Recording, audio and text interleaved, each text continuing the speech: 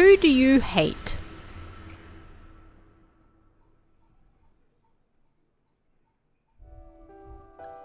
At the time, Muddy was only 1.5 years old. She was playing in the Mikan group room with the other children at kindergarten. They played with dolls, building blocks, and picture books. This was how they passed the evening. It was dark outside the window when the mothers arrived to pick them up. Emi-chan's mother came to get her, and Muddy waved her goodbye. Yu-kun's mother came to get him, and Muddy waved him goodbye. Saya-chan's grandmother came to get her. Muddy remained with just Hiro-kun and Nat-chan. Hiro-kun's father came to get him. Muddy and Nat-chan were the only ones left. Nat-chan's mother came to get her with her older sister. Muddy waved her goodbye. The teacher with her was called away to the phone, leaving Muddy in the room. She was all alone. It was already pitch black outside the window. Afraid, Muddy cried. "Mama, come get me! Mama, come get me! Mama, why won't you come and get me? Mama, do you hate me? Mama, Mama, come get me!" Something made a banging sound. For some reason, a picture book fell off the shelf. There was a picture of a witch's face on the open page. Her face looked even more terrifying than when they'd looked at the book during the day, and Muddy grew afraid. "Mama, help me! Mama! Mama! Mama!" The witch's mouth slowly moved, and she heard her saying something. "Who do you hate?"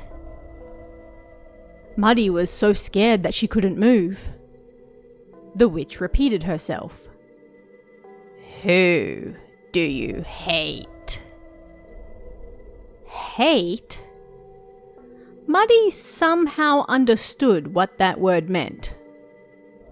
Muddy loved her mama the most, but her beloved mama hadn't come to pick her up, and so she hated her. "Who do you hate?" the witch asked her a third time, and Muddy answered. "Mama. I hate Mama." "I see. If you hate her, then I'll kill her for you. He he he he he he."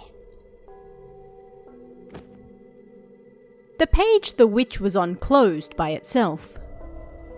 The teacher then returned to the room. Seeing the fallen book, she picked it up and put it back on the shelf. Then, having finished work, Muddy's mama went to pick her up. She rushed to the kindergarten with the child seat in the car. Muddy's papa passed away shortly after she was born.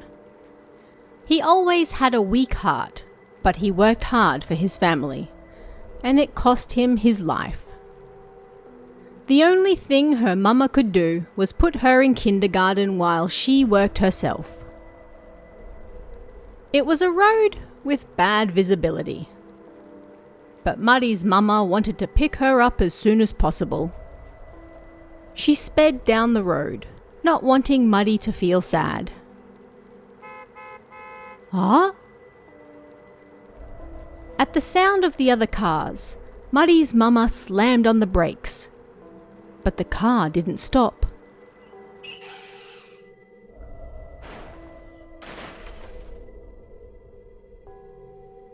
It flew through the intersection, hitting another speeding car. And then she passed away.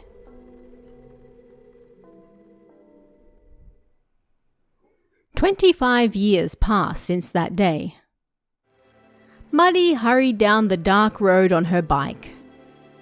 She was now 26 years old. Although she still somewhat resembled her younger self, now she had fully grown up. After both her parents died, she was taken in by a childless aunt and raised by her and her husband. And on the bike she was riding, there was a baby seat. In it sat Aika, her 1 year and 8 months old daughter. Aika's papa, Muddy's husband, ran an electronic goods store. But they didn't have many customers, so they were struggling financially. Muddy left Aika, the person she loved most in the world, at kindergarten every day while she worked. Huh? A car almost hit her, and she slammed on the brakes. The car thankfully stopped and they avoided an accident. Muddy stopped her bike and entered the kindergarten. It was 7 p.m, and the only one in the room was Aika. Mama. Aika toddled over to her. Aika, sorry for making you wait, Muddy said, picking Aika's small, soft body up and squishing her in a hug. Well then, Aika, let's go home.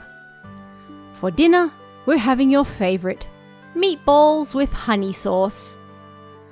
Why, meatballs? Aika said innocently. Let's go, Aika. Muddy then realised that her foot was touching something. There was a single book on the ground. She picked it up and put it back on the shelf. It was an old, dirty, frayed picture book.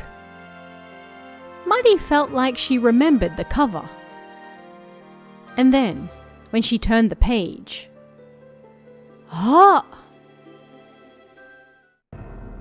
That witch's face, burned into her mind from childhood, was there. And then, Muddy suddenly remembered. The memory from when she was just a young child. The memory she had locked away in the deepest recesses of her mind. The events of that day long, long ago that she might not ever remember. Who do you hate? When the witch asked her that, Muddy said, I hate Mama. That was how she answered. And that night, her mama died. Muddy turned around and Aika was staring at her. Aika, did this witch ask you something? Yeah. Aika nodded. The witch said something to me. What did she say? At that moment, the teacher entered the room. I'm terribly sorry, but it's already past 7 p.m, so could you please leave soon? Oh, sorry. Muddy held Aika tightly.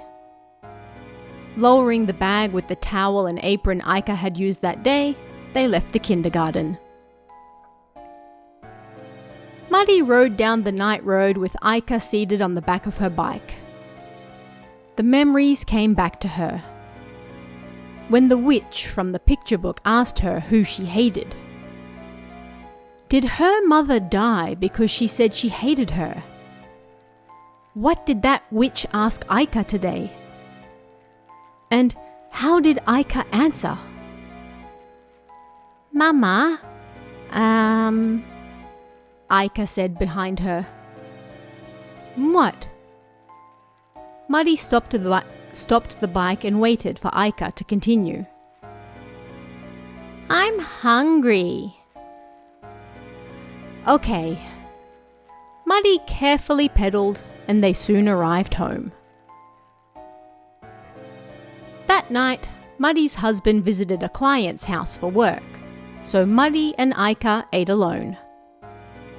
Muddy took the meatballs out of the fridge that she got up early to prepare. Then she simmered them in the sweet and sour honey sauce. Good, isn't it? Aika happily ate the meatballs. Aika, today that witch from the picture book said something to you, right? Yeah. What did she say? Who do you hate? Suddenly, Muddy felt like it was hard to breathe. So, the witch asked you who you hate, right? She did. And how did you answer, Aika? Aika shook her head. Tell me, Aika, did you answer her? No.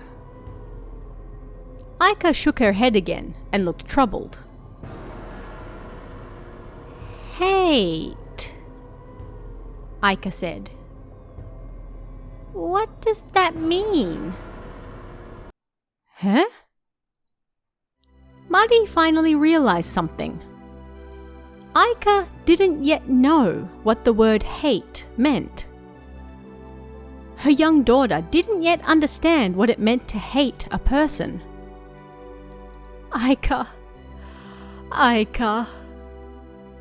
Muddy hugged her tightly. Meat, Aika said quietly as her mother held her. Meat. The meatballs are good. Aika.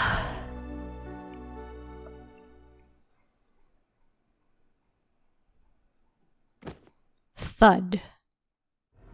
A lone picture book fell from the shelf. It opened to the page of the witch. Who do you hate? Who do you hate? I'll ask you again and again. Because at some point, you will come to learn what that word means.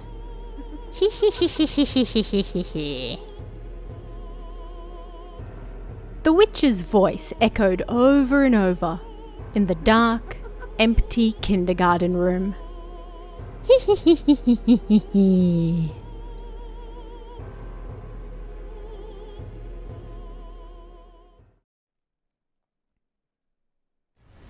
Sticker House.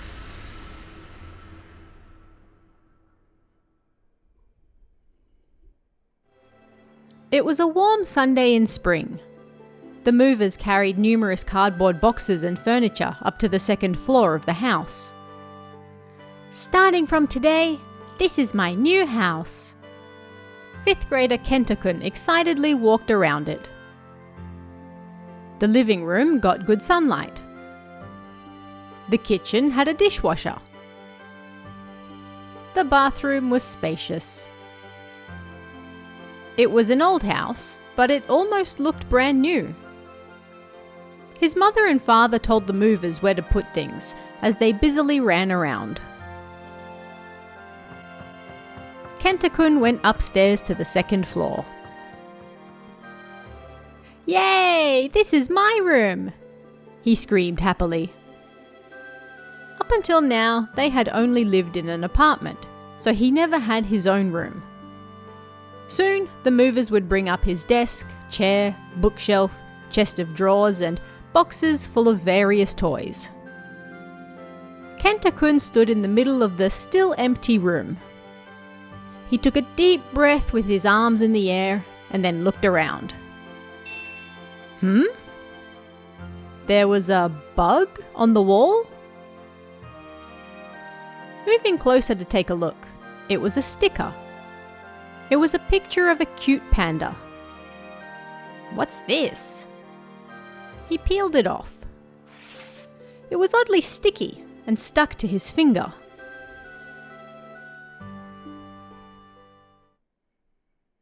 Ten days passed after moving in.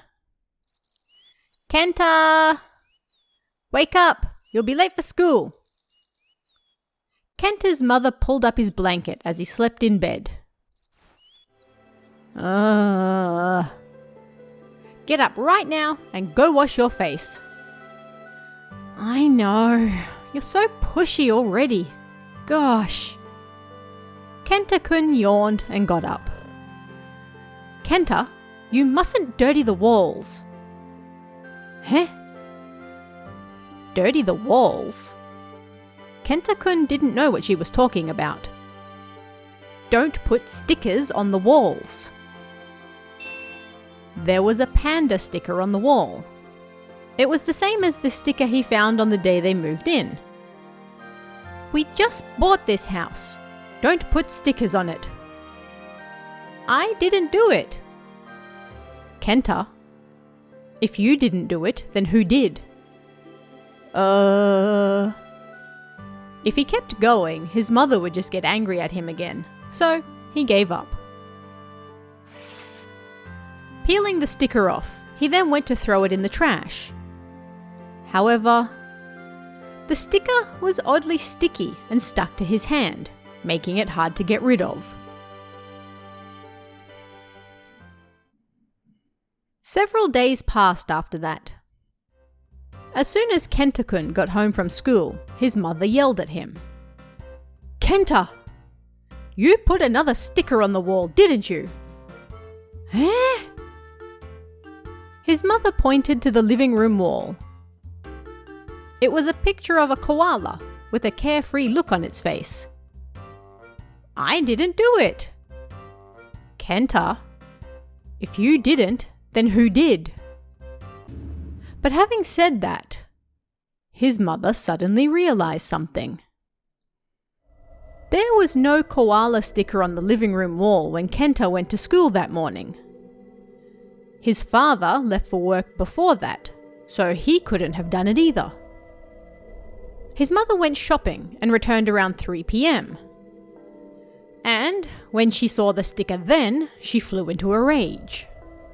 But Kenta-kun didn't get home from school until 4:30.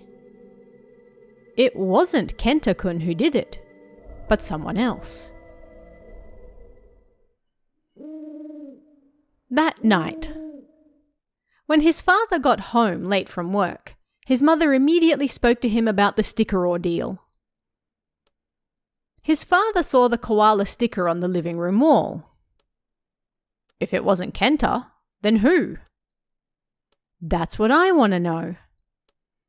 They both fell silent, and the house was quiet in the night. There was a noise on the second floor. The sound of a door opening. Is Kenta still awake? No, he should be asleep now. There was no more noise after that. Well, anyway, we should probably take this sticker off, right? His father tried removing the sticker and putting it in the rubbish. But it was oddly sticky, and he struggled to get it off his hand.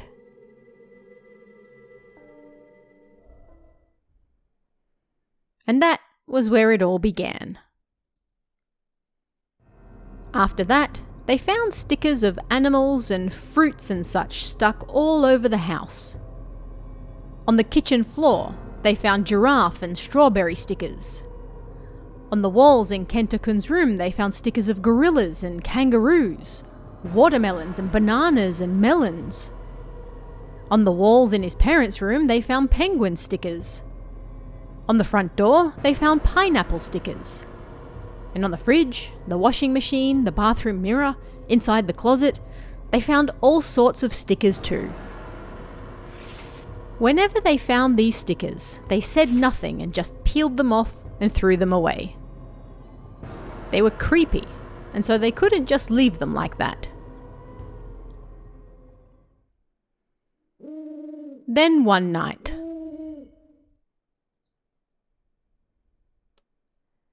Kenta-kun was alone in the house. His parents had to visit a relative's house for something, and they would apparently be getting back late. Kenta-kun ate the pork curry and salad that his mother made for him, and then watched TV in the living room and played some video games. When he was tired, he saved and then yawned. Then he heard a sound. Tap, tap, tap, tap. It was the faint sound of footsteps. Was someone coming down the stairs? No, there wasn't anybody on the second floor. Kenta-kun was supposed to be the only one at home. Yet he could hear footsteps that sounded like they were going up and down the stairs. Tap, tap, tap, tap.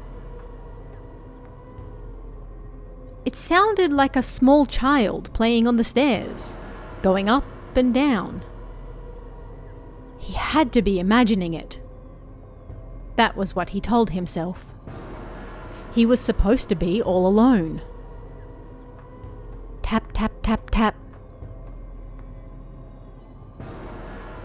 Too scared to stand still, Kenta-kun ran for the stairs.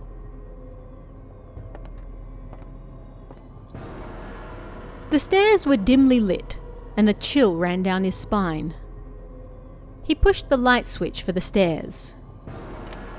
Nobody was there. They were the same old stairs.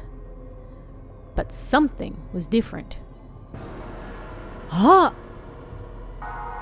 There were several stickers on the handrail.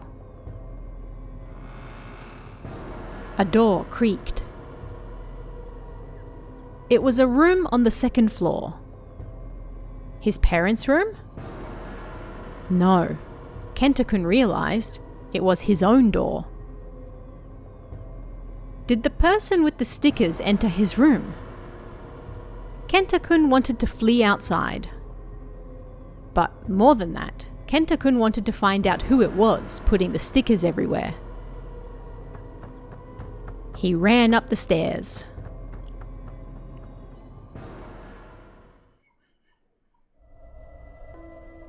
The door to his room was ajar. Did Kenta-kun not close it properly? Or was it the person who just went in there? Kenta-kun screamed to psych himself up and then flung open the door. Moonlight filtered into his room. He could see a small figure, its back to him, doing something while facing the wall. It was a girl of about kindergarten age. She was putting a sticker in a star shape on the wall with her small hand.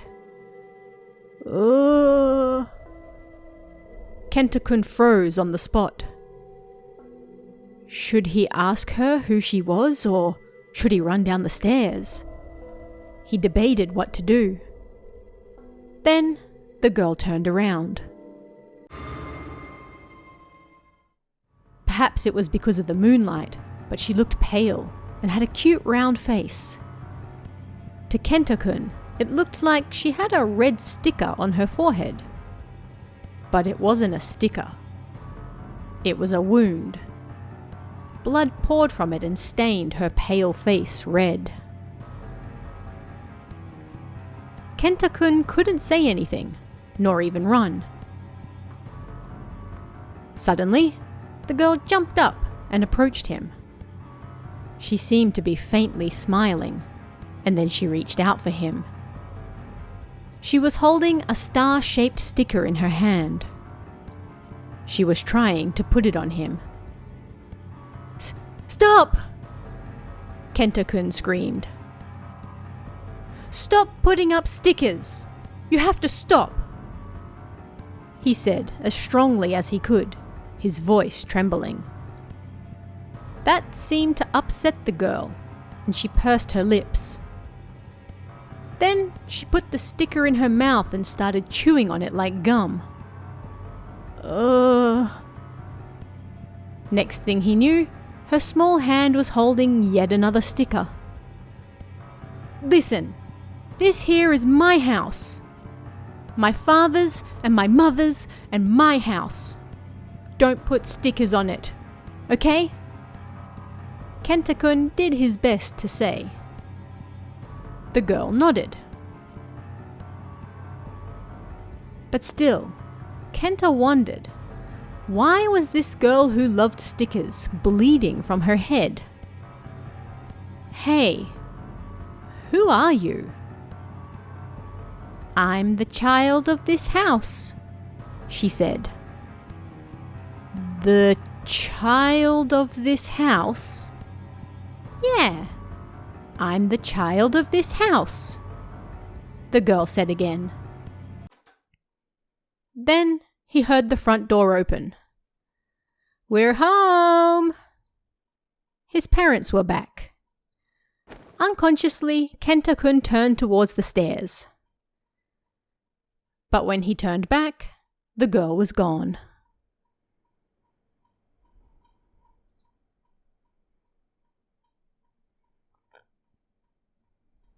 After that, his mother asked a neighbor about it, and they learnt about what had happened. 2 years prior, a kindergarten girl lived in that house with her parents. But she was hit by a reckless driver and passed away. After that, her parents moved far away. Apparently, when they were leaving, her mother peeled off all the stickers the girl had put on the walls while crying.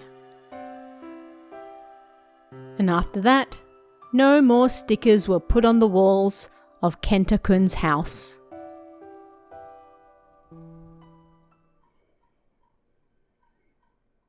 And tonight, Kenta-kun once again slept soundly in bed. However, after 1 a.m., that girl's face appeared on the wall just like a sticker. And Kenta-kun had no idea that she was looking down at him.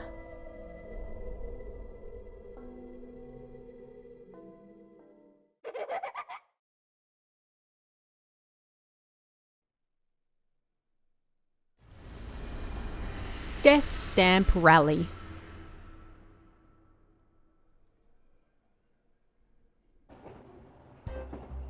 It was a rather long road ahead.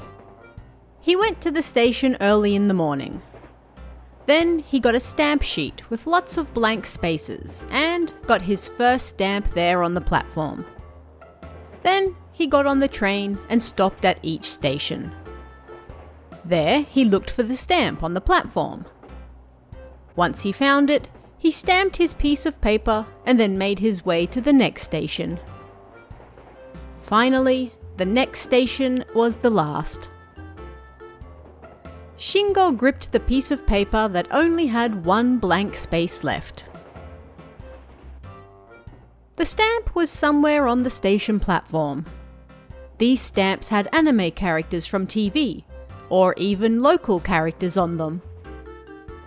There were numerous train stations all over Japan, including private lines in big cities and local lines in countryside towns.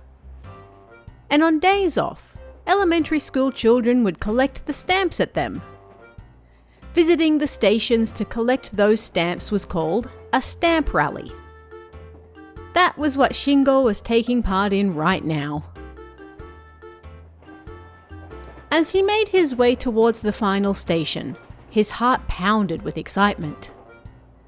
Once he got that final stamp, he'd get some limited edition character goods. It was a keychain of the popular anime character Leo Panther. If he took that to class, all the other kids would be jealous of him. He knew it. This was a rare item you could only get by taking part in the stamp rally. But he had heard a rumor. Leo Panther was the most popular character, so there weren't many keychains left. Plus, the train he was on was full of other children too. They were all holding stamp rally cards, with only one blank space left. Meaning, they were all heading to the final station. Hurry up! Hurry up! If they didn't hurry, then the Leo Panther keychain would be gone. The train approached the station and began to slow down. The children taking part in the stamp rally started to feel nervous. As soon as they hit the platform, they'd start looking for the stamp. Then, once they found it, they had to tell a station attendant to get the keychain.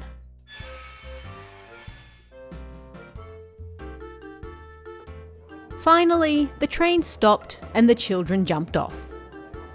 Shingo was one of them. However, there were so many people on the platform that as soon as Shingo got off the train, he fell over. And the stamp rally sheet he'd been holding so tightly flew from his hands. It fell right in front of him. "Ah, my stamp sheet!" He reached out for it, but a gust of wind picked it up and blew it away. Further and further down the platform it went. And, upon that breeze, it then left the station. "Wait!" But finally, Shingo's sheet of paper disappeared from sight.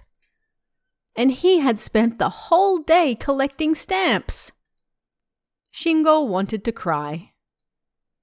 But then, a different sheet of paper fell onto the platform. Picking it up, all the spaces had been stamped, but the final one. Beyond, a boy in red and a yellow striped shirt stood. He was looking around, troubled. He must have dropped it. But Shingo secretly put the paper in his pocket. Then, avoiding the boy, he put the final stamp on that sheet. "Oh, right. Now, where's the attendant?" "There he is." "Sir, I collected all the stamps." "Hey, are there any Leo Panther keychains left?" "Well done." "And there is. This is the last one. Lucky for you." "Yay! The Leo Panther limited edition keychain!" Shingo stared happily at it sitting on his palm. Then, a voice on the platform suddenly screamed. "A child got hit!" Looking closer, a crowd had gathered, and everyone was muttering about something. Someone suddenly screamed for an ambulance. The attendant who gave Shingo the keychain quickly grabbed the phone. For a moment, a bad feeling washed over him. He shouldn't go over there. If he did, then... Shingo looked away and started moving to a different platform. Then, he got on the train to go home.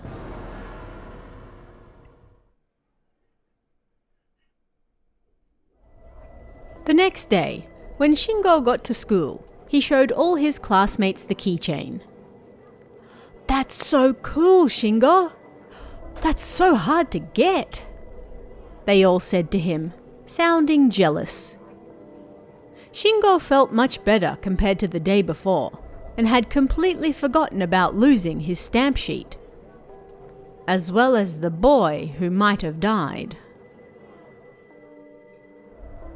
But on the way home, Shingo said goodbye to his friends and continued home alone. He walked as he hummed and swung the keychain around on his finger. It was evening, so his surroundings had already begun to dim. He was hungry, and so wanted to get home quickly. As the light turned green, he rushed across the crossing. But then, he heard a voice somewhere nearby.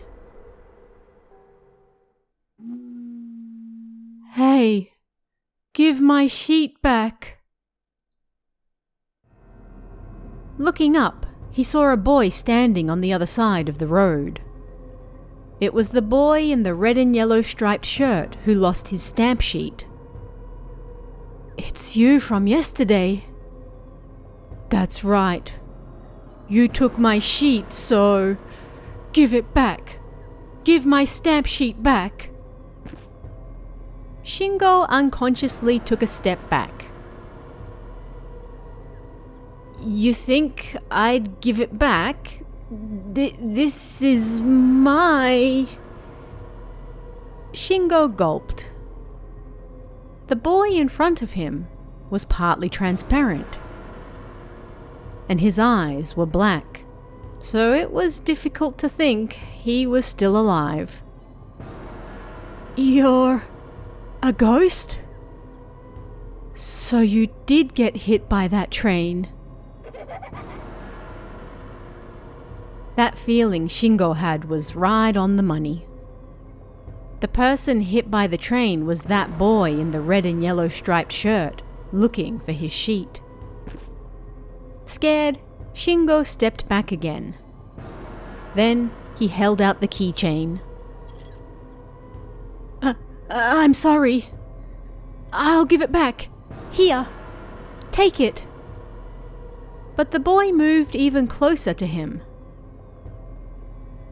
No, not the keychain. The sheet. Give my stamp sheet back. Shingo shook his head and told him he no longer had it as he took another step back. Then fine. I don't need it. I have to go to heaven anyway, the boy said, and then he slowly disappeared.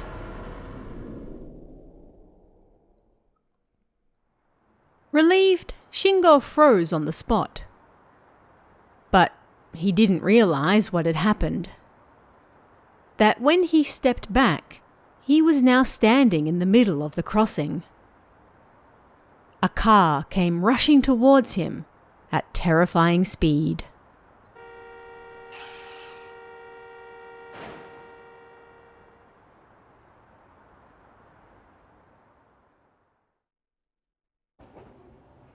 The train kept running as though nothing had happened. Once again, numerous children held stamp sheets in their hands as they rode it, heading towards the final stop. Their hearts pounding wildly the whole time. Amongst them was Shingo, now a ghost. Nobody noticed him, but still, he also held his sheet tightly.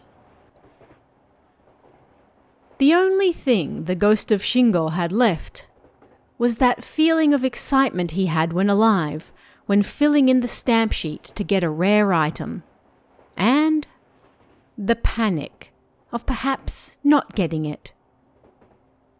Relying on those feelings, he collected stamps. But he lost his sheet before the final stamp and had to start all over again. Again, he picked up a blank stamp sheet and started from the first station once more. Yes, from now on, Shingo would forever be collecting the Death Stamp Rally. That was the punishment handed down to him from above. Hurry up! Hurry up! If they didn't hurry, then the Leo Panther keychain would be gone. But Shingo had one other memory left. Be careful. Don't pick up any sheets lying on the platform.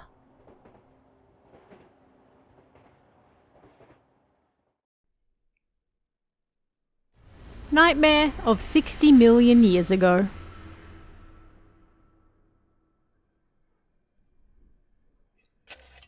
Hey, Kentaro-kun, do you think ghosts exist? What are you talking about, Kazuhiro? Of course they don't exist. If they did, then the world would be full of ghosts. I mean, ever since the Earth was made, so many living creatures have been born here. Even you should know that. You have no imagination, Kentaro-kun.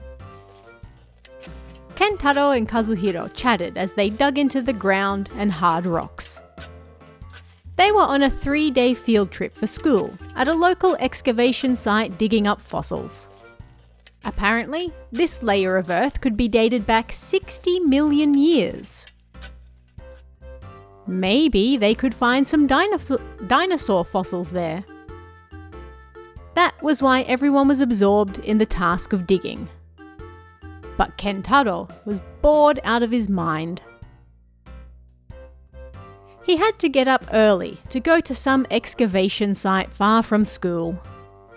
Then they had to listen to a boring professor talk about dinosaurs before they finally reached the site. This is so boring. Kentaro tried not to yawn, and as he stared at the deep valley before him, he sluggishly continued digging. As they dug, they found things that might or might not be fossils, but to Kentaro's eyes, they just looked like rocks. Each time he found something, he tossed it away. Hey! Don't throw it away until you've checked it closely. What are you going to do if it's some massive discovery? He ignored Kazuhiro, who looked fed up with him, and again continued sluggishly with his work. And then, Kentaro's shovel hit something hard. Ah! What the heck is this? Looking into the hole he had dug, he found a triangular rock that was light brown in colour. Kazuhiro picked it up and carefully checked it. This is a dinosaur tooth! Maybe from a Tyrannosaurus or something. Tyrannosaurus? There's something here too. Other than the tooth, they also found a bone in the hole. So cool! If it really is a Tyrannosaurus, that's a massive discovery.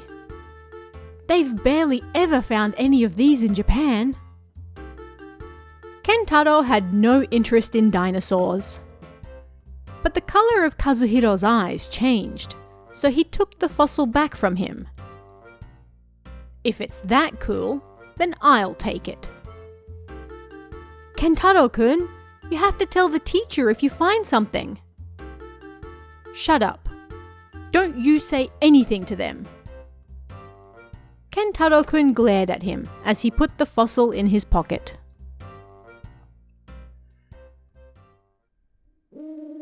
That night, when Kentaro got home, he took the fossil he found that day out of his pocket. This is from a dinosaur. How pathetic. Who cares how big they were? 60 million years later, they're nothing but rocks now. Humans really are the best, he thought, and tossing the tooth in the bin, he grinned as he looked down at it. And then he completely forgot all about it. That night, Kentaro woke up in bed.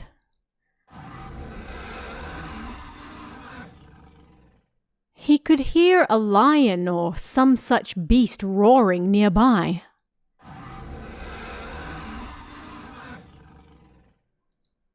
At first, he thought it might be a wild dog, but it was too high-pitched and rough to be a dog. Plus, that sound was getting louder.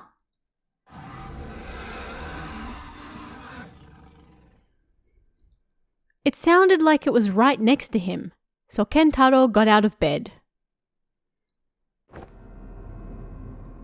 He found himself in a dim thicket. It was like he had been sleeping in there. What on earth? Was he dreaming? He twisted his own cheek. Ow, ow, ow! That hurts. What the heck? I'm not dreaming? The thicket was made up of ancient vines and Japanese sago palms. But Kentaro didn't know that. All he knew was that the air he breathed in was kind of damp. No way. Kentaro was shocked. What he saw before him was exactly like the CG movie they watched at the field trip that morning. So then, this is the dinosaur ages? Did I go back in time? Then, that cry echoed again. It was right nearby.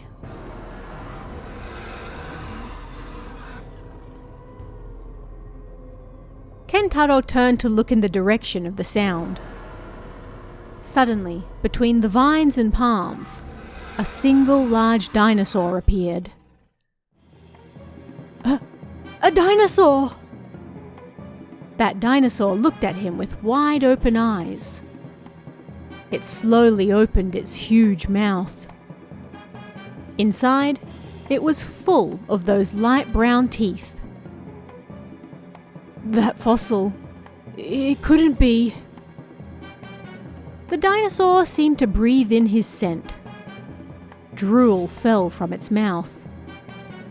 Kentaro trembled, his eyes wide open. He was so scared he couldn't even move. The dinosaur stopped sniffing, moved its face towards the frozen Kentaro, and then slowly opened its big mouth. A foul smell overwhelmed the boy. Stop! Stop! Please! The dinosaur's open mouth covered the top of his head. Wah!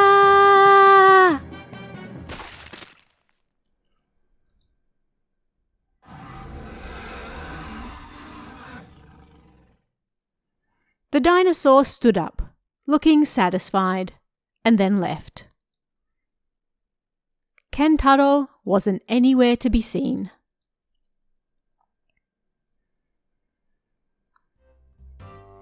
The next day, Kazuhiro went to the excavation site and learnt that Kentaro was missing.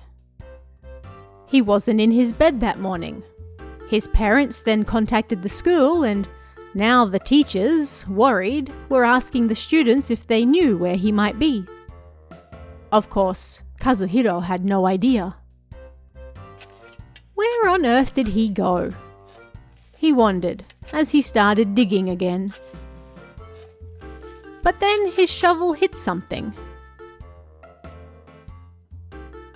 Looking in the hole he had dug, he saw something that looked like a fossil. And it was huge. Maybe he'd made a huge discovery. Nervously, Kazuhiro pulled the fossil out.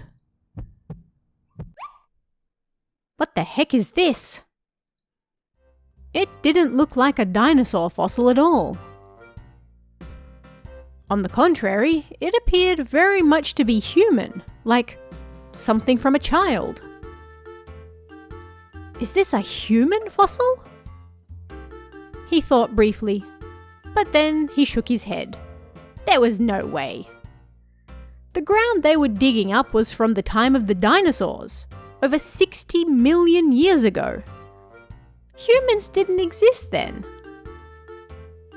It's just a stone. And so, Kazuhiro threw the large stone away. The stone tumbled down the hill until it hit the bottom and broke into pieces.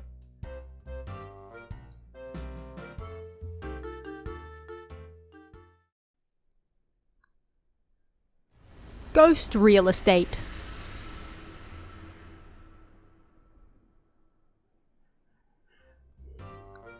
I heard the story of the ghost real estate from my cousin, Keiichi. The ghost real estate, in a word, is a somewhat weird real estate agency that will introduce you to apartments, houses, buildings, land, etc. that's haunted. Huh, does such an agency really exist? Yeah, apparently. Apparently, it's got a pretty good reputation with ghost maniacs. Keiichi-san grinned. He was 10 years older than me, a 20-year-old university student. Apparently, he didn't study very much, but he knew all sorts of rumors and stories. Shota, do you want to check it out? Eh? The ghost real estate? Yeah. Don't you want to check out a haunted room? It would be pretty scary if true, I thought. But I was also interested in ghosts, so I decided to go with him. Once we passed through the sad shopping district with the empty stores and closed shutters. There was an old building that had turned black with dirt. Apparently, this is it, Keiichi-san said as he looked at the note on his map.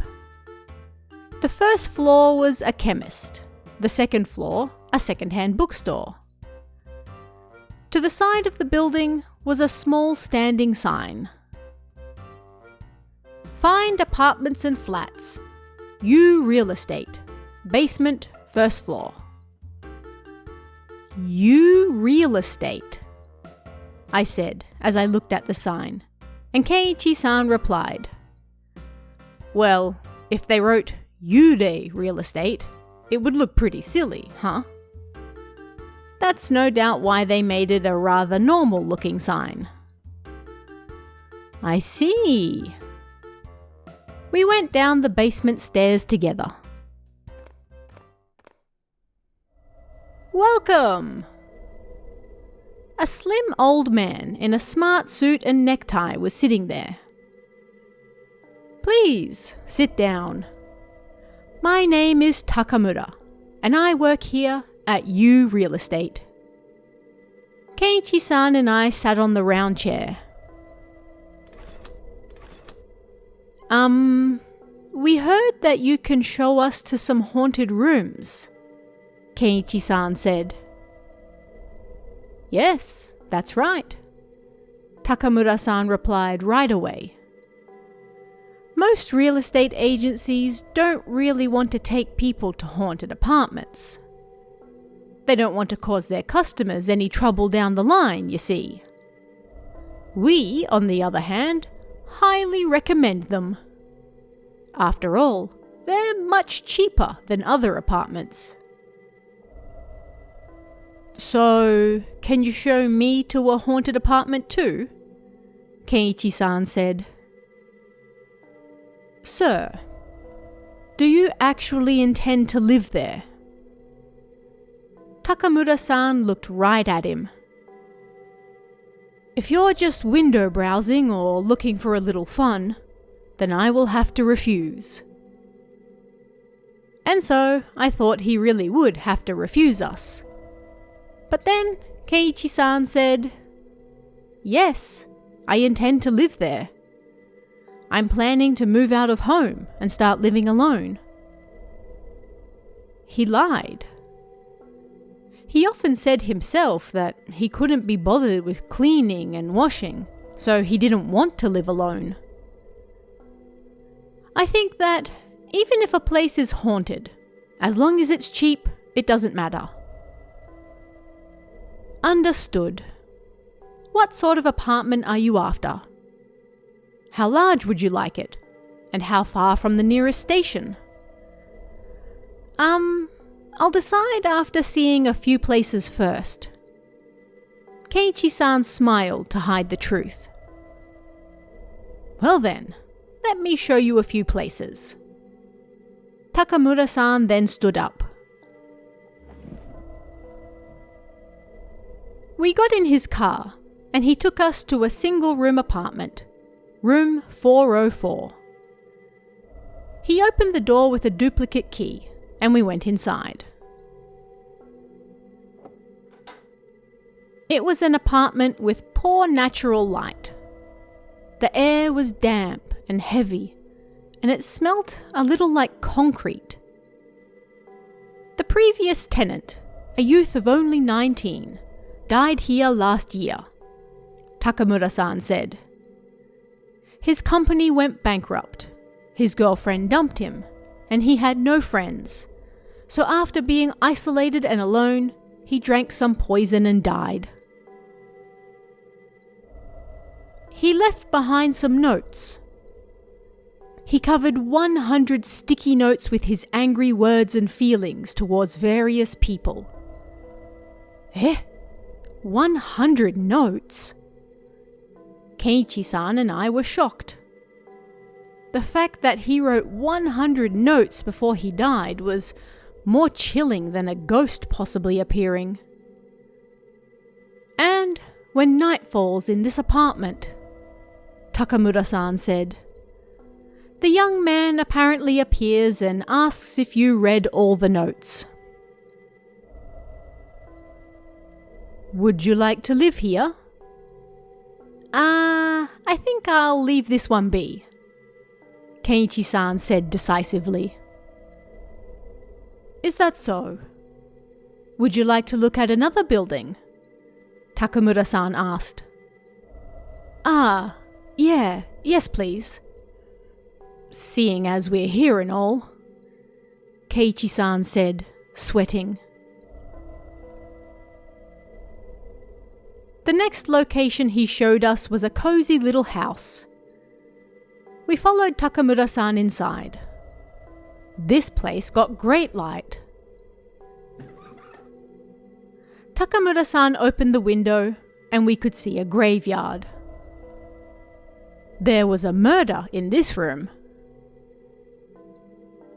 A newly married couple were killed by someone breaking in.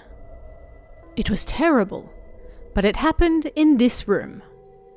The husband tried to protect his wife and was stabbed in the stomach. At night, you can hear his wife crying. And apparently, you can see the pained face of the husband on the wall as well. How about this place? I don't really think this is for me, Keiichi-san said as he grabbed my hand. Is that so?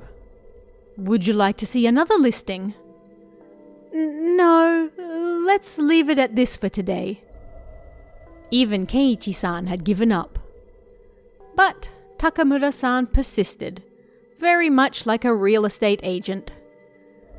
Actually, there's a place nearby I highly recommend. Shall we go over and see it? Let's go. He started walking, as though dragging Keiichi-san with him. This apartment building was actually rather new, with a fashionable design. This is a so-called designer apartment building. Nice, isn't it? We followed Takamura-san into room 509. Inside, there was a strange, unidentifiable smell that seemed to make everything feel calm. Last month, a young woman died here. She was obsessed with dieting, and even though she was suffering from malnutrition, she refused to eat, and she died alone, locked away in here. Keiichi-san and I fell silent. And she was such a cute, plump young woman. In the end, she looked like an old lady who was nothing but skin and bones. Skin and bones? I said before I could stop myself. Then Takamura-san opened the closet. Yes, just like this. There, a woman was hunched over, her skin wrinkled and her eyes alone glistening.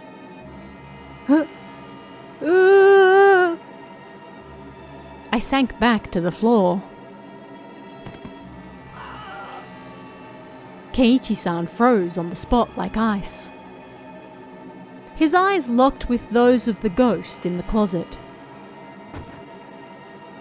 The ghost then jumped on him. And, while clinging to him, the ghost then faded away.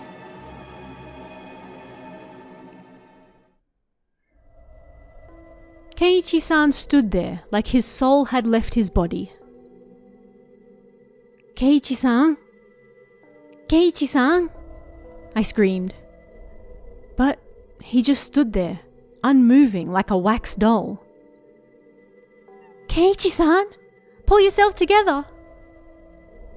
The look in his eyes had changed. They were unfocused. "How about this room?" Takamura-san asked. "If you like, I could draw up a provisional contract."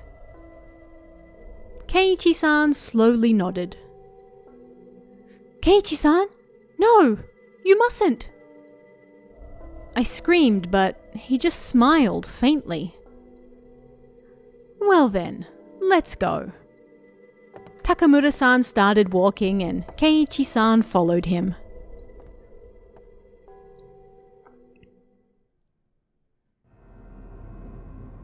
Now, Keiichi-san has moved out of home and is living in room 509 of that designer apartment building. I don't know whether you could say that he's living alone though. And apparently, he's getting skinnier with each passing day. But he doesn't see anyone, and even if I go to see him, he won't let me in. All I can do is leave a bag on his doorknob with some bread and rice balls that I bought with my allowance. And all I can do is pray that he eats them.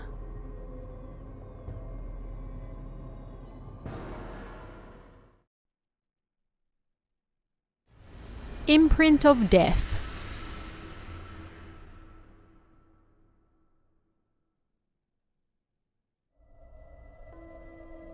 I'm just so unlucky. It's not like I bullied anyone or even skipped class. I've never done anything bad, and there are lots of people who have done worse things than me. So why is it always me? Why do I always see the imprint of death? It happened during Japanese class last week.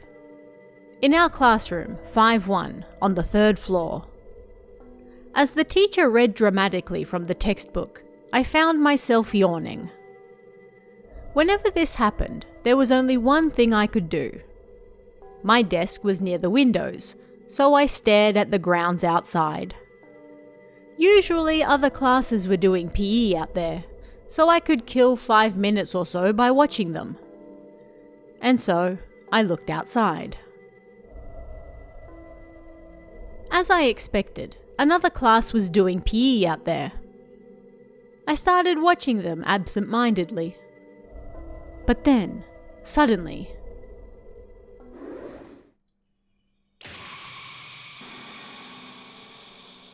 a person fell right by the window.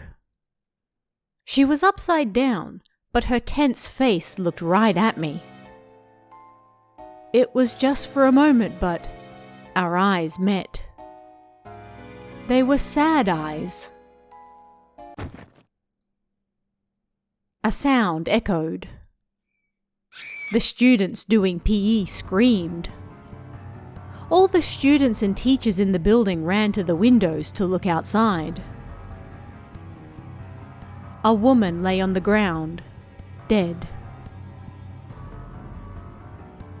It was Takahashi Kazuko, the teacher in charge of the 2nd grade. Classes hadn't been going well lately, and apparently it took a heavy toll on her mental state. That was why she jumped from the roof. That was why the police ruled she jumped, and that was the end of that. Several students from our class were chosen as representatives to attend her funeral. I didn't go. Meaning, that was the extent of my relationship with Miss Takahashi. But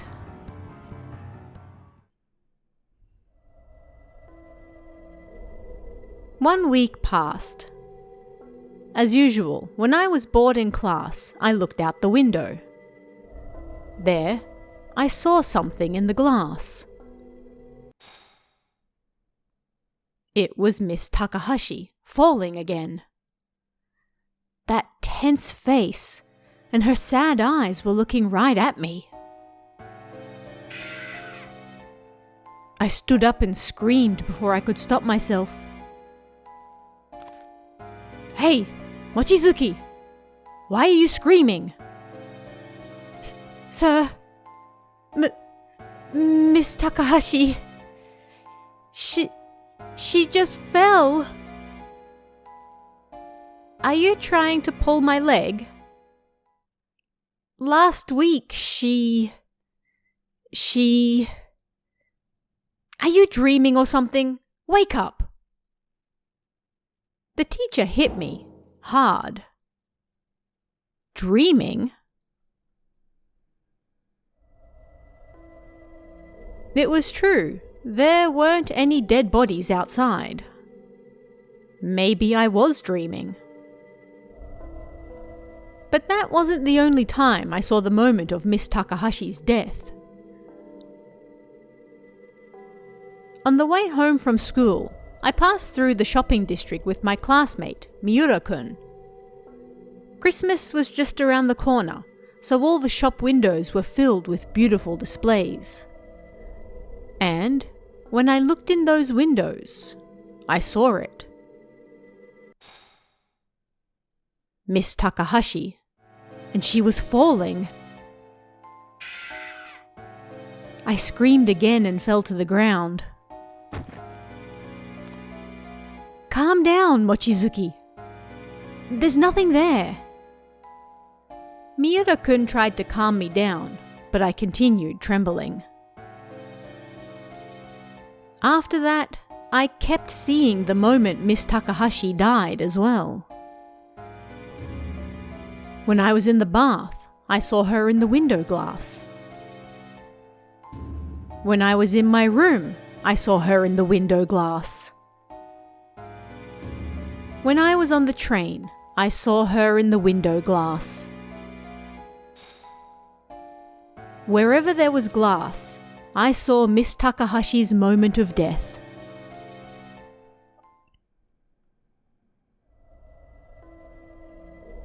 I lost a lot of weight, and rumours started to spread amongst my classmates that I would be the next to die after Miss Takahashi. Mochizuki-kun, you saw the moment a person died. That image was so impactful that it perhaps left an imprint inside you. The person who explained this to exhausted old me was my classmate, Hanada-kun, who was big into UFOs and supernatural phenomena. Imprint? Yes, in a word, the imprint of death. You don't have to worry. Before long, it'll fade from memory and disappear. You can just think of it as a figment of your imagination. I felt like his explanation saved me. I see. The imprint of death. If that was true, then it was just a problem inside myself that would go away with time. After that, I stopped caring about it. When I glanced at the grounds outside during class, if I ever saw Miss Takahashi, I just assumed it was an imprint of death, and it would disappear someday. That was how I started to think of it. Today was no different. I was bored during Japanese class again, and I looked out the window like I always did. Another class was out there doing PE. Today, they were playing dodgeball. In the window glass, I saw Miss Takahashi falling upside down. As always, her face was tense and her eyes sad. But I didn't care. After all, it was just in my head. But today felt a little different to usual. Her upside-down body slowly seemed to be getting closer. No, I was just imagining it. As she was upside down, she slowly reached her hand out. Finally, both hands passed through the window glass and reached out for me. No, I was just imagining it. It wasn't just both her hands. Miss Takahashi, bit by bit, her body slipped through the glass and approached me. Before long, she floated upside down above my head, and her hands brushed my cheeks. No, stop it! I almost screamed. What's wrong, Mochizuki?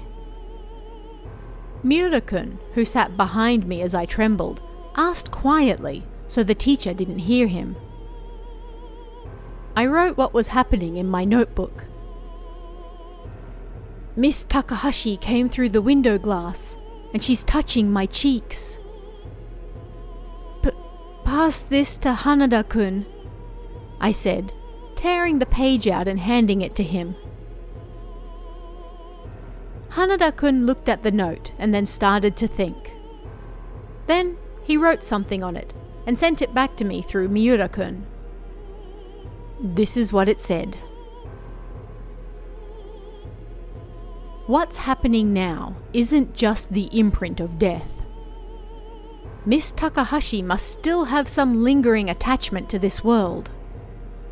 She's trying to tell you something, so you should face her. Face her? Summoning up all my courage, I looked at her floating in the air and whispered, Miss Takahashi, what is it that you want? Can you not pass on? Then she slowly opened her mouth and told me a story.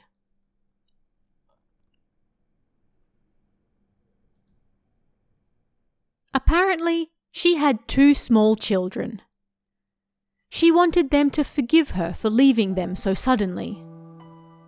She wanted me to tell her husband and 2 young children that, even in heaven, she wouldn't forget them. She would forever pray for their happiness. That's what she told me.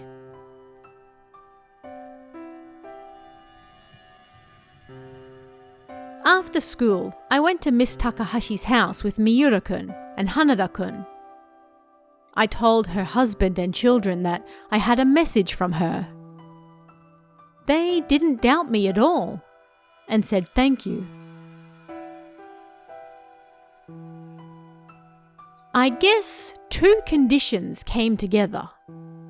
First, the impact of that imprint of death on you. And then, Miss Takahashi's strong focus on you the moment she died. After becoming a ghost, you were the one she chose to communicate with. Hanada-kun explained on the way home. But it was a little difficult for me to understand. But more importantly, I was relieved. When I looked in the shop windows, I no longer saw the imprint of her death. I had a sudden thought as I looked at the clear windows. What do people see at the moment of death? If you're in a hospital bed, is it your crying family? Or maybe the doctor? If it's a traffic accident, is it the car coming for you? Or maybe the blue sky? Do people take that image of the last thing they saw with them to the other side? I thought a lot about it, but I had no idea. Either way, I never wanted anything like that to happen ever again. Alright, let's play baseball or something when we get back, Miura-kun said as we waited at the crossing traffic lights. I smiled and nodded. Suddenly, a car went right past us and hit a man in a suit. That person spun in the air and looked at me. Our eyes met. Then he hit the ground and died. A bad feeling washed over me, and I looked at the window glass of a nearby shop. The moment of that man's death as he was in the air was reflected there. His eyes looked so sad. Man, why was I so unlucky?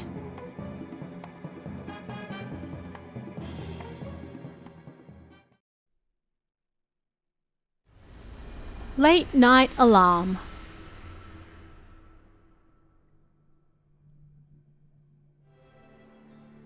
Two weeks had passed since 4th grader Takuto moved into the apartment building.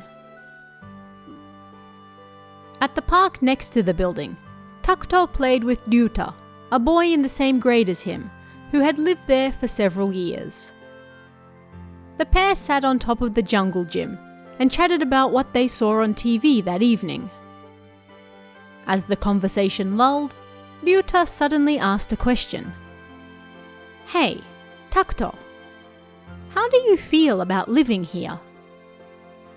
"Yeah, it's okay. My parents said they were glad we moved too."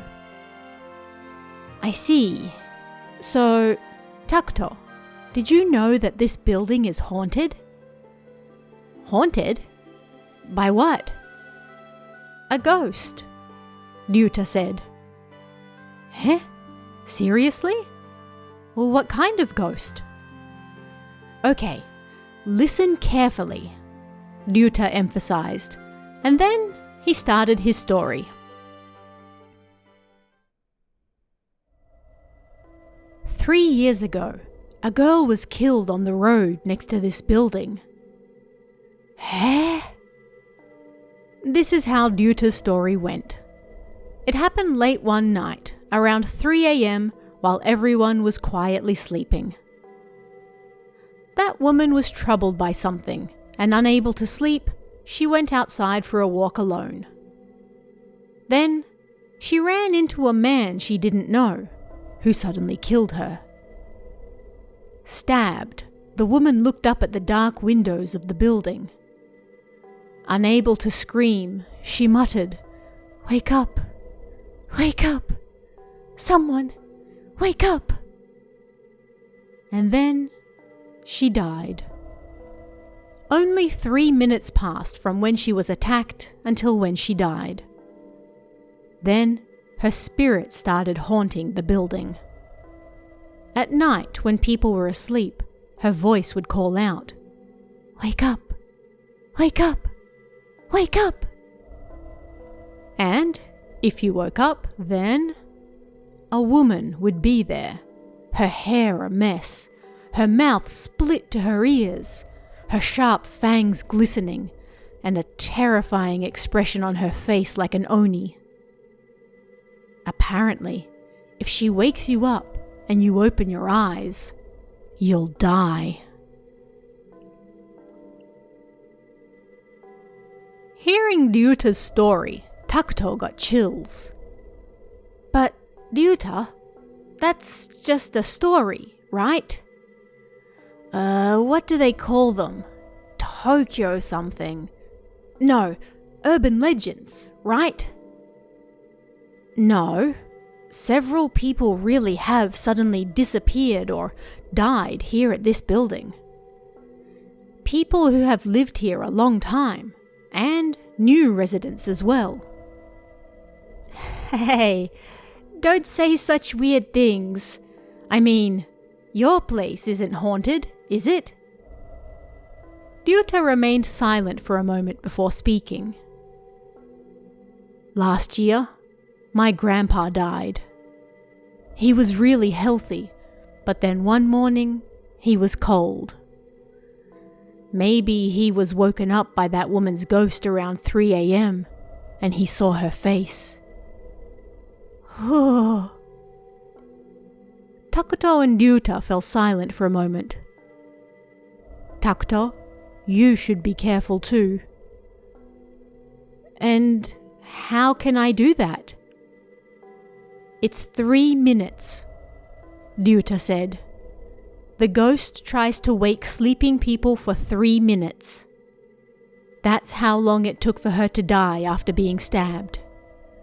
Apparently, if you open your eyes during that time, you'll die.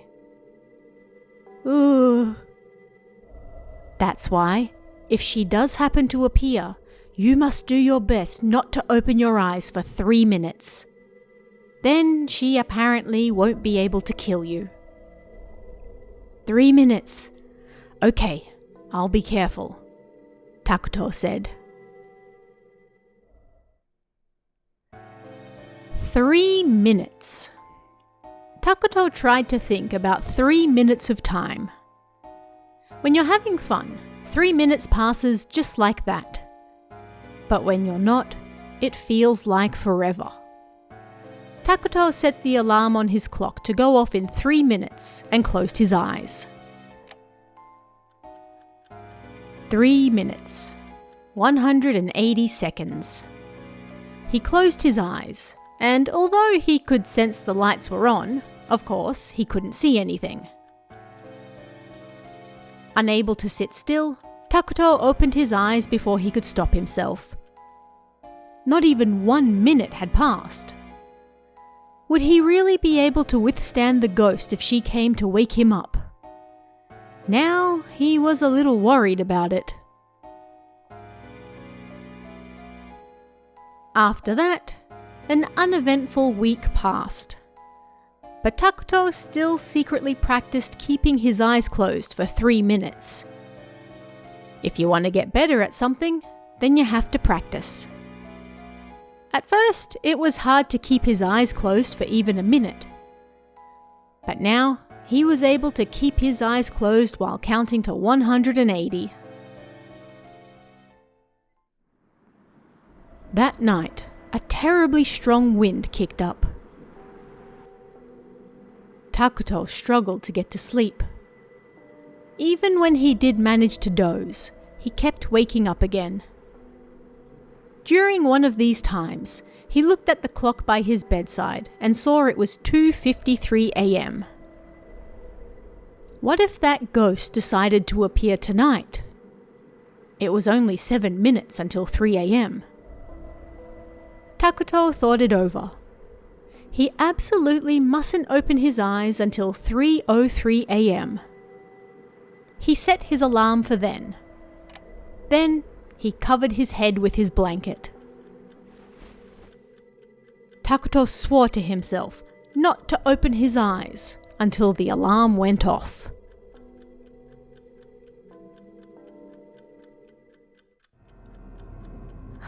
She was here. Takuto could feel it. Someone was in his room. Without opening the door or window, someone had gotten into his room. Takuto squeezed his eyes shut while under the blanket. He absolutely mustn't open them. While under the blanket, he imagined what was happening. Something was walking around his room. Then, it reached out for his blanket. Ooh, ooh. With his eyes closed, he gazed only at darkness. The blanket he was under shook. Wake up! Hey, wake up! It's me, your mother. He heard a voice, but Takuto's mother referred to herself as Mum. It's your mother. Wake up. It's your mother. Wake up. Something was calling him, pulling on his blanket and pretending to be his mother. Takuto kept his eyes closed and waited. How much time passed? It couldn't have been more than 1 minute. Suddenly, someone pulled his blanket off. Ugh! Takuto squeezed his eyes shut as hard as he could. Ooh, ooh, ooh. Ragged breathing approached him. Wake up. Please wake up. It was a low female voice he'd never heard before. Takuto's cheeks were cold and painful. The ghost was touching his face, he thought. Wake up. Wake up. Please wake up. The ghost's hand felt like it was covered in blood. Ooh, ooh, wake up, open your eyes. He could feel the ghost's finger moving from his cheek to his eyes. He absolutely mustn't open his eyes. Why? Why won't you wake up? Wake up, please, wake up. Takuto froze, like he was made of stone. He mustn't open his eyes. Why won't you wake up? Why? Why? The ghost's hand touching his face suddenly pulled back. Why won't you wake up? I've begged you this much, so why not? A cold hand gripped his throat. Takuto screamed before he could stop himself. But still, he didn't open his eyes. As his entire body froze, he remembered what Ryuta said, and what he'd see if he opened his eyes. Messy hair, a mouth split to her ears, sharp, glistening fangs, and a twisted woman's face like that of an oni. With his eyes closed, Takuto imagined her face.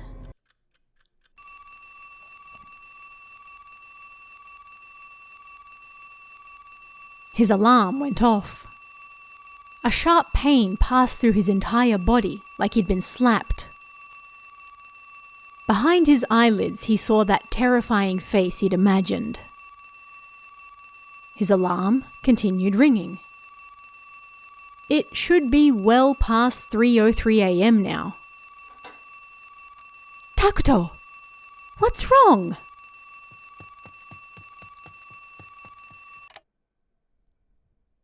His mother came running into the room and turned the alarm off. Takuto! Takuto! She shook him, and he finally opened his eyes. He saw his mother's familiar face in the dim room. Why is your alarm going off at this time of night?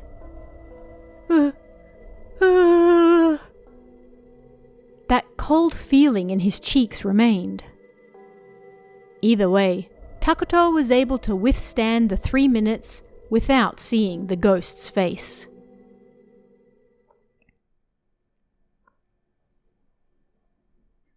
And then, Takuto made his way to school that day like he always did. But after that night, everything changed. She's here again? At 3 a.m., a cold hand would touch his cheek. It would move from his cheek to his eyelids to his throat. The ghost now appeared in front of Takuto every night. He still hadn't seen her face. Will she ever stop showing up? And so, he kept his eyelids shut tight again until the 3 minutes passed and his alarm rang. All while he imagined what her face looked like.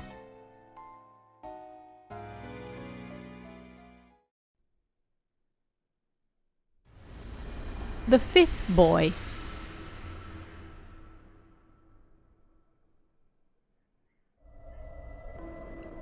So, there's this scary story. 4 climbers on a snowy mountain take refuge in a small cabin they find. Inside is terribly cold, and the 4 soon find themselves feeling sleepy. But if they fall asleep, they'll die. And so they begin a game to keep themselves awake. Each of them sits in one of the room's 4 corners.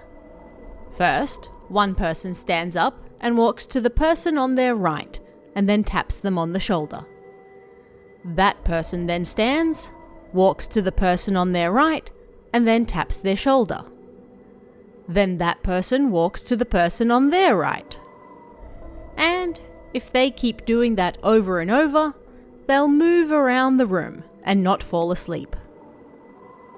The 4 climbers played this game until morning, and so they were okay.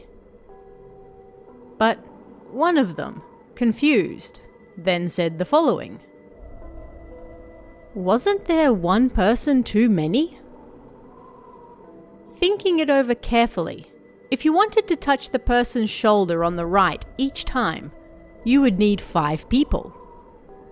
So, yeah, that meant there had to be 1 extra person with them. But who on earth could that have been? To tell you the truth, my friends and I experienced this exact same thing. Even thinking about it now, it was strange. Who on earth was that other person?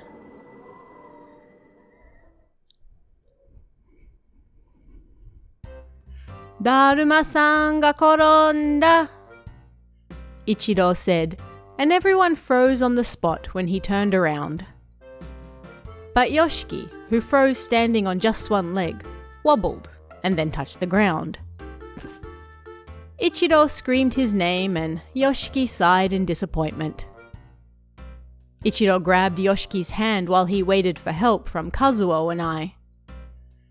Then Ichiro again screamed, Daruma-san ga koronda. We were playing on the school grounds during evening time. Whoever was it faced the wall as they screamed and then turned around. Those behind him then couldn't move while he was looking. The 4 of us, Ichiro, Yoshiki, Kazuo, and I, played this game over and over until evening. Finally, as the sunset started to shine on the school grounds, all the children disappeared. But still, we kept playing. We figured someone would soon get bored and suggest we call it a day. It happened when I was up. Daruma-san ga koronda. I screamed, and when I turned around, everyone had stopped in a certain pose. But I suddenly noticed something odd. Ichiro, Yoshiki, Kazuo. But there was another small boy there too. He was frozen in a pose like he was beckoning for me to come over. Huh? Who was that guy? That was all I thought at first. But it also felt like he'd been playing with us the whole time, freezing and running around. Plus, it didn't seem like the other 3 found it strange either. And so, I continued playing, wondering who he might be friends with. But then, when Kazuo was up, Daruma-san ga koronda. He screamed, and when he turned around, everyone froze. The other boy also didn't move. But I realized Yoshiki was looking at the boy, confused.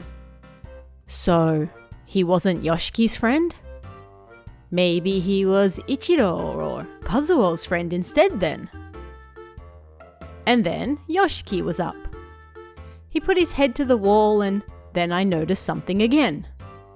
This time, Ichiro and Kazuo glanced at the boy and then looked at each other, confused. He wasn't their friend either. So then, who was this boy? After that, Yoshiki grabbed the three of us, just leaving that boy. "Got you!" he screamed, breaking the three of us free.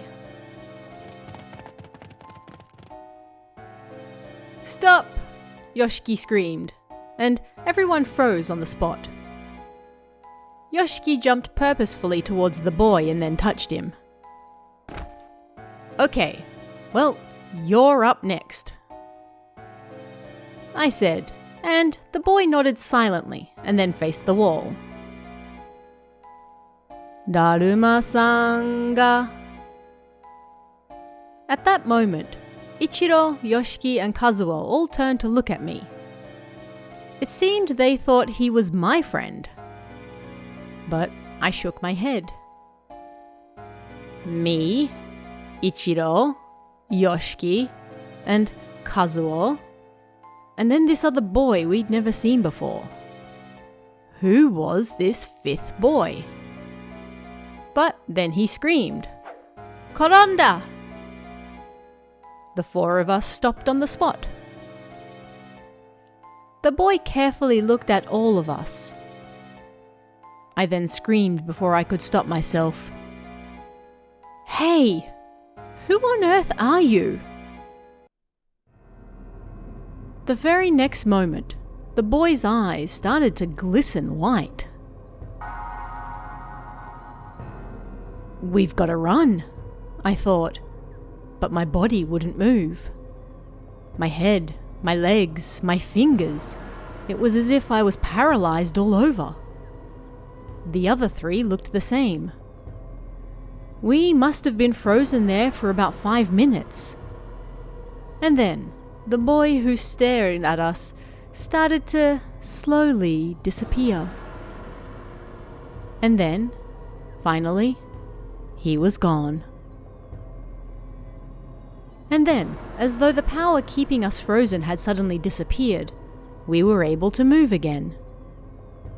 Screaming, we rushed to grab our bags and then fled the schoolyard. When we reached the school gate, we nervously looked back at the school grounds. But the boy was no longer there. Trembling, we discussed what had just happened. Who the hell was that guy? It had to be a ghost. We just played with a ghost. We continued talking about that boy on our way home. Maybe he was a student who died in an accident last year, or maybe he was a ghost that haunted the school grounds in particular. But in the end, we had no idea who he really was. Who was that fifth boy? As we chatted on our way to the station, we noticed some police cars and ambulances up ahead. What's going on over there? We asked somebody when we got nearby. Apparently, the train had derailed shortly after leaving the station. It seemed numerous people were injured or died. As we listened, we trembled. If we had gone home just a little earlier, we might have been on that train. Yeah, when that boy was it. If he didn't freeze us on the spot, then we might have been on the train that derailed. I pictured that small fifth boy in my mind. Maybe he came to help us. Now, that's genuinely what I think.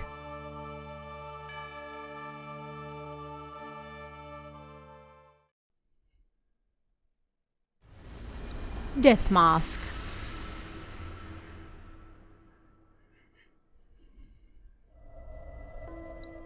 One cold December night, As he lay in bed in his room, third grader Yasuhito remembered the death mask story. He heard it during a break at school earlier that day from classmate Yoshii Sayuki, who loved scary stories. This was the story she told him.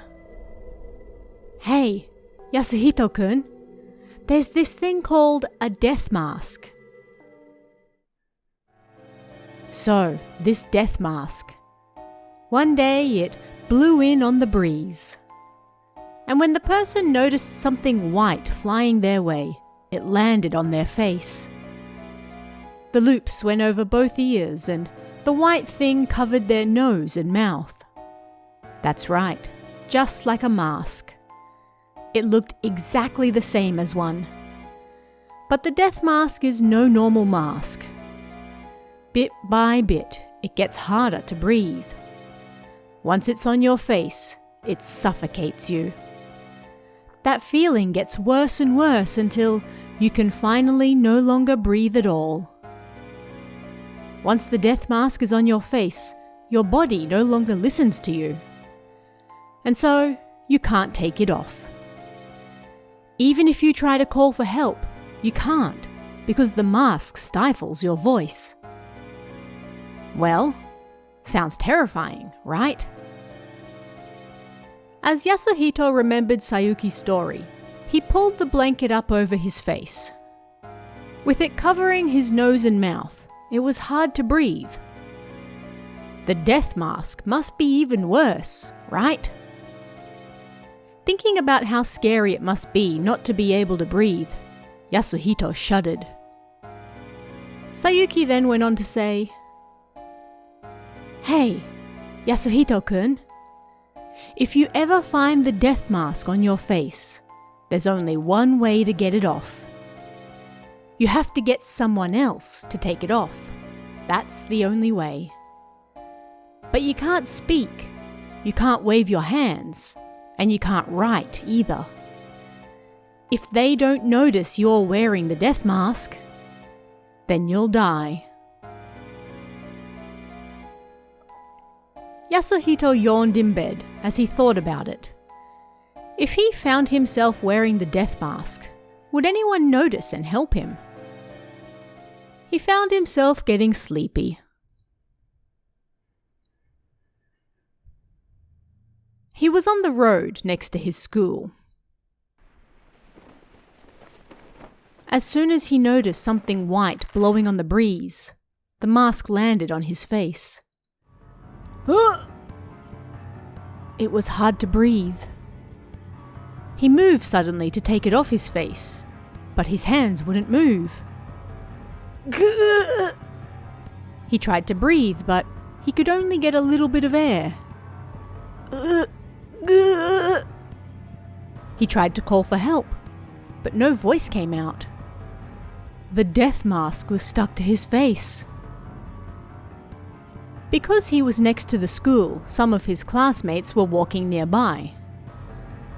"Help me!" he screamed silently as he looked at them. "Someone take this mask off!" He locked eyes with Sayuki, who had told him the death mask story. "Sayuki, this is the death mask! Take it off for me!" He screamed silently, staring desperately at her. Their eyes met for just a second, but it felt much longer than that. Sayuki looked away. Apparently, she thought he was just wearing a normal mask. And his good friends, Murata, Komatsu, and Nakayama, they all acted like it was nothing. Seeing his mask, they didn't think it was a death mask at all. He couldn't breathe. "Help me! Someone take this death mask off me!"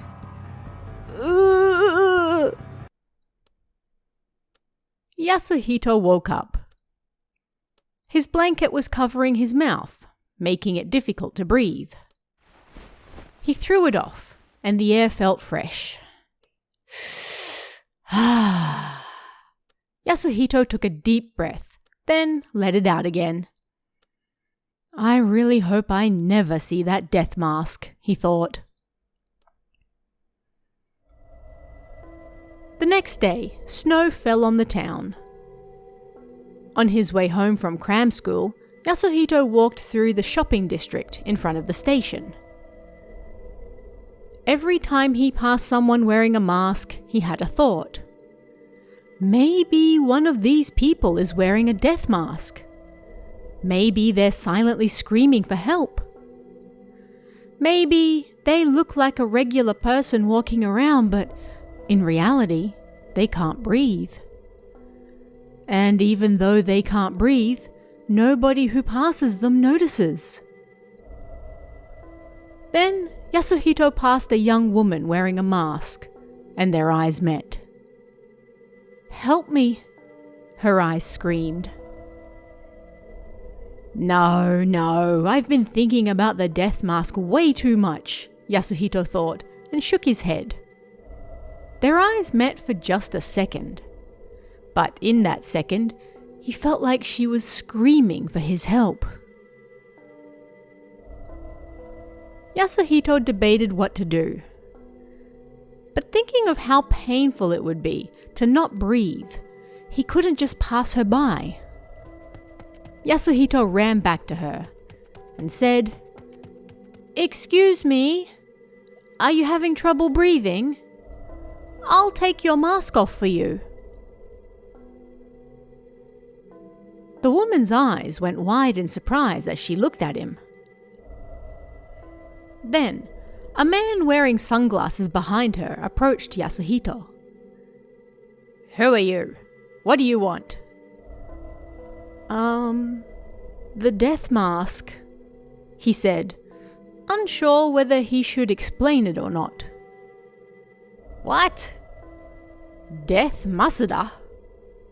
What does that mean?" When the man in sunglasses asked that, the woman with the mask suddenly ran off. "Ah!" The man in sunglasses quickly ran after her. But right as the woman turned the corner, she made her way towards two police officers who were there. The man in sunglasses stopped chasing her and quickly ran off in the opposite direction. The woman in the mask said something to the officers, and they sprinted off after the man in sunglasses. They got into a scuffle, and then they pinned him down. Dumbfounded and no idea what was going on, Yasuhito approached the woman wearing the mask. "Thanks to you approaching me to talk, I was able to escape." The woman took her mask off and let out a big sigh of relief. Then she told Yasuhito what was going on. As she was walking through the crowds, that unknown man in sunglasses said something to her. "Go to the bank right now and take out all your savings. If you try to run, I'll shoot you in the back." As the woman silently screamed for help, Yasuhito walked by. There's a saying that goes, "Actions speak louder than words." "But you understood what was going on just by looking at my eyes, huh?" the woman said gratefully. Well, it was because you were wearing a mask." Mask? Yasuhito decided not to tell her about the death mask story. He wondered if he would come across someone in the future who might look at his eyes and see that he was screaming for help. He had no idea when that death mask might find its way to him.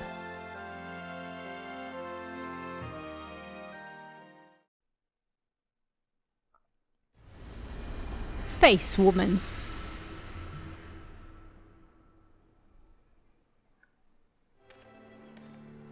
Cram school finally came to an end. 5th graders Yuki-chan, Eri-chan, and Mitsue-chan stepped out onto the road in front of the school and returned home together. The three of them went to the same school and were best friends. That was why they chatted so lively as they walked. Hey, Yuki-chan, can we do our homework at your place next Sunday? Sure. But not just you, Eddie-chan. Mitsue-chan should come too. When we're done, let's hang out. Okay, then I'll bring back that manga I borrowed from you too. As they chatted about girly things, they entered the shopping district from the path in front of their cram school, and then started walking down a small road. There were few street lights, and it was rather dim.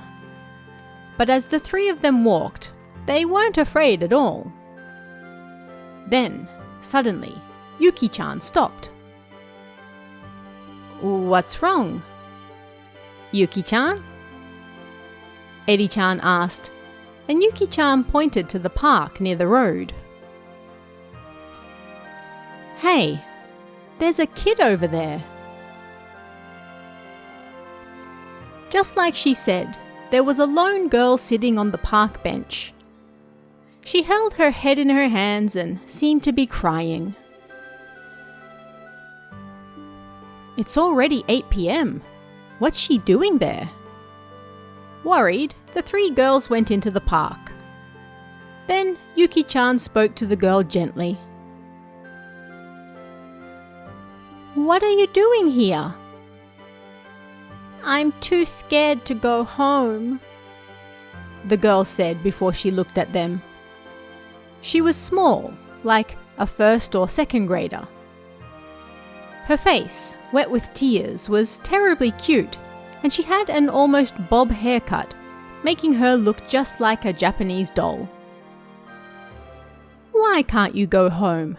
Eddie-chan asked. There's a monster. A monster? What kind of monster? It's called the Face Woman.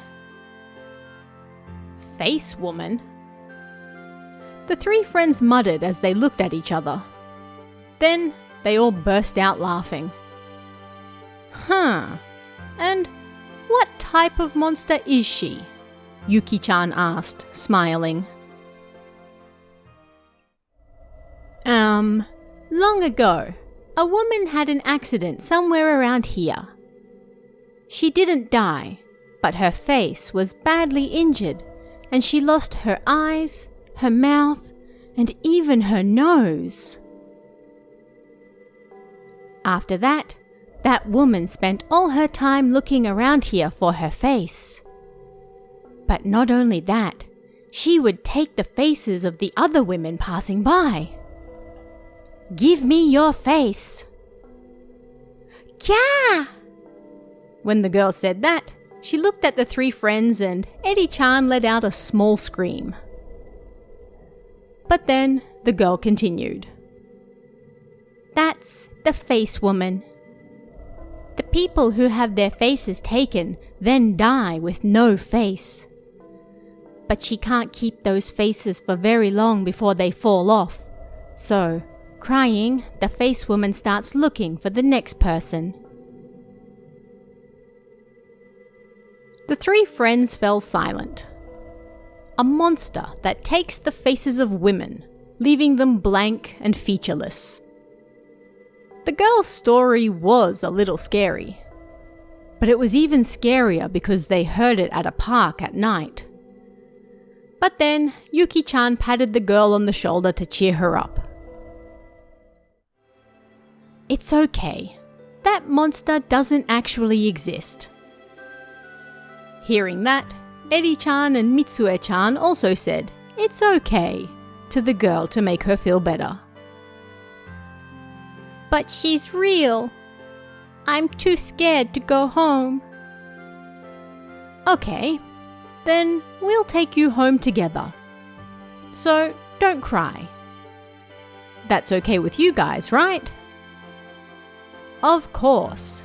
Eddie-chan and Mitsue-chan nodded. Thank you! The girl finally smiled and stood up.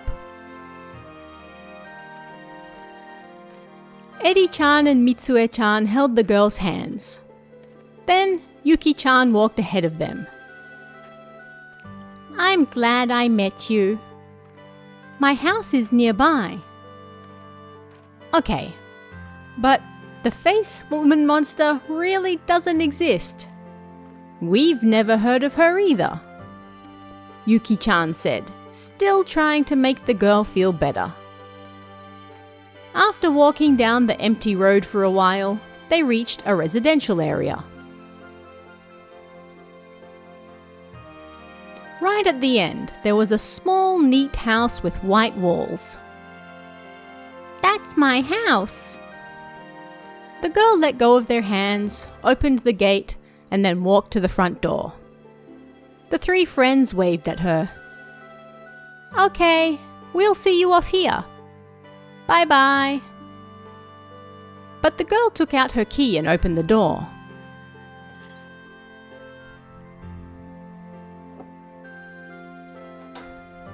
Please wait. I'll go get my mum. Wait inside. Oh, no, it's fine. Eddie-chan tried to stop her, but the girl went inside, took her shoes off, and then disappeared further in. Oh well, the three girls said, and with bitter smiles went inside.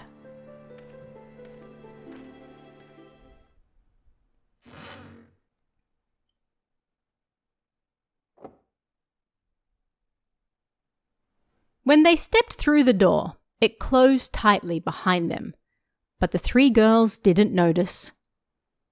Once they were inside, Mitsue-chan muttered something. But why was that girl at the park at this time of night? Who knows? Yuki-chan and Eddie-chan said, confused. I'm home! The girl entered the living room from the entrance. And there, her mother was preparing dinner in an apron. But her face was completely featureless. She didn't have eyes, nor a mouth, nor even a nose. But the girl wasn't even the least bit surprised, and she spoke to her happily. Mom!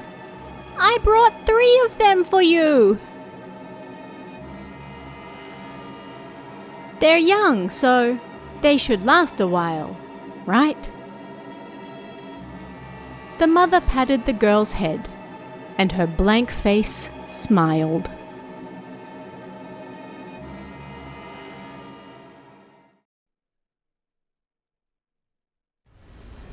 Sensei, give it back.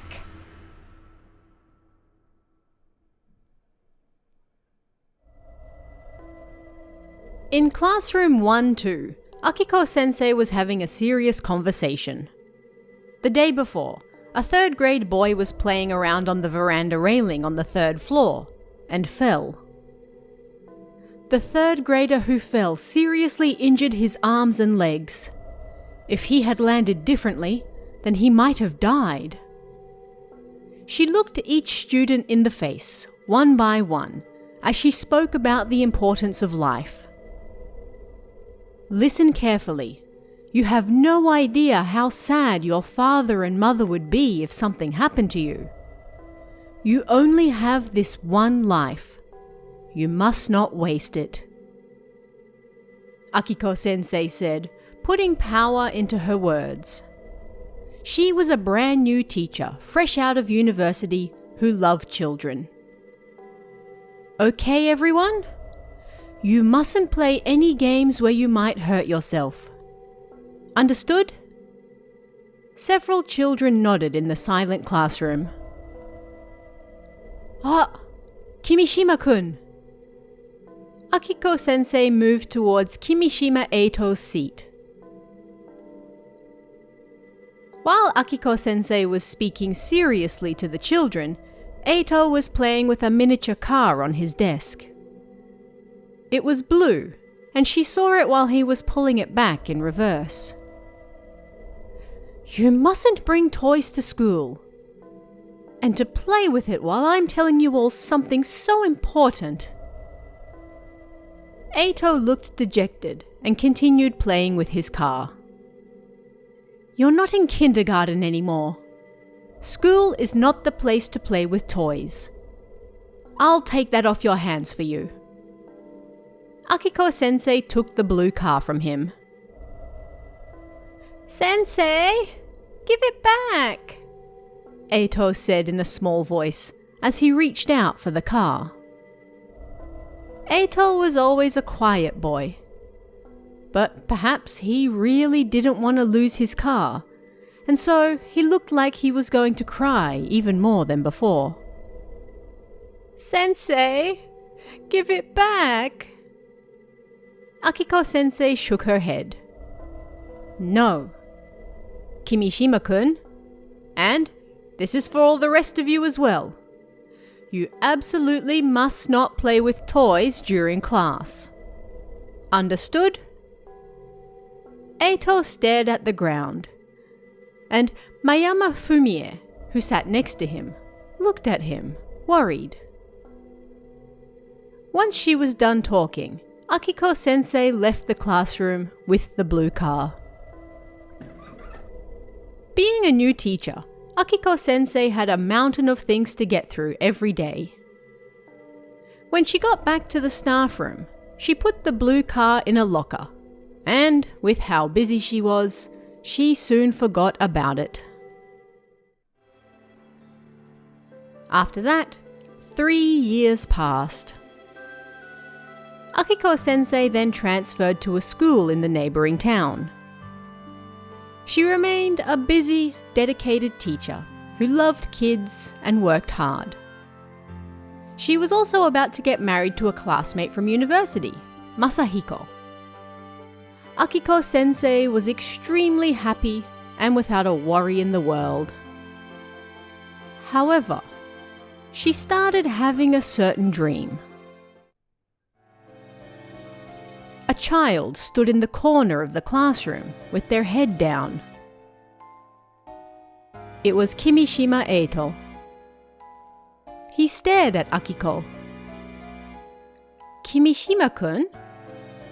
Sensei, give it back, he muttered, reaching his hand out towards her. Then he looked bitterly at her before disappearing. When she woke up, Akiko-sensei suddenly remembered. 3 years ago, when she was a new teacher, she had taken a car from Kimishima-kun.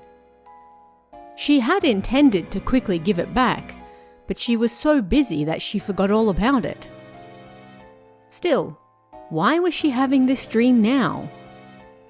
Did he perhaps still really want that car back, even now? But it was just a regular miniature of a domestic model car that you could buy anywhere. Akiko-sensei didn't think it could be something that he wanted back that much. That day, she didn't have to go to school. She was curious about her dream, but she got in the car with her fiancé, and they went for a fun drive. Then her phone rang. It was a colleague from her previous school. Akiko-sensei, do you remember a boy from your class, Kimishima-kun? Yes, I do. He passed away yesterday. Huh? He was playing alone on the emergency stairs of his apartment building when he climbed over and fell. Kimishima-kun? Akiko-sensei's mind went blank and she dropped her phone. Akiko, what's wrong? Masahiko stopped the car and looked at her.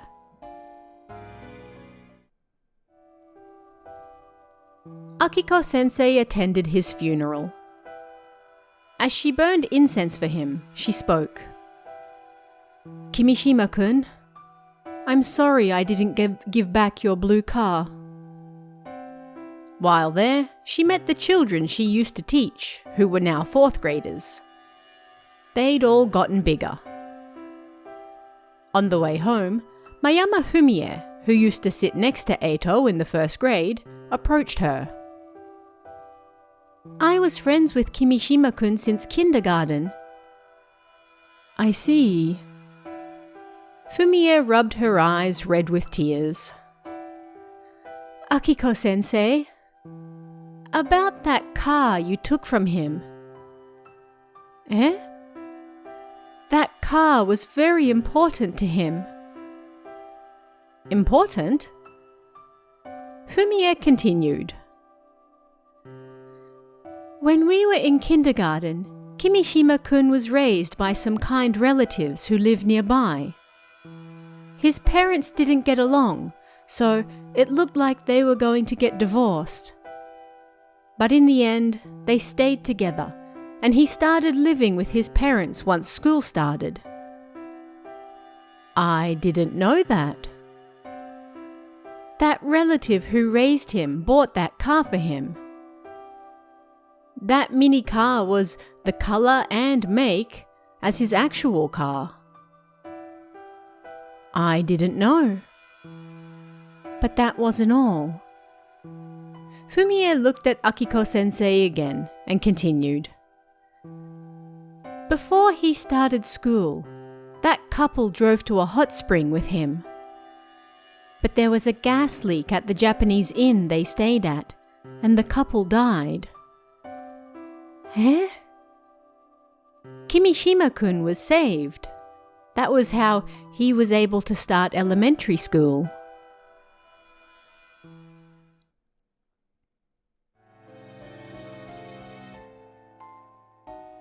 After that, Akiko-sensei dreamt of Eito. "Sensei, give it back," he said, looking like he was about to cry. "I'm sorry. I'm so sorry." All Akiko-sensei could do was apologize.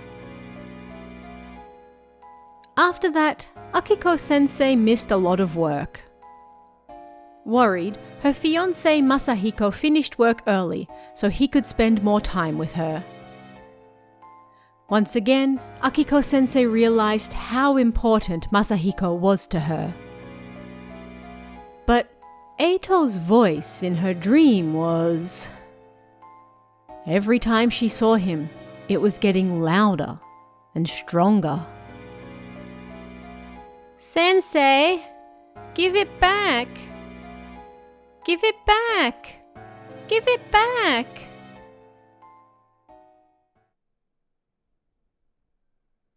This continued day after day. Akiko-sensei then went to a toy store. There, she bought blue, red, yellow, and black miniature cars. She wanted to put them on Eito's grave. The night before she planned to visit him, she got into bed, but was unable to sleep.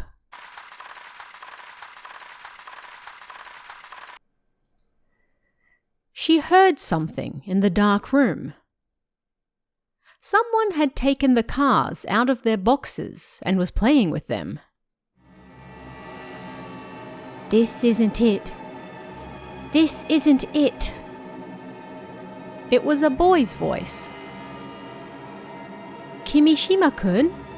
Is that you?" Akiko-sensei called out to the dark.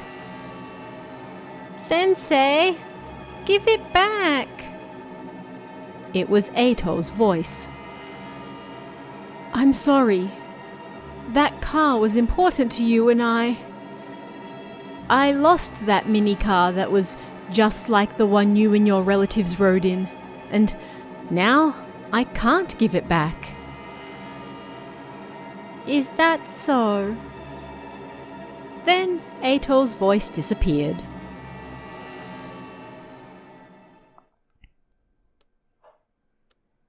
The next day, Akiko-sensei got ready to visit Kimishima Eito's grave. She decided not to take the cars, but rather some flowers. Masahiko was going to take her there. But their agreed meeting time came and went, and he still hadn't appeared. She couldn't reach him on the phone either. Masahiko's family saw him leave the house, but after that, nobody saw him again. Masahiko completely disappeared. And so, Akiko Sensei's beloved fiancé and his car were taken from her, never to be seen again.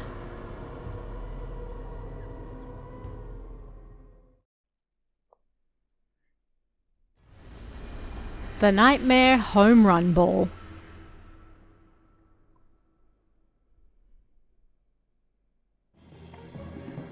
Third grader Takuya loved baseball. On this day, as always, he was watching a professional baseball game. He especially wanted to see Yajima Jiro. He was the rookie catching the most attention from this year's draft. Now, he had his bat in hand and was making his way to the plate. It was his first time up at the batter's box. Suddenly, he sent the ball flying. The ball zoomed towards the bleachers in the left outfield. Takuya, who sat nearby, jumped up to try to catch the ball. The ball hit the stands, making it a home run. Takuya jumped as high as he could. And then, amazingly, he caught the ball. On the way home, Takuya grinned as he held on to that ball. After all, he was the one who had Yajima's first home run ball on his very first hit. Not only that, after he got the ball, Yajima ran over to sign it. When he got home, Takuya put the ball on the shelf in his room right away. 3 years passed, and then one day, Takuya was playing baseball with everyone after school. He still loved it, and he swung his bat around daily. He was a sporty kid, and whenever they got to play, he lost to no one. He was especially good at batting, and he often got hits and home runs. And on this particular day, he made his way towards the plate, intending to hit a home run again. "Come on, pitcher! Hurry up and throw it!" After teasing the pitcher, he hit the ball. But Takuya wasn't satisfied and complained to the pitcher. "Hey, if you don't throw good balls, then I can't hit them." Then, a lone man approached him at first base and spoke to Takuya. "You've got a great swing on you, huh?" He was young, with a massive body. He felt like he'd seen him somewhere before, but he couldn't remember where. Takuya looked at the man, confused, but the man ignored that and gave him some advice. "Pull the bat back just a little more. Put both of your hands together." The man held a bat up for him to see. It was so sudden that he was surprised, but it seemed he had found Takuya's weak point. Next time he was up for bat, Takuya did as the man told him. And he managed to hit a home run. "Thank you, sir. It's all thanks to you." "You're welcome. Keep doing your best." The young man smiled and then ruffled Takuya's hair. When he got home, Takuya remembered what that man said and practiced swinging in his room. His parents told him that swinging a bat in his room was dangerous, but he ignored them. He'd hit a home run tomorrow too. On the shelf in his room, the home run ball from Yajima Jiro was still there. But now it was covered in dust. That man appeared the next day as well. He ignored the other children and approached Takuya. "How's it going now?" "Ah, sir. Yeah, I've practiced a lot since then," Takuya said and showed him his swing. "Yeah, looking good. Try to hit a home run." "Okay," Takuya screamed as he stood at the plate. Then he swung as hard as he could, hitting a home run. "Amazing! Amazing!" The man clapped as he approached Takuya. Then he spoke gently to him. "Actually, I came here to scout you." "Scout?" "Yeah. I'm a professional baseball scout, and I think you can become a pro in the future. Why don't you come take our test sometime soon?" Takuya felt like he was dreaming. He was being scouted for a pro team. After the man left, Takuya told everyone what he said. "I can be a pro baseball player. The first professional elementary schooler." Everyone was dumbfounded. There was no way. "Shut up. Don't you regret it when you see me on TV." After school the next day, Takuya went to the place the man told him. It was an old baseball field in the city that was due to be torn down the following year. When he got to that basically abandoned field, the man was waiting for him. A few other men surrounded him as well. "You're the gifted batter, huh? We'd like to see you in action right away." They took Takuya out on the field right away. Lights lit it up. A professional pitcher also stood on the mound. The fielders were also ready. There was also a catcher behind the plate. Everything was in place for the test. Takuya held his bat and stood at the plate. He had to show them something good. "All right, I'll show you." The pitcher threw the ball. It was extremely fast, but Takuya swung as hard as he could. Bang! The ball went flying into the stands. It was a home run. The dozen or so men watching, as well as the players, all clapped. "You're amazing, Takuya-kun! You're a genius!" "All right, hit another for us." "Okay." With a smug look on his face, Takuya readied his bat at the plate again. Then his classmates appeared in the stands. He told them to come watch his pro test, so they did. But his classmates looked confused. What on earth is he doing? He's playing by himself. The field was dark, but Takuya stood by himself at the home plate as he swung. Then, one of his classmates whispered something. The other day, a strange man gave him some advice, right? Wasn't that Yajima-jiro? No way!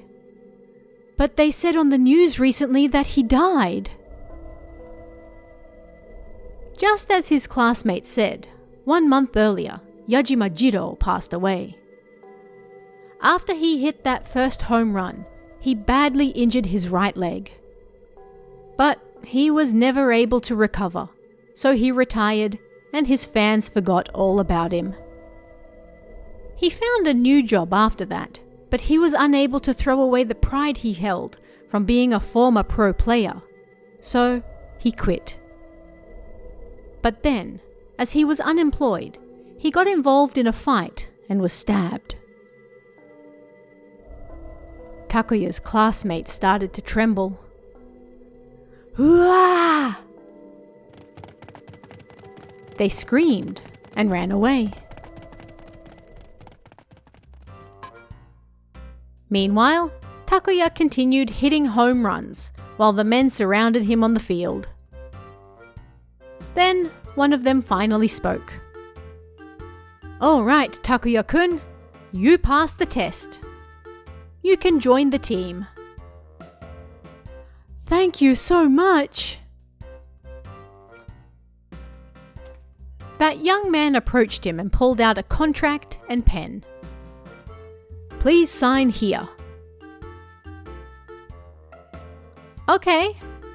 Takuya took the pen and signed where he was told. The young man grinned as he watched him.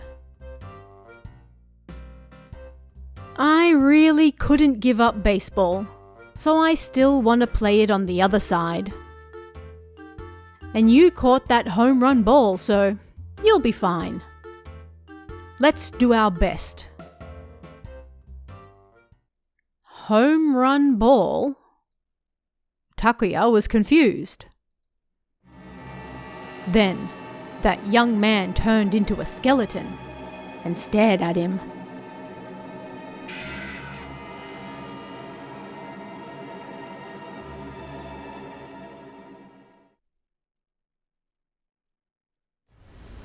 The Working Ghost.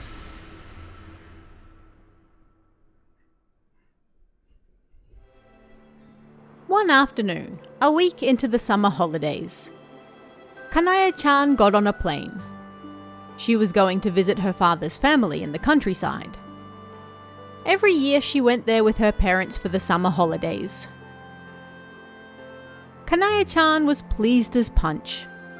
She loved both her grandparents and the countryside. But most of all, she loved getting on the plane. Seeing the plane's large wings outside the window made the mountains and houses look so small. "I want a drink," Kanaya-chan said, looking out the window as the plane was getting ready to take off. She was a little thirsty, so she begged her mother. Her mother asked the flight attendant for a drink. Before long, another attendant returned with some orange juice in a paper cup. "Okay, orange juice. Here you are." "Thanks." The attendant was beautiful, with long black hair. The tag on her chest said, Uemura. And this woman called Uemura looked around, then moved closer to whisper something by Kanaya-chan's ear. "Be careful of the water. You mustn't go in the water." I can't go in the water? Yes, that's right. I can see both the future and ghosts. Water, yes. The ocean, yes, the ocean. It would appear there is an evil spirit in the ocean where you are about to go. Evil spirit? Kanaya-chan was shocked.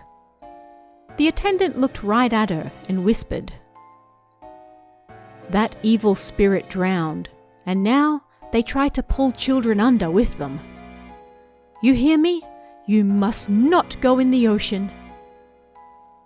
Having said that, she then politely bowed her head and walked away. Kanaya-chan watched her go.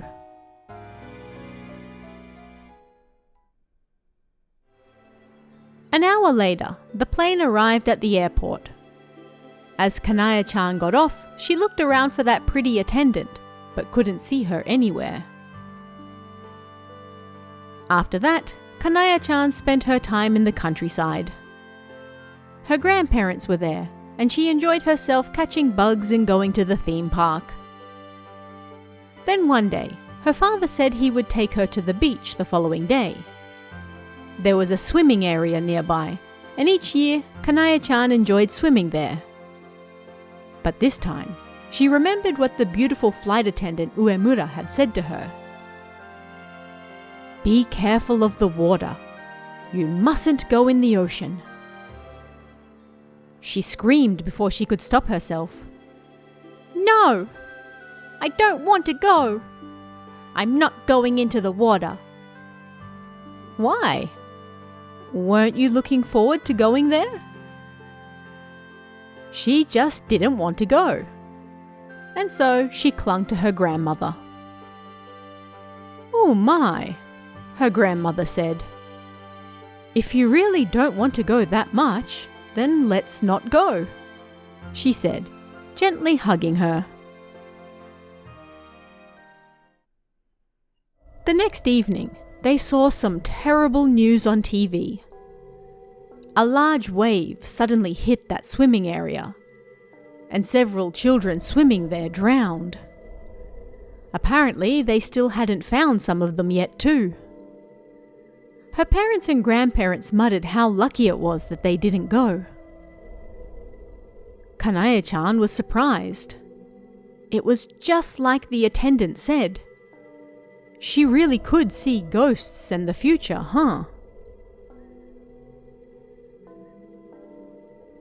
Finally, it was time to return to Tokyo. When they got to the airport, Kanae-chan ran straight for the counter. She told them she wanted to see the flight attendant Uemura. She wanted to thank her. But the person at the reception desk was confused. "I'm terribly sorry.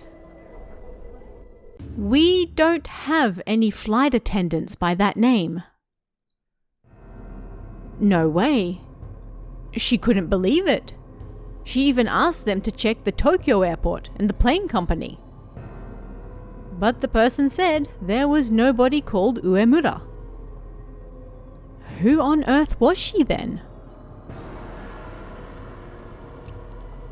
With that on her mind, Kanae-chan got on the plane.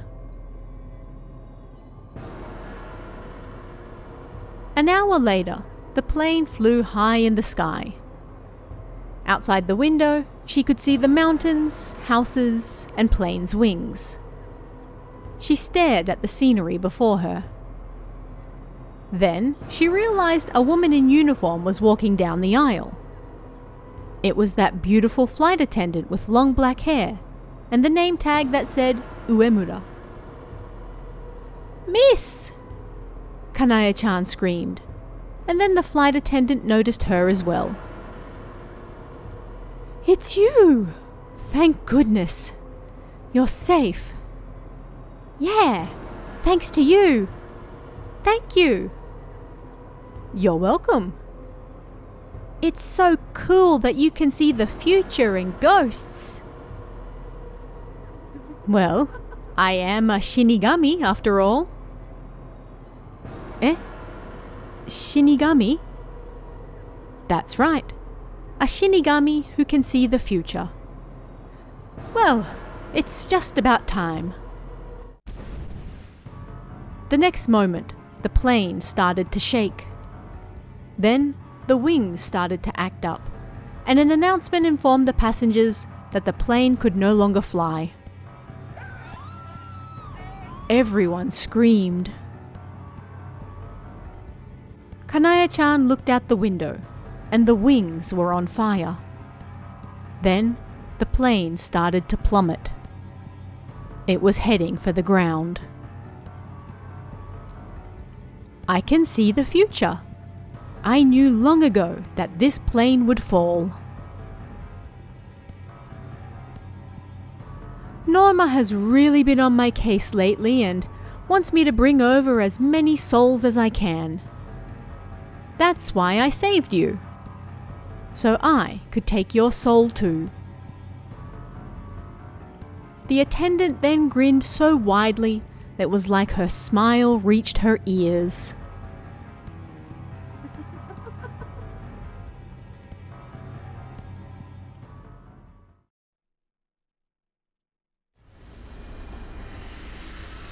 Synchronised Ghost.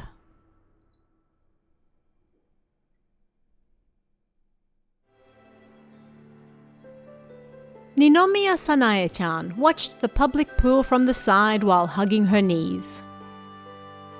In the middle of the pool, 8 girls in beautiful red and blue swimsuits were swimming in tune to the music. Their movements, from jumping out of the water to making circles under it, were extremely beautiful. Sanaya-chan thought they looked just like swallowtail butterflies, beautifully spreading their wings. Finally, when the music ended, the 8 girls got out of the pool. One of those 8 girls was Sanaya-chan's older sister. These 8 were part of the synchronized swimming team her sister was a part of. Sanaya-chan was there to watch them. And her older sister noticed she was there. "How was it, Sanaya?" "It was so beautiful. Everyone looks so cool." At that, the 8 girls smiled bashfully. Then one of them said, "You're good at swimming too, aren't you, Sanaya-chan? When you start junior high, you should join the team." "Yeah, I definitely will." In reality, one could only join that team if they were a junior high student, and Sanaya-chan was still in the 4th grade, so she had to wait a little longer. Then, the coach called the girls over to the rear of the pool. "Come over here, it's time for a meeting." "Okay," the 8 girls said, heading towards the meeting room and leaving Sanaya-chan behind. Then, one of the girls said something to another of the girls. "Hey, did you grab my leg while we were performing?" "Eh? I did no such thing." "Stop lying. Stop playing jokes like that, okay?" But Sanaya-chan didn't hear their conversation. She was remembering the beautiful performance she'd just seen. "Ah, how nice. I can't wait to join the team," she thought. Sanaya-chan sat by the poolside again and stared at the water. Then, she suddenly started shaking. A black shadow was moving in the pool. Everyone in the team was gone, so nobody should be in there right now. That shadow smoothly approached Sanaya-chan by the poolside. "Who is that? Who?" Poko, poko. Bubbles floated up to the water's surface, and then the shadow's face appeared. It was a girl around Sanaya-chan's age. She was wearing a beautiful swimsuit and smiled brightly. "Sorry, did I scare you?" She was a normal girl, so Sanaya-chan was relieved. Yeah, a little." "Are you swimming alone?" "Yeah, I love synchronized swimming, so I thought I'd join the team someday." Hearing that, Sanaya-chan also smiled. "Huh, me too. I'm Ninomiya Sanae. What's your name?" "Kato Mako." "Mako-chan, nice to meet you." "Hey, Sanaya-chan, do you want to join me? It's a bit lonely swimming by myself. Let's swim together.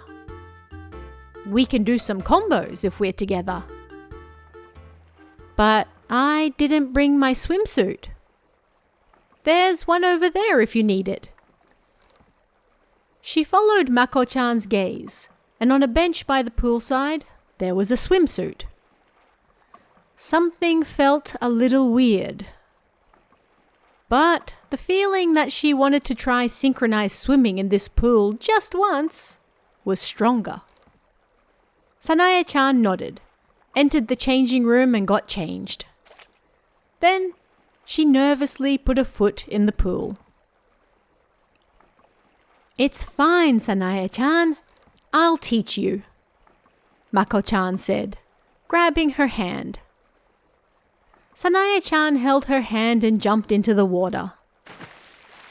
Because it was a pool specially for synchronized swimming, it was too deep for Sanae-chan to reach the bottom, so she was afraid. Don't be scared. Just let the water do its thing, Mako-chan said. And then music started playing from somewhere. Try swimming in tune with me. Mako-chan let go of her hand, then lifted both of her own in a pose. Sanae-chan did the same. Then, strangely, her body moved of its own accord. It was her first time trying synchronized swimming, and yet it was like she had also become a butterfly, her body swimming freely. The two of them swam to the bottom of the pool, and then they jumped out of the water. Sanae-chan was surprised at how well she could swim.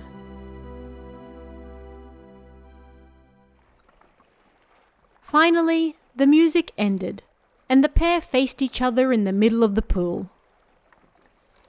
That was amazing! Synchronized swimming really is so fun. Thanks, Mako-chan. You're welcome. Let's stay friends forever, Sanae-chan. Of course. Friends forever, she said, and Mako-chan beamed. Then she suddenly disappeared under the water and grabbed Sanae-chan's legs. Poko, poko, poko. Mako-chan then pulled her further into the water. Stop it, Mako-chan! What are you doing? I'm lonely by myself.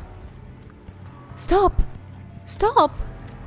I'm going to drown, Mako-chan! But Sanae-chan swallowed too much water and couldn't speak any longer. But still Mako-chan pulled her further down. Deeper and deeper into the pool. Bubbles surfaced on the water's surface from the air she exhaled. Gopo, gopo, gopo, gopo.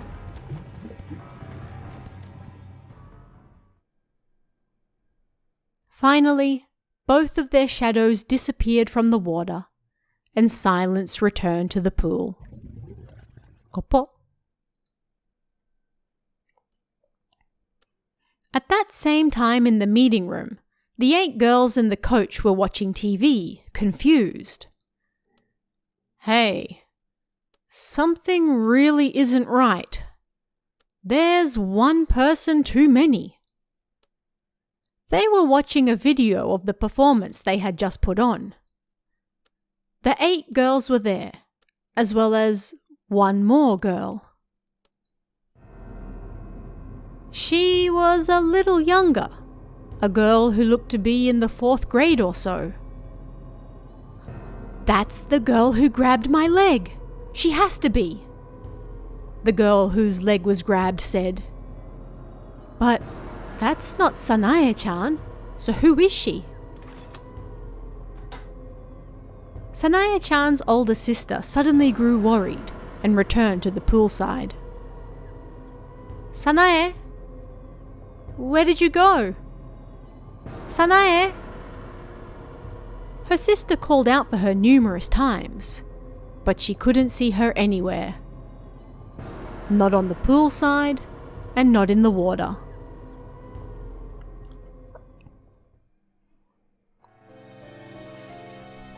Near the public pool, there was a water tank on a hill that people told terrible stories about.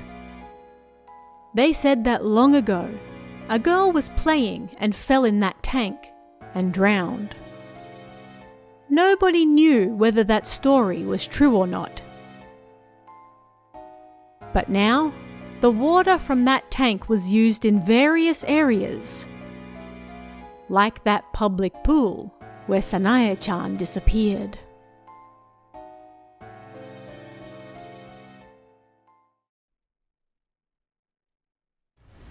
Shadows on the 8th floor.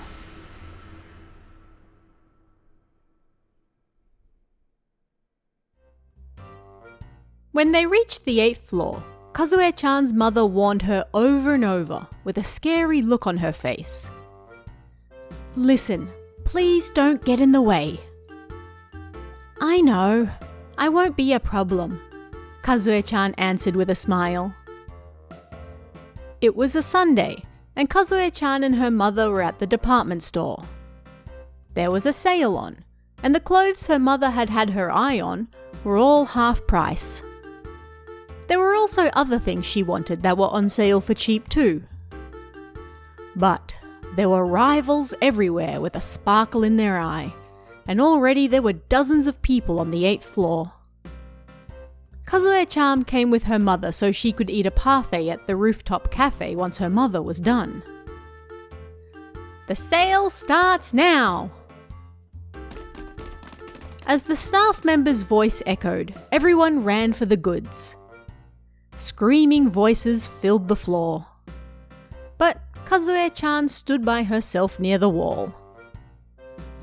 She thought about maybe going to the bookstore on the 3rd floor to wait until her mother was done. But when she suddenly remembered there was a pet shop on the 9th floor, now she wanted to see the puppies. "All right, let's go up." As soon as she had the thought, she noticed a large door nearby. Were there stairs behind it? She opened it to find out.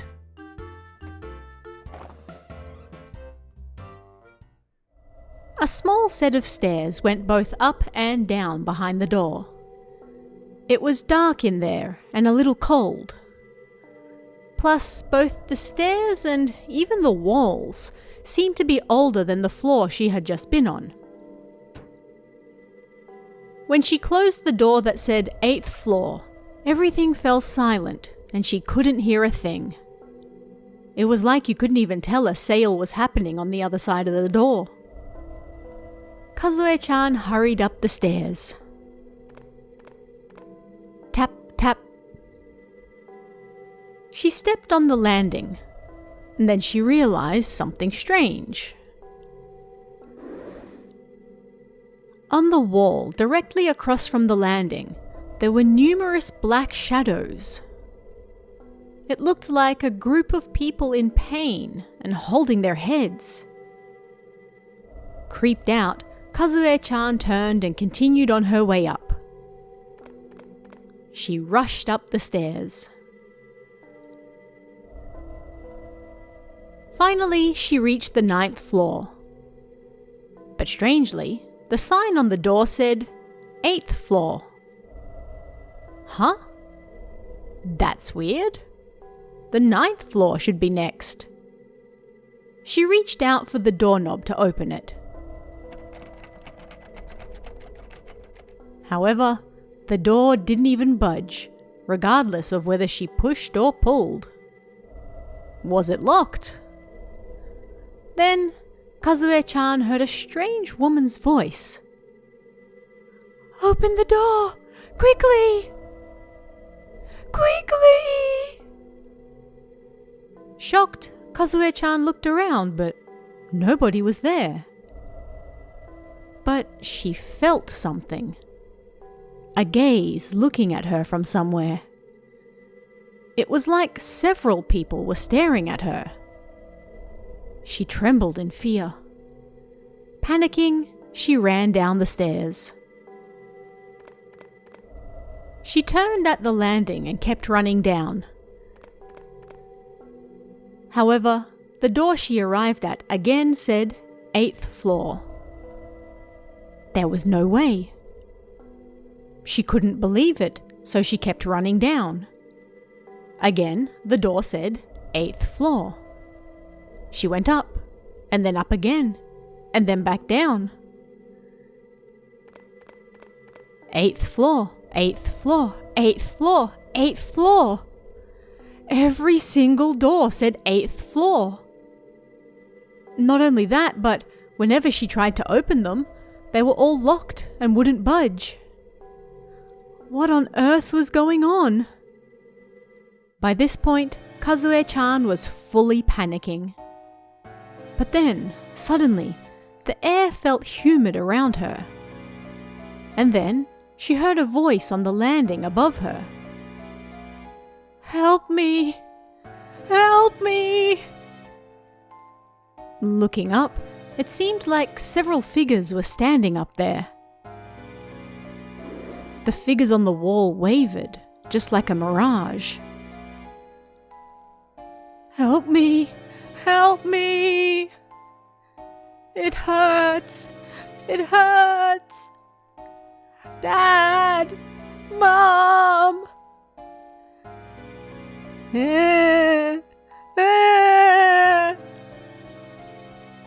Their voices echoed. They were all in pain, holding their heads and covering their mouths. Kazue-chan covered her ears. But then, several hands reached out of the wall towards her. They grabbed for her arms and legs. "Yeah! Help me!" Kazue-chan shook them off and took a step back. But she missed the step and fell all the way to the next landing. Tumble, tumble. Ow! But then, she heard footsteps coming from below. Someone was coming up the stairs. Tap, tap. The person making those footsteps appeared. It was a security guard in a grey uniform. He seemed a little older and was rather short, but when he saw Kazue-chan, he spoke to her in a gentle voice. "And what are you doing here?" Some people... lots of people... they were asking for help. They said they were in pain," Kazue-chan said as she pointed to the above landing. But those figures had disappeared, and the wall was clean. "Huh? But they were just there." "I see. Perhaps you saw that." The security guard grabbed her hand, helped her up, and then said, I saw something." "What?" "Yeah. Look, around 10 years ago, there was a large fire in this building. Lots of customers fled to the 8th floor. But all the doors on the above floor were locked, and they had nowhere to go. And so, they all burnt to death here. When they rebuilt the building, these stairs were left for budgetary reasons, so..." "Is that so? Those people must have been so scared." The guard took out a key and opened the door that said 8th floor. "Yeah, no doubt. It was just like this." The floor was a sea of fire. Red flames rose as people cried out. Kazue-chan turned to look at the guard. His eyes were pitch black holes. His skin peeled off as though it had been burnt, and she could see his skull. My entire body in that fire. It was terrible. Come, let's go inside.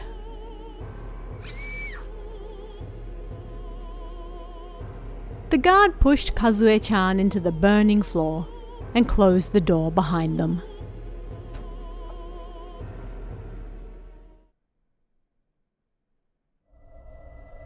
"Kazue! Kazue?" Gosh, where on earth did that girl go? Having finished her shopping, Kazue's mother opened the door leading to the stairs. But she couldn't see her anywhere. She's not here either. Maybe she's upstairs. Her mother climbed the stairs and passed the landing. On the 8th floor wall, an extra figure appeared. It looked just like a child in pain. But her mother passed it without noticing, as she called out for her daughter, Kazue.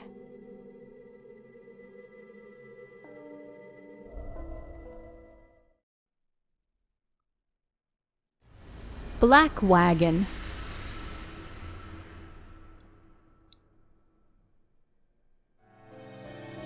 Hey, Dikto. So, apparently, this is a true story. As they walked home through a narrow alley, Keigo told his classmate Dikto a story. So, apparently these guys appear in a black wagon. Eh?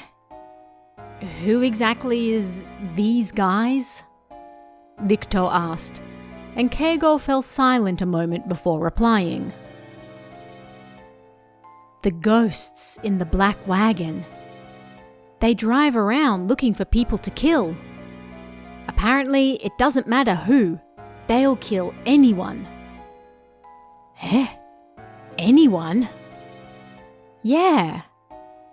They drove dangerously and got chased by police. Then they died after crashing.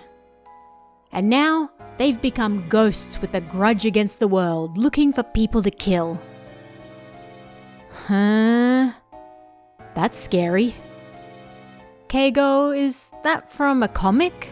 Or a TV drama? Dikto, I just told you, didn't I? It's a true story. Ah, is that right? Dikto, you never listen when someone is talking to you. Keigo sighed in resignation. I mean, who cares? Dikto laughed, trying to play it off. The winter sun was just setting. An elderly person slowly passed the pair on a rusty old bike, ringing their bell. Dikto, the scary part of this story is... What, there's more? Yeah. While you're telling this story, the black wagon gets closer. Eh? I mean, people say that if you talk about ghosts, then ghosts will approach you, right? The black wagon is very much like that. When somebody is talking about them, they pick up speed and head in that direction. So, while we're here talking about them, the black wagon is... Stop! I don't want to hear anymore, Dikto yelled. Why don't you want to hear anymore? Well, I'll get scared if I remember it while I'm on the toilet at night. Dikto laughed and picked up the pace. Then they walked for a while when they saw a black wagon parked on the side of the road. Both Dikto and Keigo stopped in their tracks. The rear of the wagon was open. They could see several tubs of paint. Doesn't really look like a ghost car. And it stinks of paint. Ha ha ha ha ha. Dikto laughed as he walked.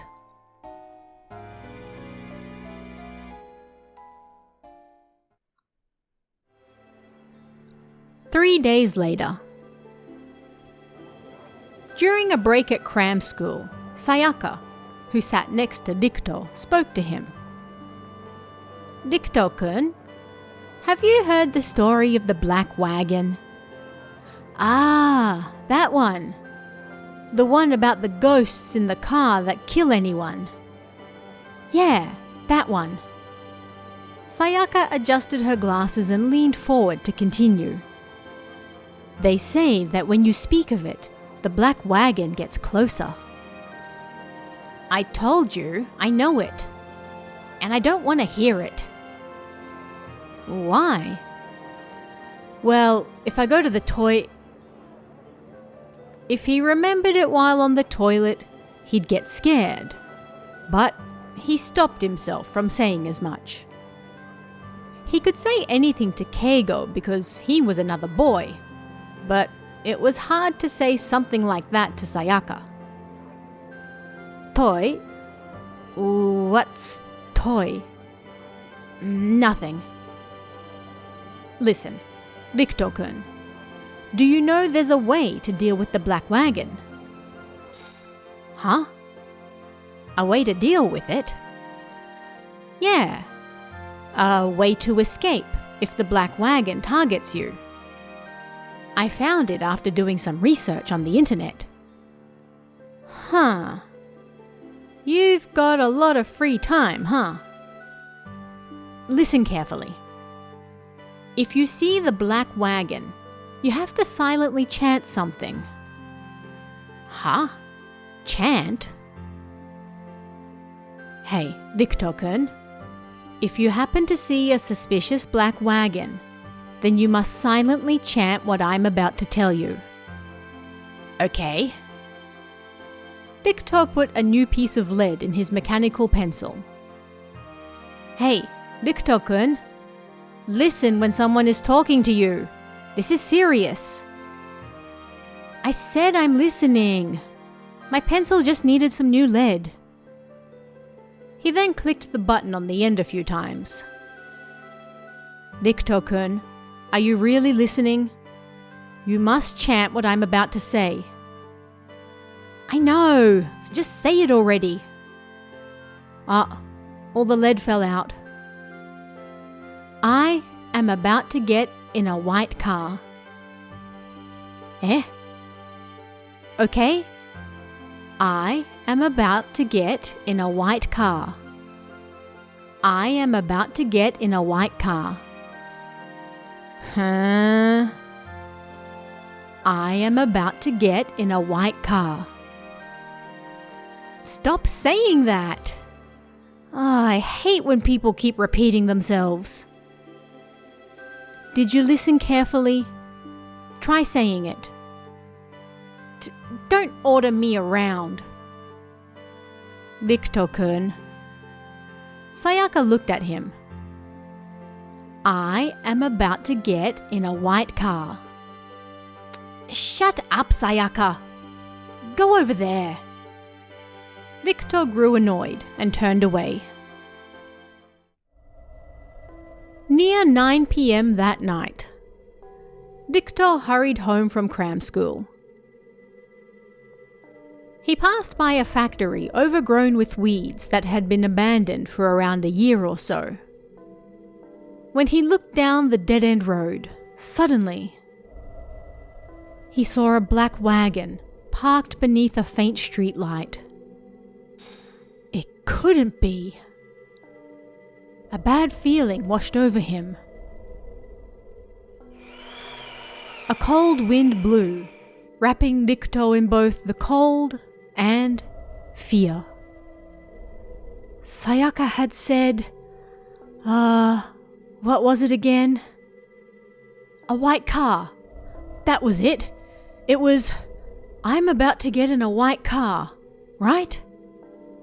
Rikto decided to silently chant it. I'm about to get in a white car. I'm about to get in a white car.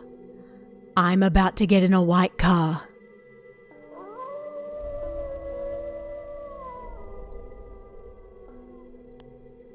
A dog howled in the distance.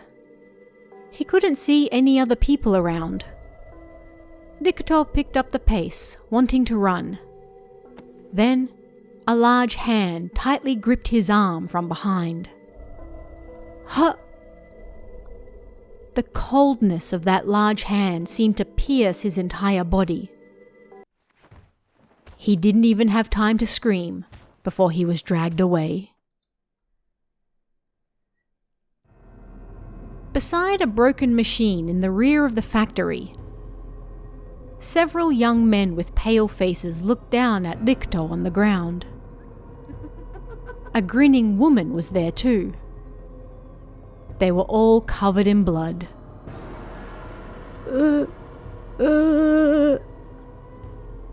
A man's hand reached out for his neck as he tried to get up. Unable to breathe, Rikuto passed out. Why? I chanted the thing correctly, didn't I? I said I'm about to get in a white car. Barely conscious, he remembered what Sayaka said again. Hey, Rikuto-kun. If you happen to see a suspicious black wagon, then you must silently chant what I'm about to tell you. Hey, Rikuto-kun. Listen when someone is talking to you. This is serious. Rikuto-kun, are you really listening? You must chant what I'm about to say. I am about to get in a white car. I am about to get in a white car. That was it! Rikuto finally realized. It wasn't I'm, but I am. I am about to get in a white car. Rikuto silently chanted that instead. I am about to get in a white car. I am about to get in a white car. I am about to get in a white car. The pale faces of the ghosts seemed to warp. Rikuto felt the hand gripping his neck release him. A dog's barking was getting closer. I am about to get in a white car. He chanted it again, and then passed out like he was falling asleep.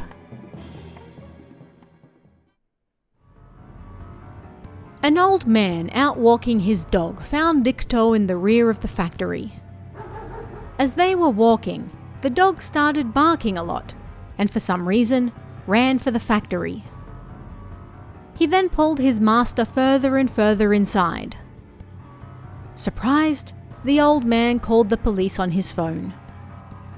And an ambulance carried Rikuto to the hospital. Rikuto didn't suffer any major injuries, and soon returned to life as normal. Sayaka, thanks. When he got to cram school, he told Sayaka what happened and thanked her. I'm and I am. They're so similar, but so different. That's why, Rikuto-kun, you must listen to people carefully. I know, Rikuto said honestly. But, Rikuto-kun, you really did get in a white car, huh? Eh?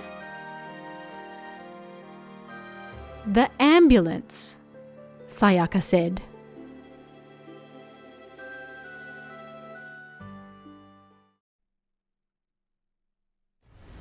Cursed record.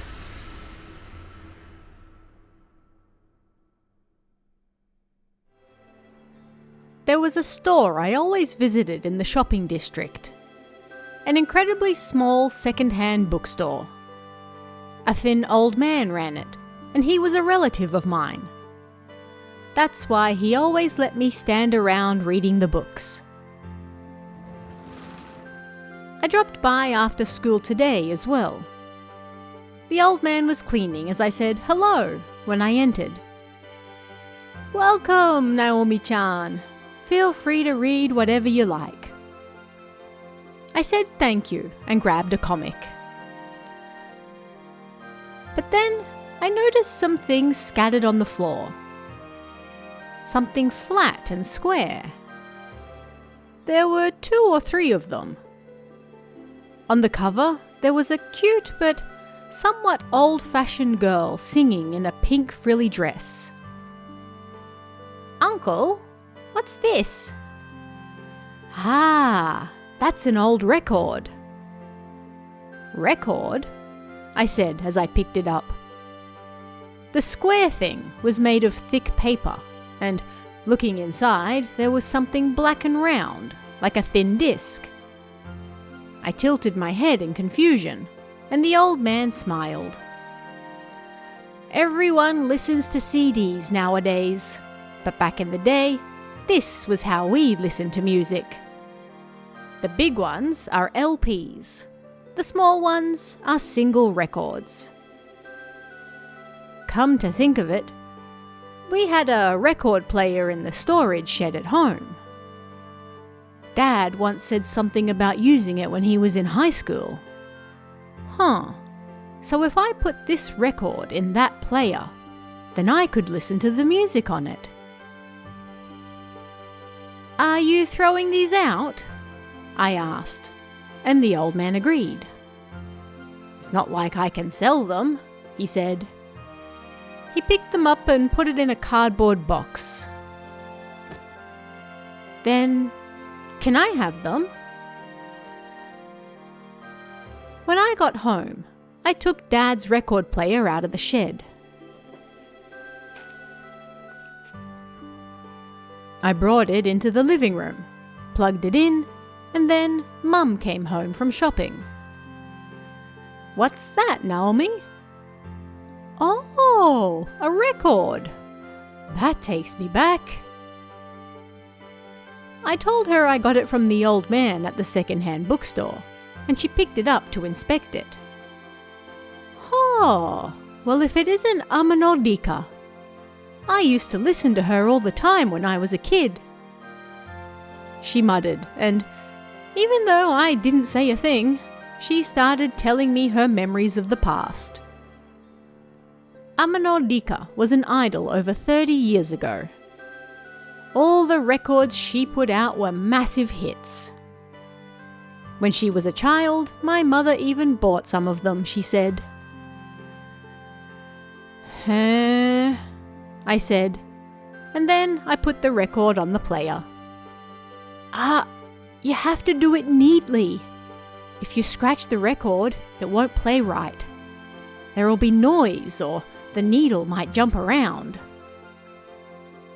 You have to be careful not to damage it.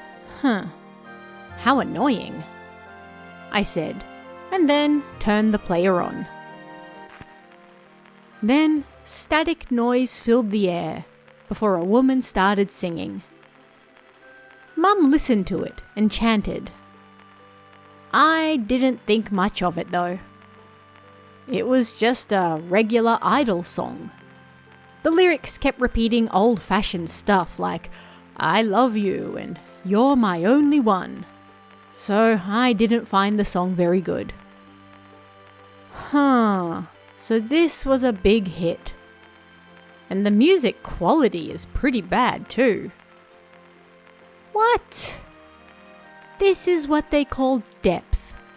You CD generation kids wouldn't understand. You can feel the cries of the singers and creators' souls, you know? Mum moved to the rhythm and seemed to really like the song. I wasn't really into it, but I listened to it a while longer with her. Then, suddenly, a strange feeling came over me. Suddenly, strange images appeared in my mind. I was jumping from a cliff. I was trying to hang myself. I screamed and turned the record player off. What's wrong, Naomi? My mother asked, looking at me with surprise on her face. Nervously, I pressed the button once more. The needle returned to where it was, and I listened to that same part again. I was shocked. Amanodika was singing. I love you, I love you, I love only you. After that part, there was some white noise and I could hear another woman's voice. Die. Die. I don't like this record. Let's turn it off. Mum, I'm hungry. She looked like she wanted to listen to it some more, but then she reluctantly made her way towards the kitchen. I grabbed the record from the player and threw it in the bag. It got a scratch from hitting the corner of the player, but I didn't care. More importantly, what on earth was that creepy voice in the song? When it said, die, I saw images of myself dying in my head. The next day, I went back to the second-hand bookstore. The old man had finished cleaning and was drinking tea at the counter. "Welcome, Naomi-chan," he said, pouring me some tea as well. I told him what happened with the record I got from him the day before. "I see. You heard die, huh? You know, back in the day, there were these rumors that Amanodika was fighting with another woman for a certain man's attention. And when the other woman lost, she killed herself.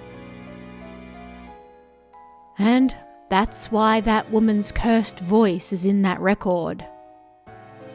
Die, die." When I suddenly screamed, the old man laughed. "It's just a rumor. A rumor. There have been stories like that about records for quite some time now. Like the girl who died in an accident on her way to a concert, and people heard her voice in the record after. Or you can hear the devil's voice if you play a record backwards. And some people can hear things like die or I'll kill you. In short, it's just people hearing things," the old man said, and then he laughed loudly again. I left the store and then started walking around the shopping district. Just hearing things, huh? But I strangely heard that voice saying die clearly. And after that, I saw an image of death. It was different to people hearing things. But once you heard something like that, then you'll hear the same thing again and again. Maybe that person's malice really was inside that record. And for those who heard it, their death would be carried out. No way. Thinking that, I shook my head. But then, suddenly, I saw another image in my mind. Die. Die. There was a road right in front of me. Numerous cars were speeding past. Die. Die. I stepped forward to jump onto the road. But I suddenly came back to my senses and stepped back. Just a little more and I would have been hit by a car. But why did I suddenly...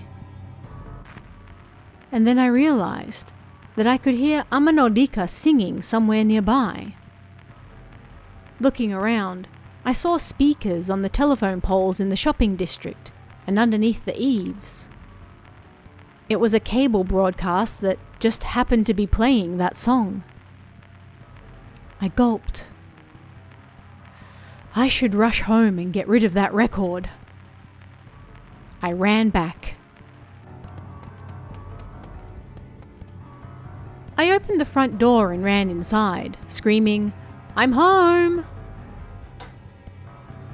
The record and player were still in the living room. I made my way over from the front door. But for some reason, I could hear Amanodika's song playing. I love you, I love you, I love only you. Die. Die. I covered my ears in surprise and went to the living room. The record was spinning on the player. It kept repeating that phrase over and over. I love you. I love you. I love only you. Die. Die. Snap. I love you. I love you. I love only you. Die. Die. Snap. The record was damaged, so it kept playing the same phrase over and over. I turned the player off. Maybe Mum was listening to it.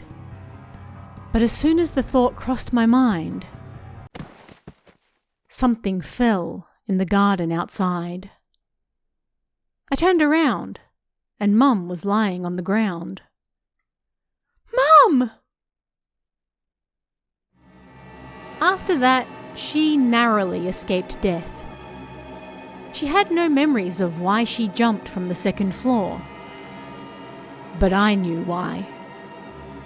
It was all the work of that record. I love you. I love you. I love only you. Die. Die.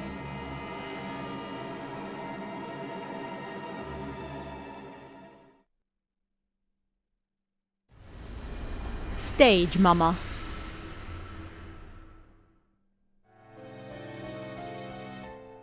The unshaven man opened the briefcase, bustling with notes, and grinned with satisfaction. The perfect crime. Ha ha ha. Then the door to the room silently opened. Ha! The man threw back his jacket, grabbed the pistol in his belt, and turned towards the door. Nobody was there. But the man sensed somebody was in the room. Huh? A young girl stood by the window. Morino Asami, 5th grade. Her pupils were gold. You're supposed to be dead. Asami stared silently at the flustered man. I killed you. I killed you and buried you deep in the mountains, so how are you here? The man screamed in fear, then aimed at Asami's face and fired. Bang! Bang! Bang! 3 gunshots rang out, and Morino Asami spat 3 things out of her mouth, her face never changing colour. They were the 3 bullets. I'm the ghostly elementary school student. I came to expose your sins and bring heaven's punishment. Morino Asami glared at the man with her gold pupils. Screaming in pain, the man dropped the gun, clawed wildly at his own neck, and then fell to the ground, unmoving. Cut! Okay. Asami-chan, you were great, the director said, and the staff members clapped. Asami, good job. Eriko, her mother, acting as her manager, handed her an orange juice. I feel more like a cola than a juice, Asami said, and her mother nodded. Okay, a cola. AD-san, a cola please. The assistant director happily brought a cola over and handed it to Asami. Thank you, Asami said in a playful manner, and immediately gulped the drink down. She suppressed a burp as she took her gold contacts out. Asami-chan, this drama will no doubt be a big hit, her mother said, taking out a silk handkerchief and gently wiping the sweat on her face with it.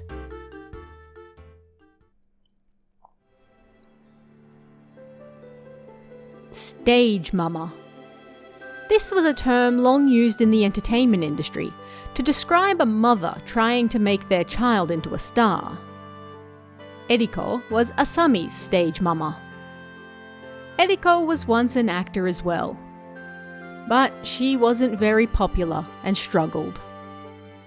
Her roles included things like standing in the rain and only screaming as she was killed, or playing a killer who fell into the water and died.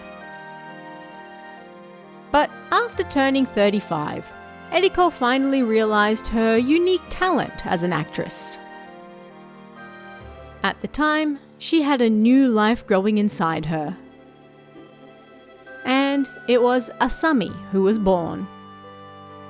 For 3 years, she refused all jobs and focused on raising Asami. But when she returned to showbiz, she was unable to find any good roles and found herself as an unknown again. And so she threw herself into making Asami a star. She sent her to a talent school, and she trained her hard at home as well. Asami, do you think you can really become a star like that? You can't slack off just because you're at home. You must act like people are always watching you. A star is a star. You must become someone special who glitters in the sky. Their neighbors heard Eriko screaming all the time. It must be tough for Asami-chan. They sighed. After taking part in numerous auditions, Asami was finally cast in a commercial opposite some animals. The commercial was a big hit, and Asami then appeared on variety shows and dramas after that. Her star rapidly rose, and then she landed the role of the heroine in the new ghostly elementary school student program. Whenever Eriko met someone, she said, "I gave up on being an actress, but my daughter Asami will achieve my dreams for me. And Asami is my everything."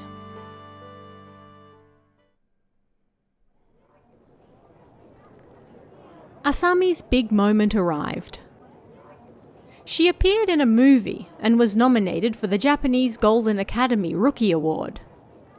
She was one of 5 who stood on stage for the award. Eriko watched the stage from a table off to the side. "I will now announce the winner. The award for Best Rookie goes to..." The presenter, a famous actress, opened the envelope and read the name of the winner.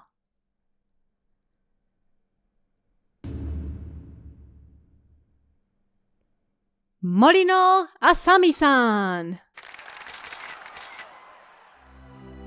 Under the spotlights, Asami was so overwhelmed with emotions that she cried. Eriko cried as well. As the camera flashes went off, Asami stood before the mic to give her thanks. But then... Asami suddenly grabbed her face and dropped to the ground. The audience erupted. Eriko ran onto the stage and grabbed her daughter. "Asami! What's wrong, Asami? Asami!" Asami's face was bright red like a watermelon and had swollen to 1.5 times its usual size. "It hurts! It hurts! My face hurts! Mama! Mama! Asami!"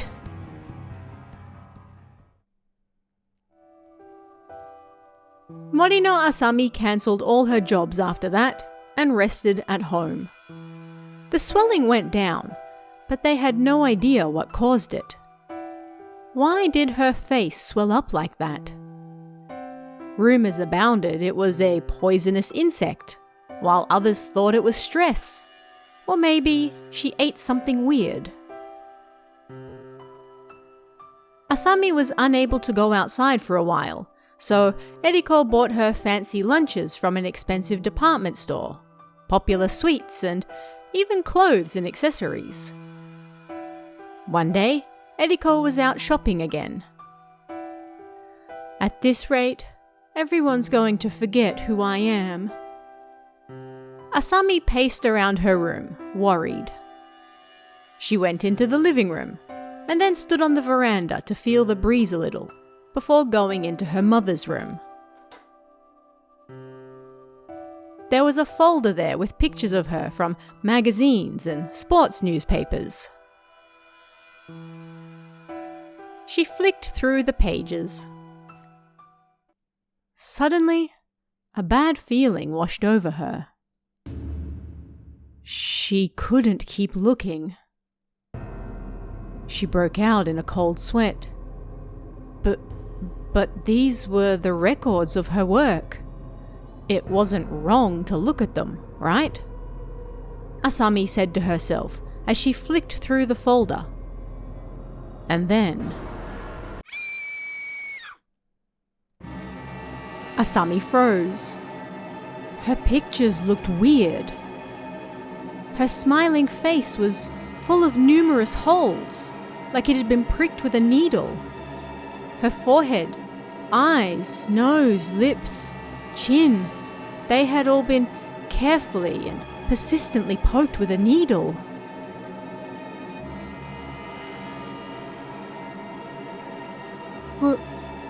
What is this? What on earth?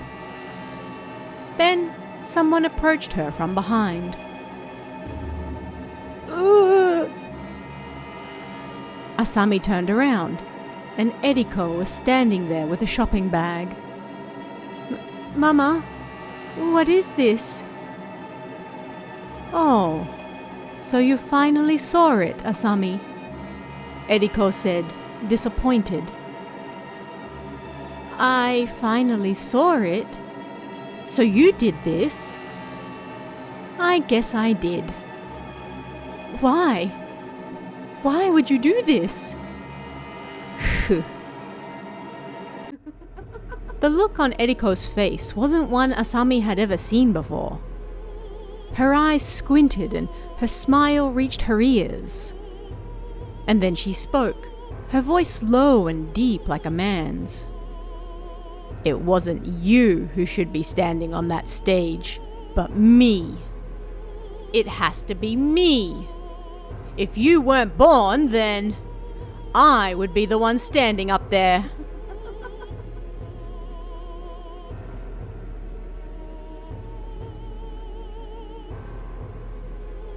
Morino Asami disappeared from the entertainment industry after that. They also moved out of their expensive apartment. And there's not a single person from the industry who knows what she or her mother is doing right now.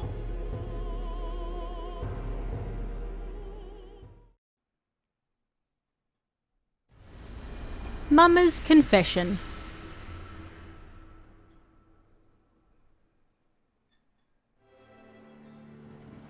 It was a Sunday afternoon. Third grader Ayumi was in the car her mother, Etsuko, was driving, and they were heading towards a mall on the outskirts of town. A forest ran alongside the road.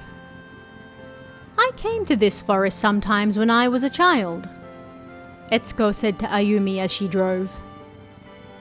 It was around the second or third grade, so around the same age you are now. My grandmother. Your great-grandmother. She had a house near here. Great-grandmother? She died before I was born, right? She did. She was a kind person. I always looked forward to visiting her during the summer holidays. Mama, what did you do there? Ayumi asked, and Etsuko seemed to stare far into the distance as she remembered. Back then, there was a girl around my age who lived near my grandmother's house. Her name was Yuko. Or was it something else? Maybe it was Miyuki. You must be getting old if you can't remember your friends' names. How rude. Anyway, she was my friend. We used to play by the river and explore the forest.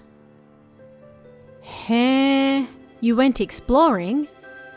Just you two girls? Yeah, both of us were pretty brave. Etsuko smiled. And what did you find out there? Ayumi asked, hoping she might hear an interesting story. Well now, what did we find? I don't remember. You don't remember? I do remember that we visited the forest together. It was the middle of summer, but it was cool in the forest. But what did we do there? Mama, you really are getting old. Oh, be quiet, you. But with just the right opportunity, I'm sure I can remember.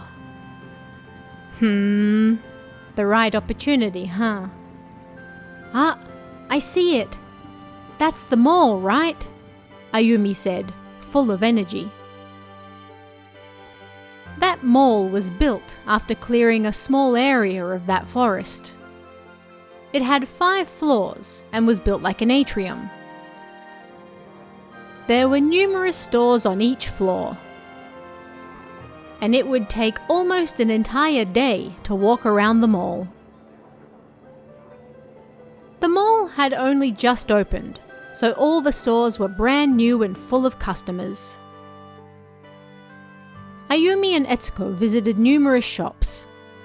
Ayumi got some cute new clothes and shoes, so she was over the moon. Shall we eat and then go home? Yay! But I want some ice cream before that. Hey, please. Etsuko was wearing down, but they went to the plaza and they decided to get some ice cream. It seemed an event was taking place there, and it was full of people. Wow! What's that? What's that? Is there a famous person here or something?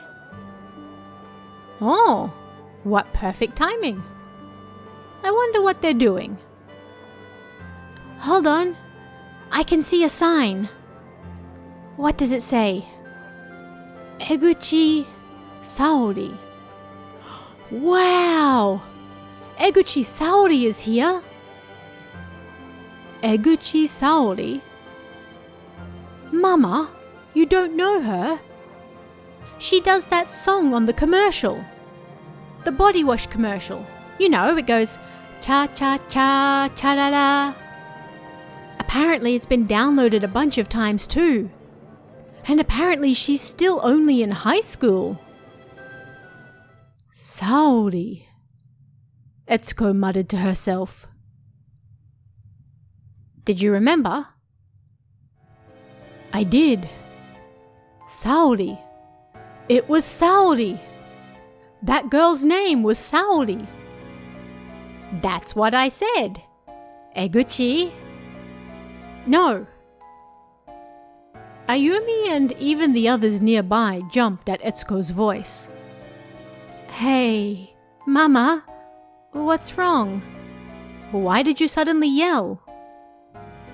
I'm sorry, but that's not what I'm talking about. You remember that story from before, right? The girl I played with in the forest. Oh, that girl. Her name was Saori too, then? Etsuko nodded 2 or 3 times, feeling somewhat restless. Ayumi ate her ice cream, thinking her mother was acting strange. And then, Eguchi Saori appeared on the stage. I'll be performing my new song today. It's called Distant Promise. Please listen. Saori started singing when the band began playing. The promise from that day, it's still carved in my heart. The promise from that day, we swore from the bottom of our hearts. A dear promise. Splat. the ice cream fell from Etsuko's hand. "Mama? What's wrong?" Ayumi looked at Etsuko in surprise. "Promise." "Eh?" "Promise." Etsuko's face went pale. "Mama, do you feel sick?"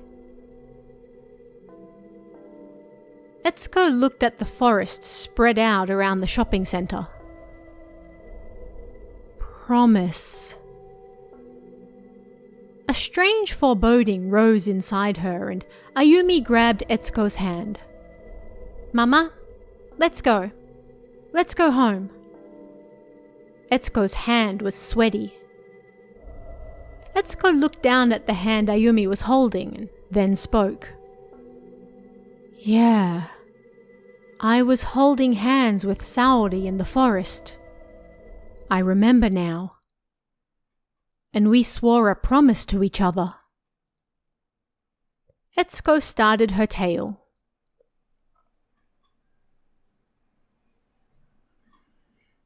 One summer day, Saori and I went deeper into the forest than we usually did. Apparently, people sometimes went there to end their lives. People said that children should never, ever go there. But Saori and I ended up going there for our little adventure. We collected nuts, picked flowers, and so forth. But then, we found ourselves lost in a deeply muddy area. Muddy? Our feet got stuck in it.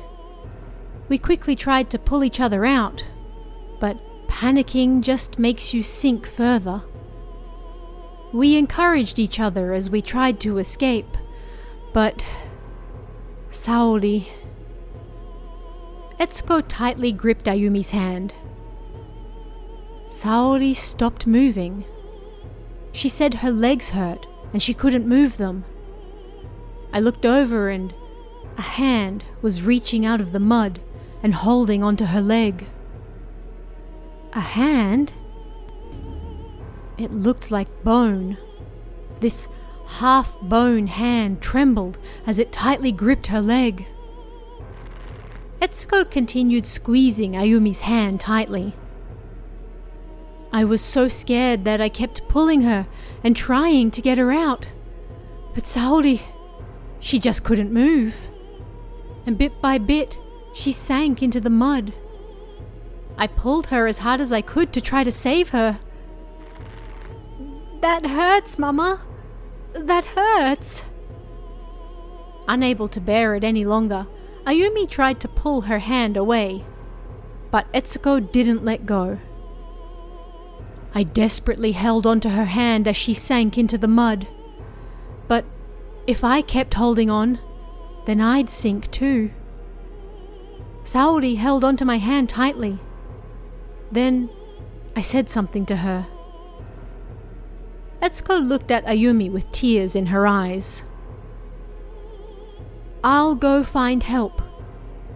I'll find help and come back, so let go of my hand. Please." And then, Saori, covered in mud, she spoke. "You'll come back, right? Promise."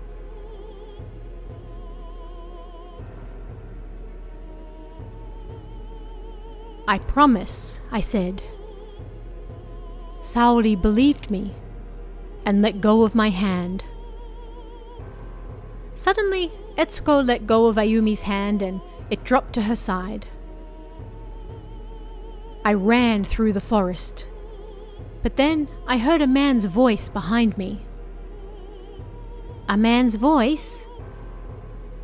Etsuko then spoke in a low tone. "We'll kill you if you come back. We'll drag you down into the mud as well. Then you'll turn into bones here too." Ooh. Ayumi got goosebumps. I ran as fast as I could out of the forest, but I was too scared to tell an adult what happened and then go back into the forest. I didn't want to die. And so, all I could do was leave Saori there. What happened to her then? The police and people from town looked for her, but they never found her. She was dragged down to the bottom of that mud. Saori, I'm so sorry. Mama. Having heard such a terrifying confession, Ayumi felt chills run down her spine. Mama?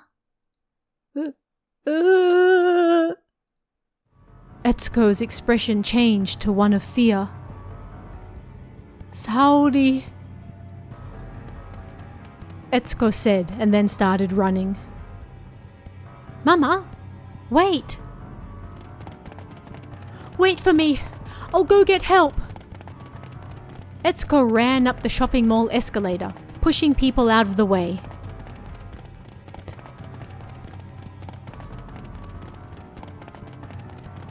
Wait! Mama! Ayumi ran after her as fast as she could. Mama, wait! Wait! Just hold on, Saori. What are you saying, Mama? It's me, Ayumi. It's me, Ayumi.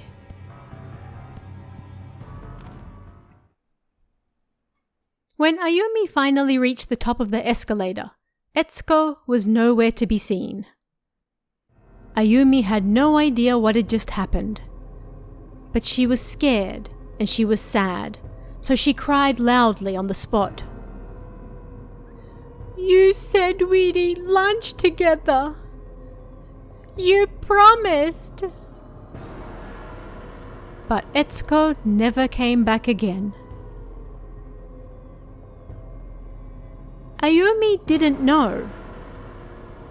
When Etsuko finished telling her about what happened in the forest, she didn't know that Saori appeared right behind her. Because Etsuko was the only one who could see her, covered in mud, standing in the mall.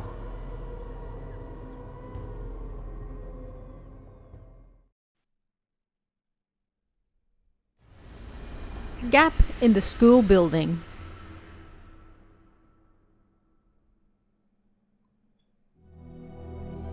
I intend to tell the teacher a secret after this. It's a secret about this school that only I know, and up until now, I've never told anyone about it. But today is our graduation ceremony. I can't leave this school without telling someone about it. I mean, Mishima-kun is still suffering, even now. I returned home after the graduation ceremony, and then went back to school.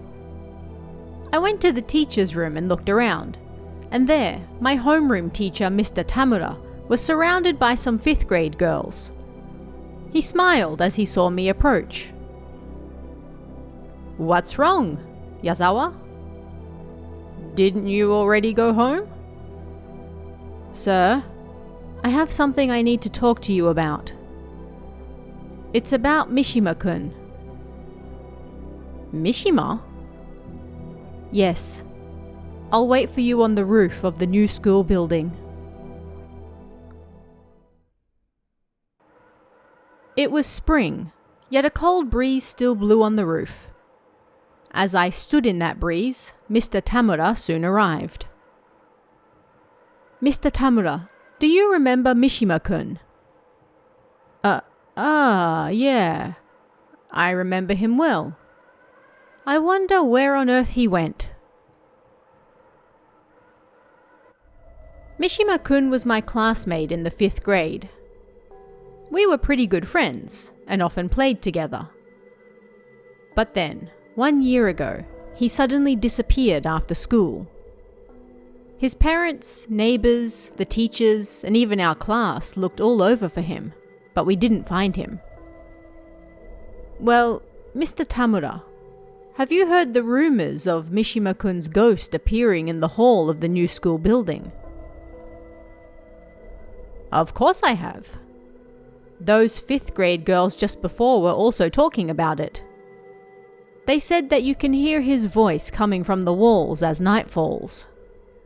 What a terrible rumor that is.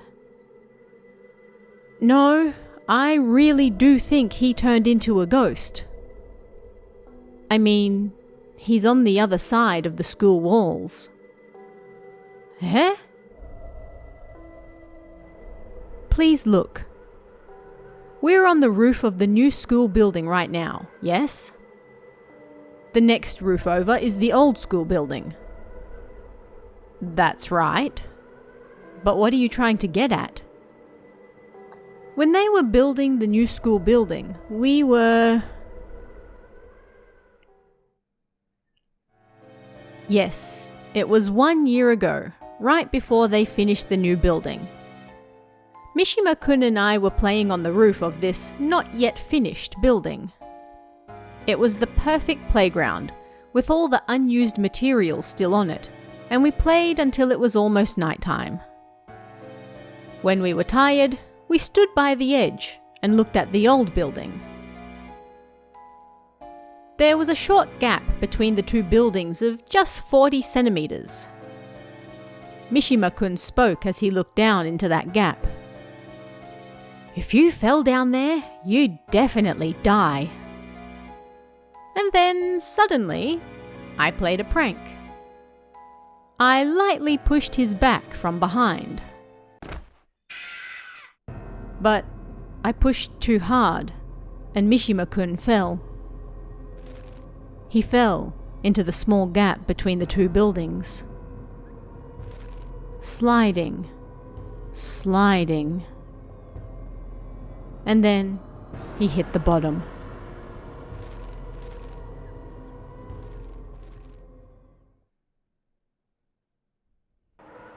Mr. Tamura listened quietly. Even now, I still clearly remember it. His tiny voice screaming for help once he hit the bottom of that small gap. But then that voice got smaller and smaller, and then he finally stopped moving. I see. But even if that gap is small, they would have soon found his body. I was scared. If they found his body, they'd call me a killer. That's why I poured cement from up here. There was a lot of it left, after all.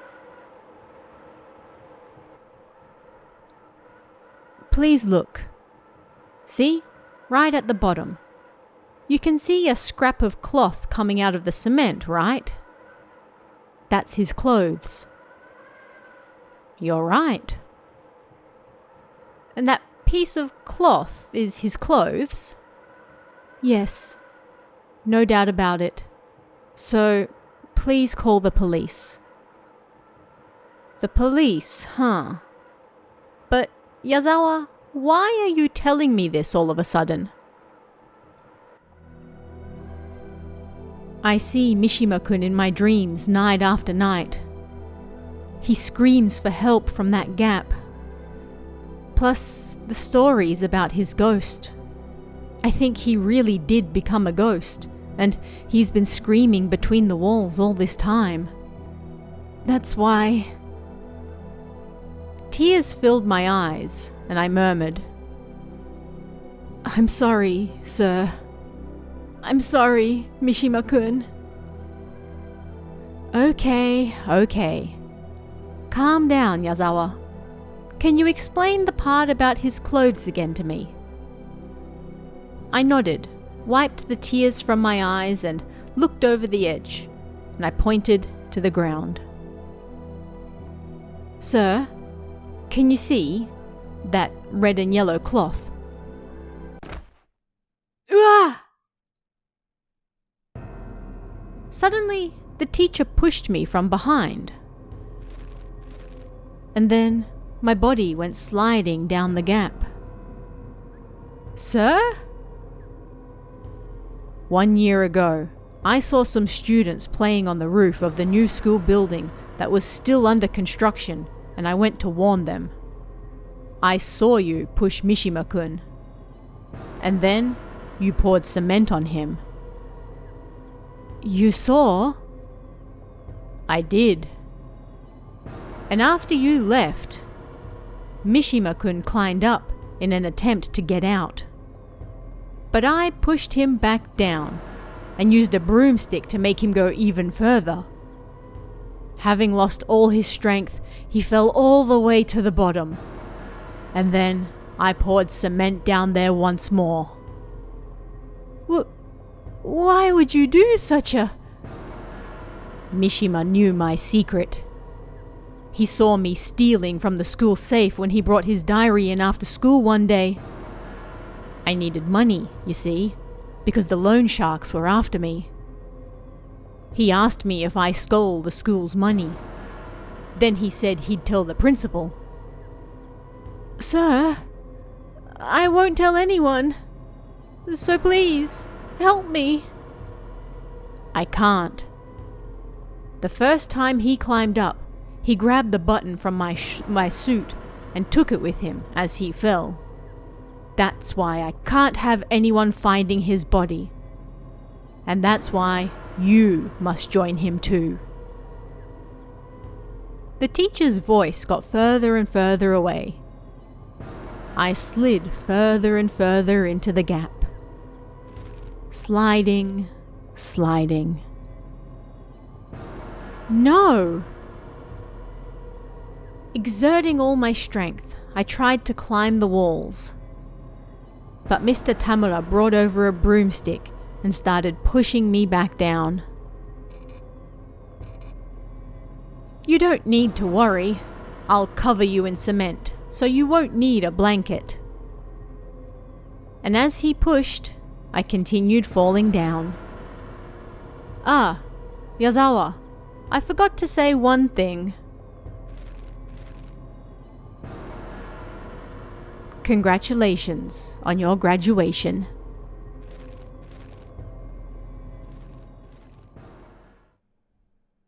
Would I continue falling and then die at the bottom? Just like Mishima-kun. My consciousness started to fade and everything went dark, but then I heard a faint voice. Yazawa, finally, you're here. I was waiting. I knew that voice. That's right, it was the dead Mishima-kun's. After that, I sensed something climbing up next to me. Before long, I heard the teacher's voice screaming above me. Mishima! Why? Stop that! Let me go! Get away from me! Sliding, sliding. Something was being dragged. It was probably the teacher. Mishima-kun was dragging the teacher. Then he fell right next to me. Ouch! Help me! Please, Mishima. You can't do this to me. I don't want to die. So, it was the teacher. Mishima pulled him into the gap. No matter how much we screamed, it was unlikely we'd get any help. A year after Mishima-kun fell into the gap. No doubt the only thing he thought about during all that time was getting revenge on the teacher and I. I kept sliding down the gap, alongside the teacher.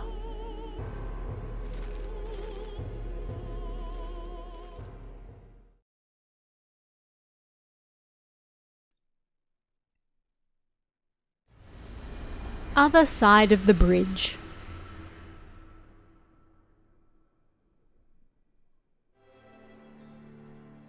Ayako had very much been looking forward to today. She was going hiking alone with her classmates Yoko-chan and Misaki-chan. Of course, her parents were against it, saying it was dangerous for them to go alone. But she said they'd be back by evening, and after begging them over and over, they finally relented. That morning, the three friends were incredibly excited, and they started climbing the mountain on the outskirts of town. When they reached a plateau on the way, they stopped to eat lunch. Then they dipped their feet in a nearby river and played around for a while. They were having so much fun, time seemed to pass in an instant. After lunch, the sun started to make its descent. Already the sky was turning orange as the sun set behind the mountains. I guess we should head back now. Yoko, who was a bit of a coward, said quietly to the others, and Misaki nodded energetically. You're right. We promised our parents we'd be back before evening, after all. Ayako thought the same thing.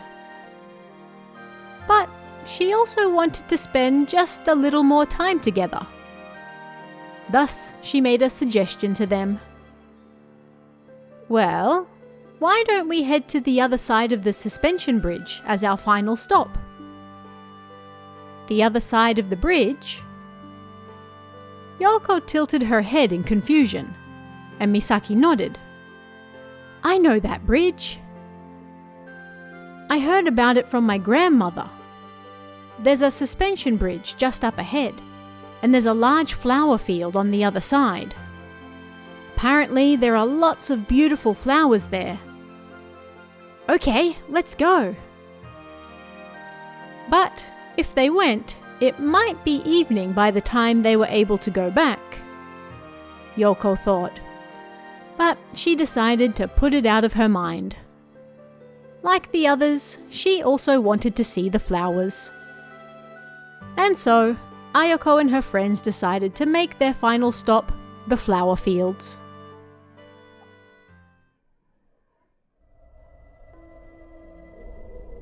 And as they proceeded down the path a little, they found a valley so dark and deep that they couldn't tell where the bottom was, and over that hung a suspension bridge. It was made of wood and looked very old, narrow, and long. Summoning up all their courage, the three girls stepped onto the bridge. With each step they took, the bridge wobbled beneath them. This is scary. Hurry up! The three of them naturally picked up the pace. But then, Misaki, who was in the lead, suddenly stopped. Wait! Misaki turned around and smiled creepily. Hey, did you know? They say a ghost haunts this bridge. My grandmother told me about it. Once evening has passed, a man will appear if you cross this bridge, and they say he cuts the rope with his axe. No way! Yoko grabbed Ayako in fear. Stop it, Misaki-chan. Misaki poked out her tongue, said sorry, and then rushed to the other side of the bridge. Come on, let's go! Ayako and Yoko followed her. The trio crossed the bridge, and then finally they reached the flower field. It's so pretty, they muttered together. White flowers spread out before them as far as the eye could see. Kinda feels like I've become a butterfly. Hey, let's go over there. Ayako suddenly started running. No! Wait! You mustn't go too far! Neither Ayako nor Misaki listened. Yoko had no choice but to follow them.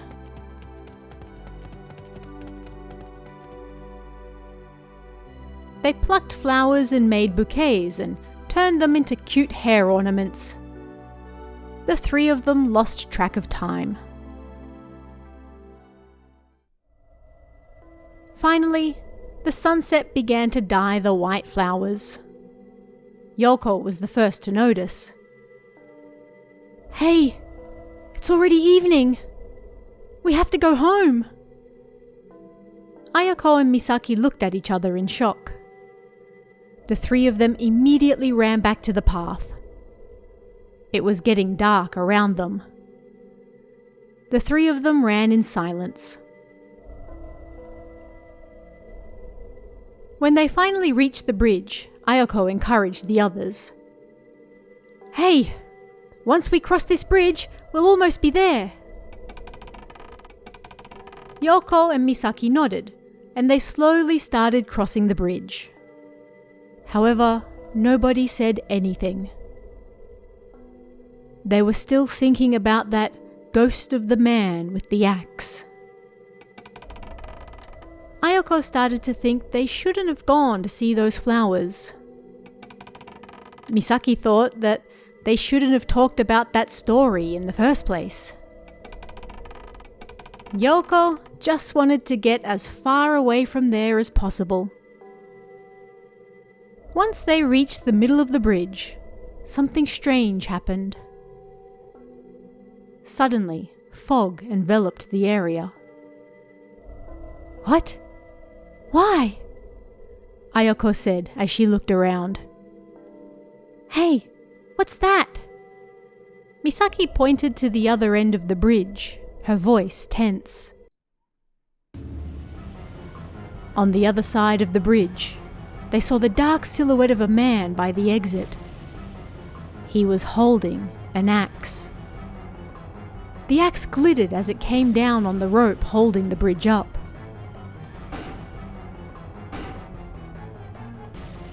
Over and over.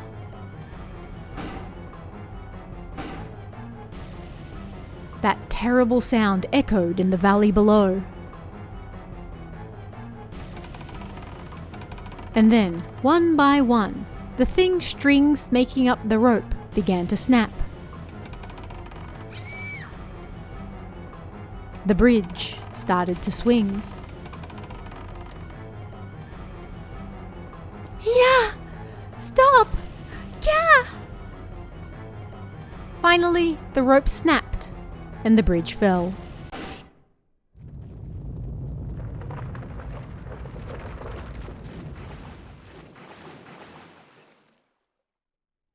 The three of them fell with incredible speed to the valley below. And then they all passed out. How much time passed? Ayako suddenly opened her eyes. She was on the bridge. She looked around, and the mountain and the valley and the bridge were enveloped in darkness. Yoko and Misaki were lying right next to her. And on the other side of the bridge, the man with the axe was gone. Wake up! Hey guys! Wake up! Ayako desperately shook her friends, and finally they both opened their eyes. What on earth just happened? Let's go back. I don't know, but we have to run, Misaki said, bursting into tears. Ayako and Yoko nodded and started back the way they came. Quickly! Quickly! We have to go! But suddenly, Ayako stopped. What's wrong, Ayako-chan? Misaki asked, and Ayako pointed to the other side of the bridge, the direction they had come from. There, once again, stood the man with the axe. He relentlessly brought the axe down on the rope. A terrible sound filled the valley again.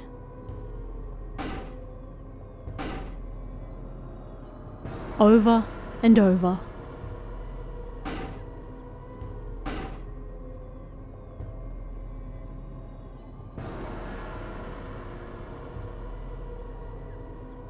Have your parents ever said this to you before? You must be home by evening. The truth is, when evening approaches, terrifying things appear outside. And in truth, only the grown-ups know this, and they hide it. Please come back before evening. It is, perhaps, a warning from them. Over and over.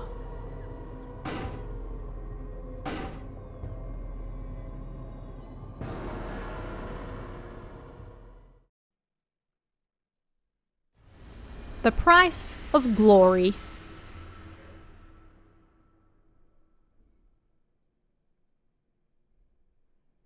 Makoto was a regular 6th grade boy you might see anywhere. He wasn't especially better than others at sports or study. But there was one thing in particular where he couldn't be beat. After school, Makoto always went to the game center. When he went in, he stood in front of the fighting game cabinet and began playing.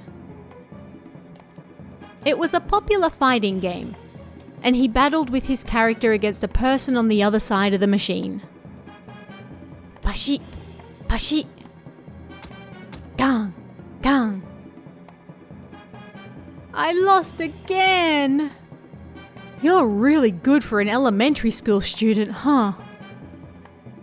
He was incredibly skilled, and even when he faced his classmates who were good at video games, or when he played junior high and high school students, he never lost. Well, this is the only thing I can boast about, Makoto said humbly. Not being good at anything else, this was his greatest joy. Having become the best fighting game player in town, he started looking for stronger opponents. He then went to a game center in a more prosperous town nearby to test himself. Bashi! Bashi! Gang! Gang! Makoto battled in a huge game center full of people. However, the character he controlled, Jack, was beaten to a pulp. Ha ha ha! You're pretty good for an elementary school kid, but you're no match for me. This can't be. How could I lose? The neighboring town really was something else. There were lots of people there who were clearly better at fighting games than he was. But still, Makoto went to the neighboring town after school and on days off, and used all his pocket money and savings playing fighting games. But he was, quite simply, no match for their expert players. Damn it! Why can't I win? He muttered in the corner of the game center, holding back tears. Then he heard a voice coming from somewhere. Hey, do you really want to get stronger? He looked in the direction of the voice, and a boy with gaunt cheeks was looking at him. Come to think of it, he felt like this boy had been watching him play the whole time. Who are you? Well, a ghost, or maybe something like a shinigami. I'm always in this game center collecting souls. Makoto didn't believe what he was saying. Like, who actually believed in ghosts or shinigami these days? But the boy continued regardless. I'll make you stronger. In exchange, I'll take some of your power, bit by bit. The moment he heard that, his heart jumped a little. My power? What do you mean? Simply put, The damage you take in the game, you'll take in real life too. I'll make you stronger, so that should be fine, right? If you don't like that, then just don't take damage. That should be easy for you, right? Well, you'll see when it happens, the boy said, extending his hand and shaking on it. A light emerged from the boy's hand and seemed to wrap itself around Makoto. Try playing again now. Not understanding what was going on, he did as the boy said and sat in front of the game. He put in a coin, grabbed the joystick, and hit the buttons. The game responded completely differently to usual. Suddenly, an opponent appeared and the fight began. Even Makoto himself was shocked by the results. He was able to control his character many times faster than usual. It was like he was standing in the game ring himself, actually doing the fighting. Like he and Jack had become one. And so, he was able to punch and kick faster than anyone else. Makoto easily defeated his opponent, and then he looked to the corner of the game center. It's amazing! So amazing, Shinigami! But he couldn't see that boy anywhere. He fought several times after that, winning each with a knockout.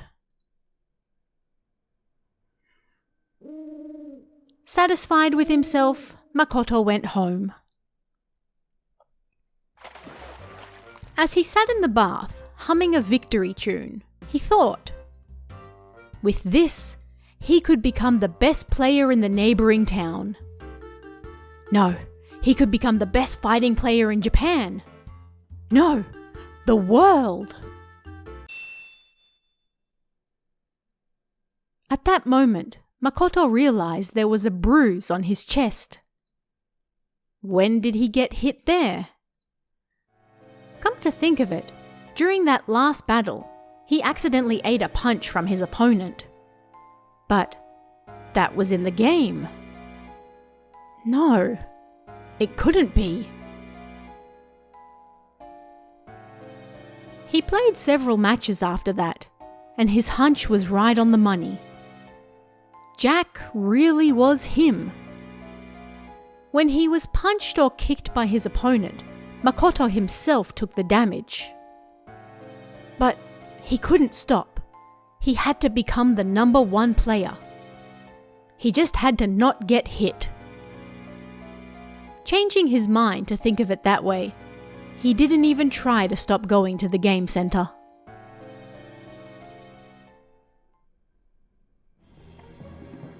Makoto fought hard, winning match after match. Before long, he became known as the best player in the neighboring town. He wandered from town to town, becoming known as the player City Jack. It's Jack! City Jack's here! He's still in elementary school, but nobody can beat him. Amazing. Everyone started talking whenever he entered a game center. And as he approached the arcade machine, everyone parted ways to make space for him. Some people wanted his autograph, and he even did interviews for video game magazines. The feeling of joy he had was like nothing else.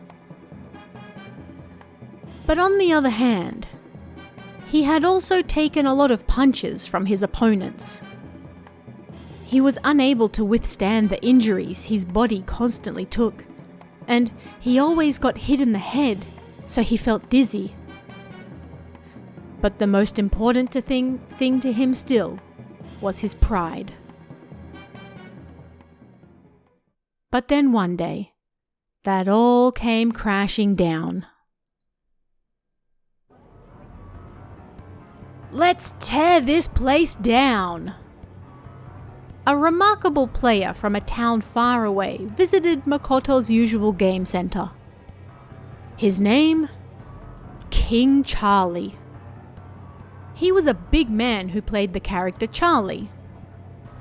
With his white running shirt and bandana around his head, he looked just like his name suggested. Bashi, bashi. Gang, gang. Ha ha ha. The players here are nothing, King Charlie said, making fun of the players he beat. But the boys in the game center screamed. Damn it. Yeah, well, we have Jack. And then everyone looked at Makoto. Naturally, he flinched. Charlie's arms were like tree trunks, so if he got hit with those, he wondered what exactly would happen. Come on, Jack! You're out, Jack! Jack! Jack! The voices calling for Makoto filled the store. If he ran away now, then everything he was proud of would all turn to dust. Plus, if he beat Charlie, he'd be even more famous. Every single player would sing his praises. Makoto psyched himself up and glared at Charlie. Finally, the battle between City Jack and King Charlie began. Bashi, bashi. Gang, gang. Gang, gang. Bashi, bashi. Charlie really was different to the opponents he'd faced up until now. No matter how many punches he unleashed, he dodged them all and punched him in the head instead. Each hit made Makoto dizzy. His health bar was almost empty as well. But he couldn't lose yet. He had to win. He had to. Summoning up the last of his strength, Makoto maneuvered the joystick and hit the buttons. Then he delivered his special move. Jack flew through the air, did a spin, and then kicked Charlie. Charlie remained on the ground. He did it! He really did it! He beat King Charlie! Now he was a real champion. The spectators in the game center suddenly threw him into the air. Amazing! You're amazing, Jack! Our Jack! Long live City Jack! It was the happiest moment of Makoto's life.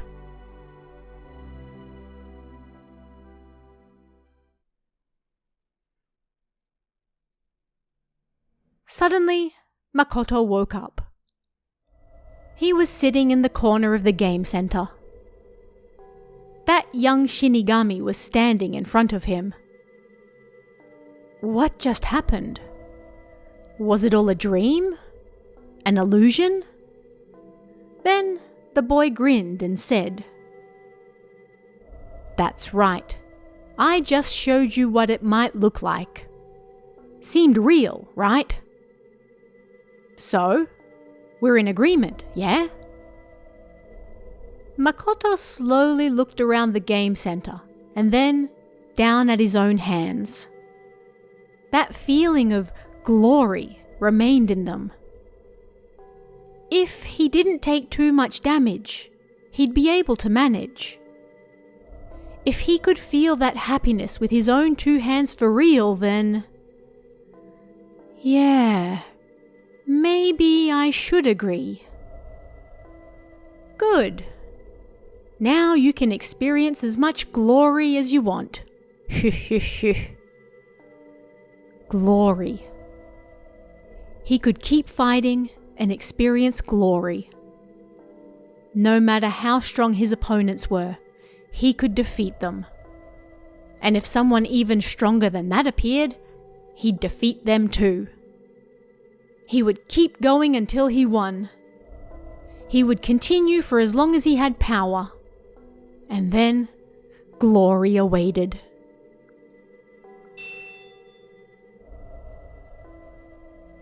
Makoto suddenly realized something. How long could he continue for? Hey, how much power do I have? Makoto asked the young Shinigami, who seemed to be muttering something like a spell.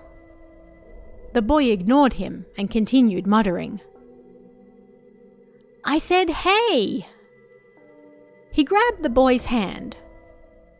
The very next moment, that scene from before continued in his head. After he beat Charlie, the spectators were lifting Makoto into the air.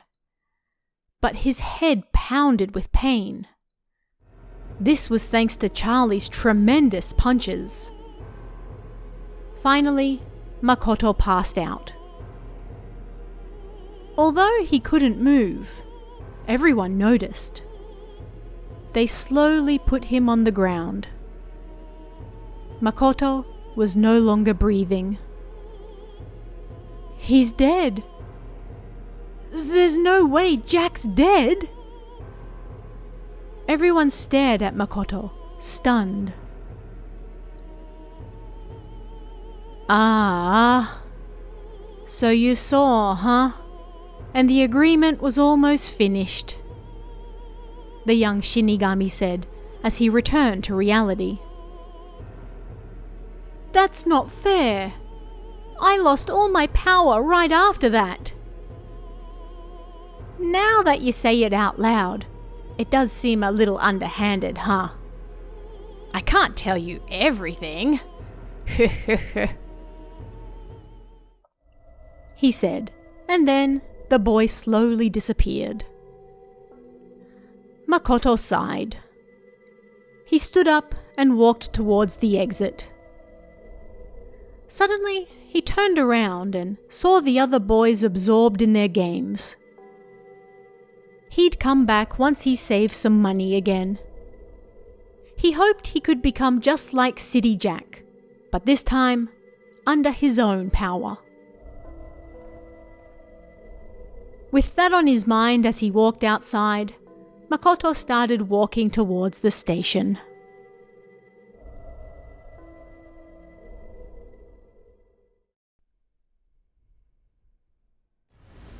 Final photo.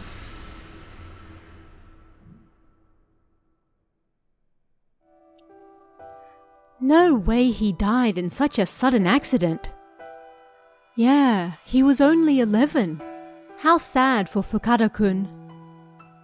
I looked at Fukada-kun's face as the adults whispered. We were currently at his funeral. Fukada-kun's body lay in the coffin right in front of me. I could see his face in the open square window. He passed away the day before yesterday. He was walking home from school when a car ignored the traffic light and hit him, and he died instantly. As I stared at him, our teacher put a gentle hand on my shoulder. He looks good, huh? I heard he was covered in injuries after the accident. Suzuki, take a good look at his face. Okay. Honestly, I wasn't that sad. I never really liked Fukada-kun all that much. He was good at both study and sports, was bright and popular. But I also felt like he was always looking down on me. With that on my mind, I took my phone out of my pocket. Before Fukada-kun left, I took a photo of everyone on my phone while they were playing dodgeball. Amongst those was one of Fukada-kun by himself. He had a bright smile on his face as he was throwing the ball. Maybe this was the last photo anyone took of him.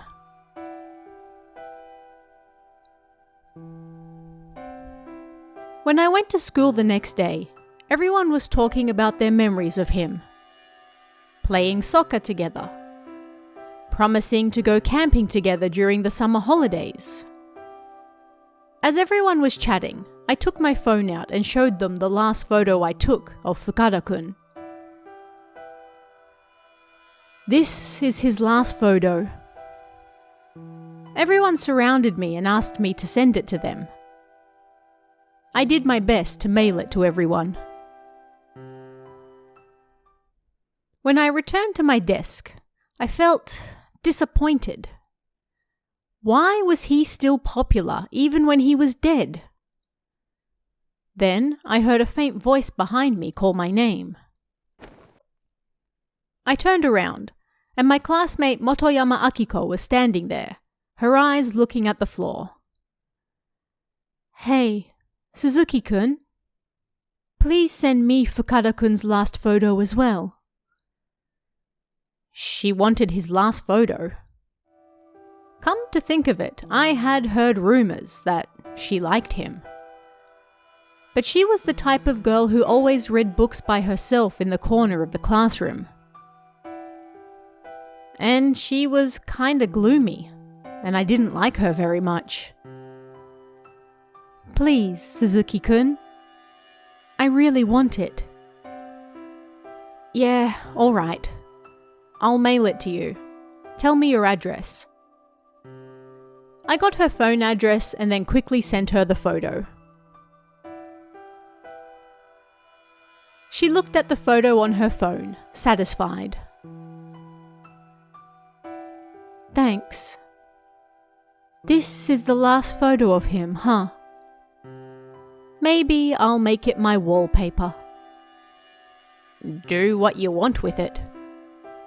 "I will. Thanks."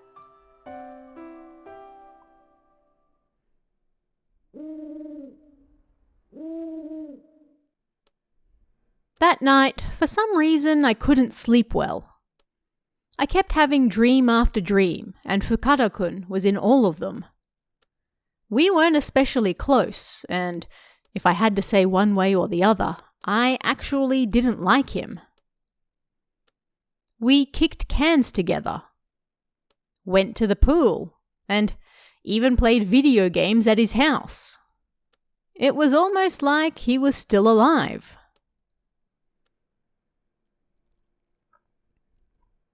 In the end, I wasn't able to sleep very well, and I went to school in the morning still yawning. I couldn't pay any attention in class, and kept thinking about Fukada-kun. Why did I dream about him so much? Did he want to tell me something? Suddenly, I remembered the photo on my phone. I took it out so the teacher wouldn't see, and looked at the photo of him throwing the dodgeball.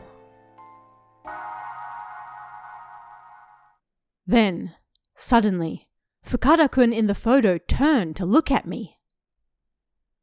Right at me. I almost let out a scream and forced my mouth shut. No way. No way. That's not possible. But he really did have his eyes open and looking right at me in the photo. Was this the photo I took?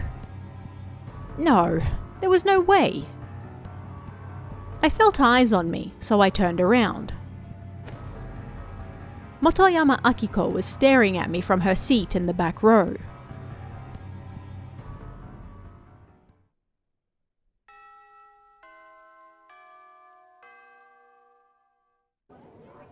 As soon as class was over, I went over to her seat. Hey, I sent you Fukada-kun's photo yesterday, right? Could you show me it? I thought maybe he would be looking this way in her photo as well, but I couldn't ask the others about it. With a composed look on her face, she said, "Come to the gym after school." After school, I immediately went to the gym. Motoyama was already waiting for me. What is it, Motoyama? Did your photo of Fukada-kun also... Yes, mine too. He's now looking at me in it. See? He is. But why? This isn't the photo I took. Fukada-kun is going to come back to life soon. Come back to life? Yeah. Last night, I cast a spell that took all night to complete. A spell? Yes. A spell to bring back the dead from the latest Western magic book that came out. It was difficult getting together everything I needed for it. Crushed cockroaches, fishwort leaves, the cast-off skin of a snake, and lots of other things. Oh, and also my soul. But that wasn't all. The most important thing was the last photo of that person, and someone to take their place. Someone to take their place? Yes, the person who took that photo. Sorry, Suzuki-kun, but I really like Fukada-kun a lot. I didn't believe what she was saying and shook my head. But suddenly, my consciousness faded and everything before me went black.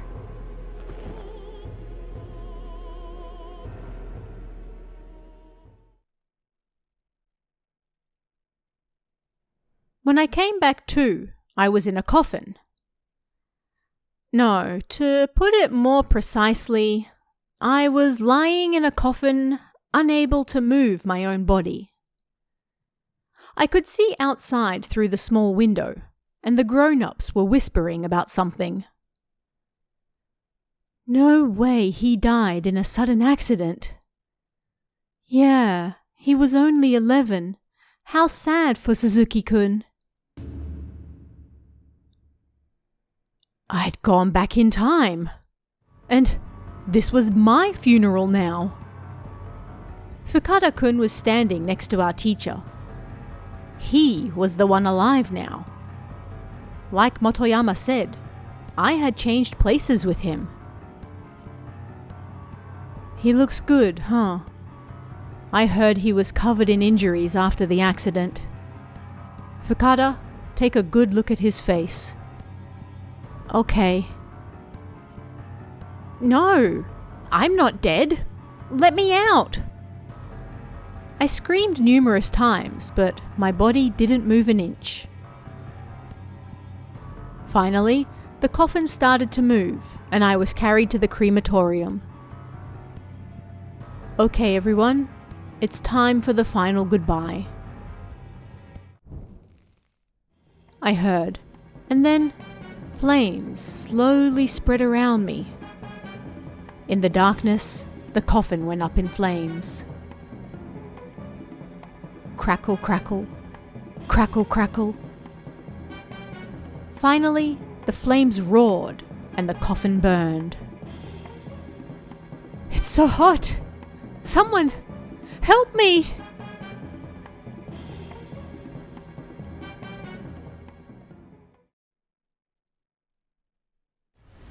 Ghost DJ.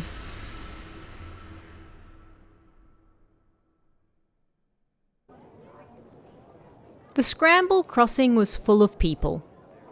They were mostly young, and even at night it was still packed.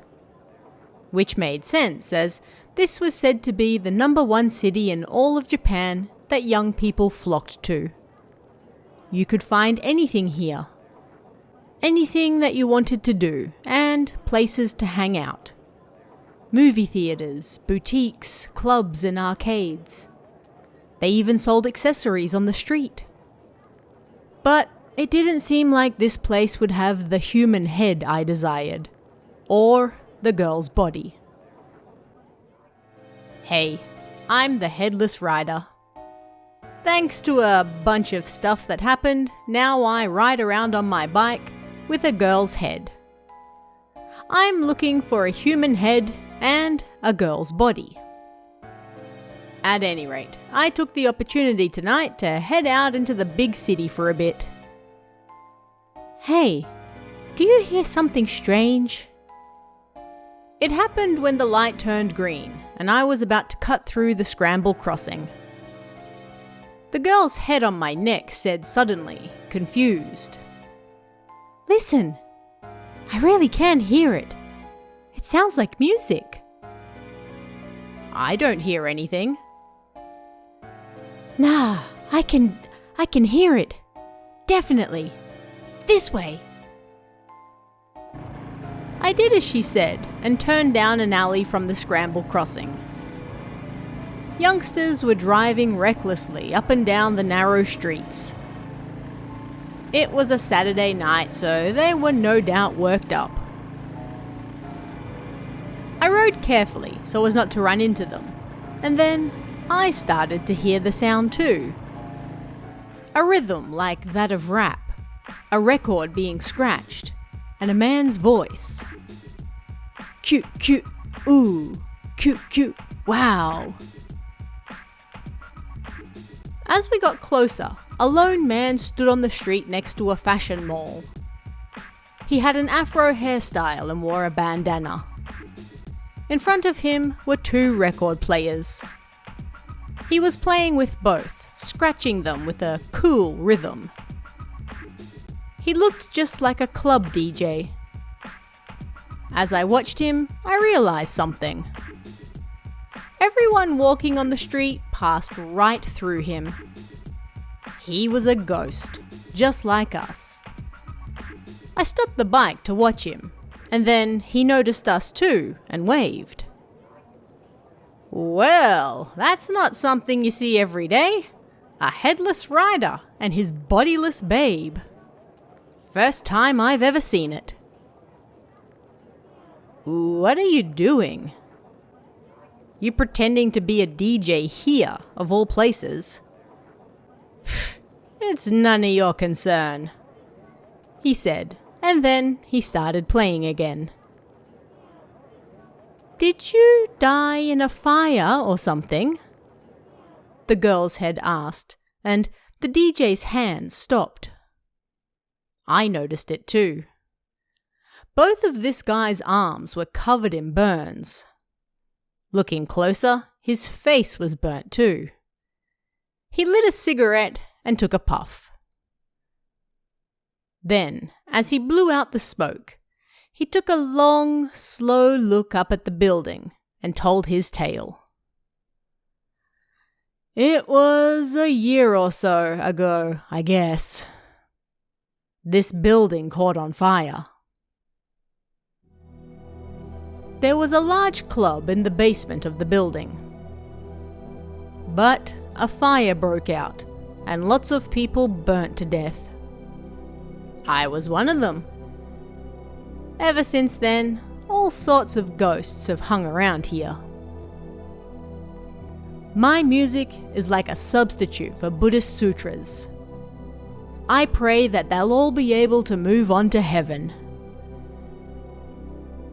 But there aren't any other ghosts here anymore. Looks like they've all passed on, don't you think? It's about time you passed on too, yeah? I said, and the DJ fell silent. Then he started playing again without answering me. That music sounded somewhat sad. Even the people walking on the street who shouldn't be able to see the DJ stopped and turned to look in his direction. Some people even moved to the beat. You're amazing. It's like you can control people through sound. But still he didn't reply. Let's go, I said, turning the bike key and starting the engine. But the girl's head said, wait, and stopped me. Just recently, I realized that the girl I travel with has a strange power. She can read what's in people's hearts, and she can predict what's going to happen in the future.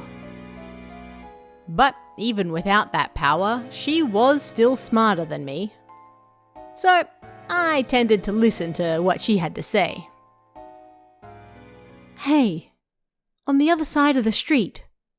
Look over there. I did as she said and looked to the other side of the street. A woman in her mid-20s or so was walking towards us holding some flowers. She wasn't a ghost. She was a person. She put the flowers down next to the building and then put her hands together to start praying. The DJ noticed too. But he didn't stop playing. Finally, the woman stood and walked away. "Follow that woman." "Why?" "Just do it, quickly," she said. So I started following her on my bike. The woman walked until she got close to the scramble crossing, and then she entered a cafe. She ordered a black tea, and then seemed to get lost in her thoughts. The girl and I got off the bike in a crowded area and then sat in front of the table the woman was seated at. "Hey, put me closer to that woman's head." And so I moved the girl's head closer to the other woman. The girl closed her eyes and started reading the other woman. Before long, she slowly opened her eyes again. "What's wrong? Did you see something?" "Yeah. The reason why that DJ won't move on. This woman, she's his wife." "His wife? And then, a voice screamed on the other side of the cafe window. It was those reckless drivers. They had driven onto the footpath and hit several people. The car finally stopped when it hit a street light. Several people fell over, covered in blood. People walking nearby ran over to grab them. "Hold on! Call an ambulance, quickly!" We held our breath and watched. Before long, an ambulance sounded in the distance. But as more and more time passed, the ambulance showed no signs of appearing. "What the hell is the ambulance doing? They're taking too long. They're doing construction over there. The road is blocked. Plus, there are cars and people everywhere. Damn it! They're not going to make it in time." Then the girl looked at me and screamed. "That guy might be able to do something." We left the cafe and rode back to the fashion mall.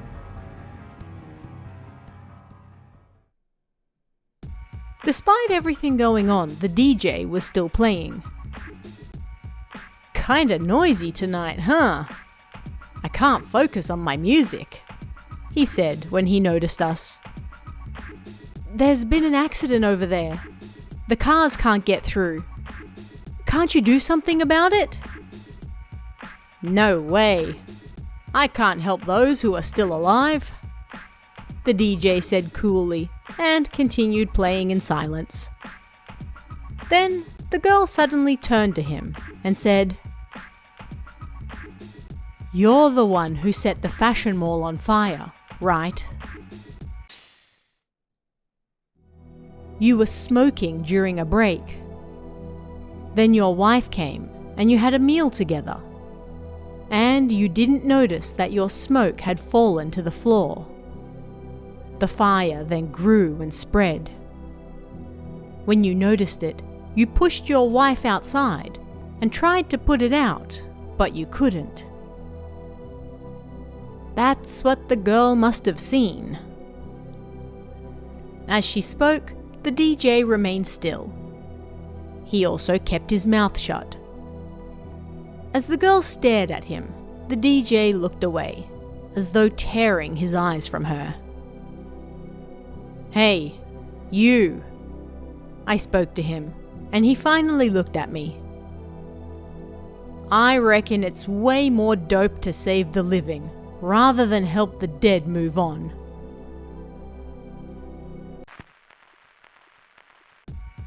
I thought he'd remain silent, but then he reached both hands out to the player in front of him and started scratching again. That sound reached out into the city. Coo, oh, coo, wow. The people walking on the street stopped at the loud noise. The people near the scene of the accident also stopped.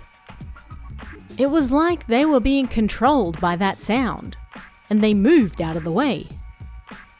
The cars also seemed to respond, moving to the side of the road. And the ambulance was finally able to move through. We rushed back over and were shocked by what we saw. That DJ was out of this world. Finally, the ambulance had arrived. They put several injured people on board and then took off again. Yeah, looks like it'll be okay now, the girl above my neck said, and I was relieved too.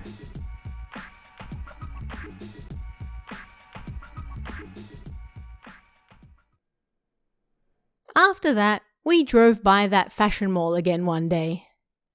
But the DJ wasn't there. However, his bandana was tied to the telephone pole, blowing in the breeze. Did he finally move on to the other side? Before long, that woman appeared again. She stood there, and a faint smile appeared on her lips. I don't know how, but it seemed she knew the DJ had moved on.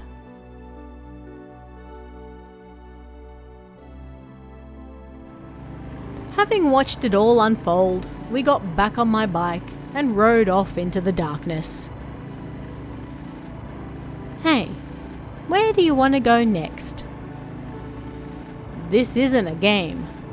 We need to quickly move on as well, I said angrily, but the girl just laughed happily.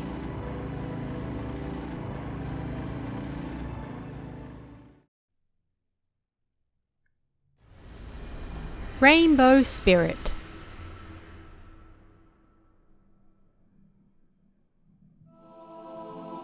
I loved my grandma. When I got home from school, I tossed my bag. Then I ran to her house next door like I always did. "Welcome home," she said when she saw me. And she secretly gave me sweets without telling Mum. She also helped me with my homework. She gave me lots of pocket money too. And we played lots of video games together. She wasn't very good at them, but she practiced a lot to play with me. She was always kind to me like this.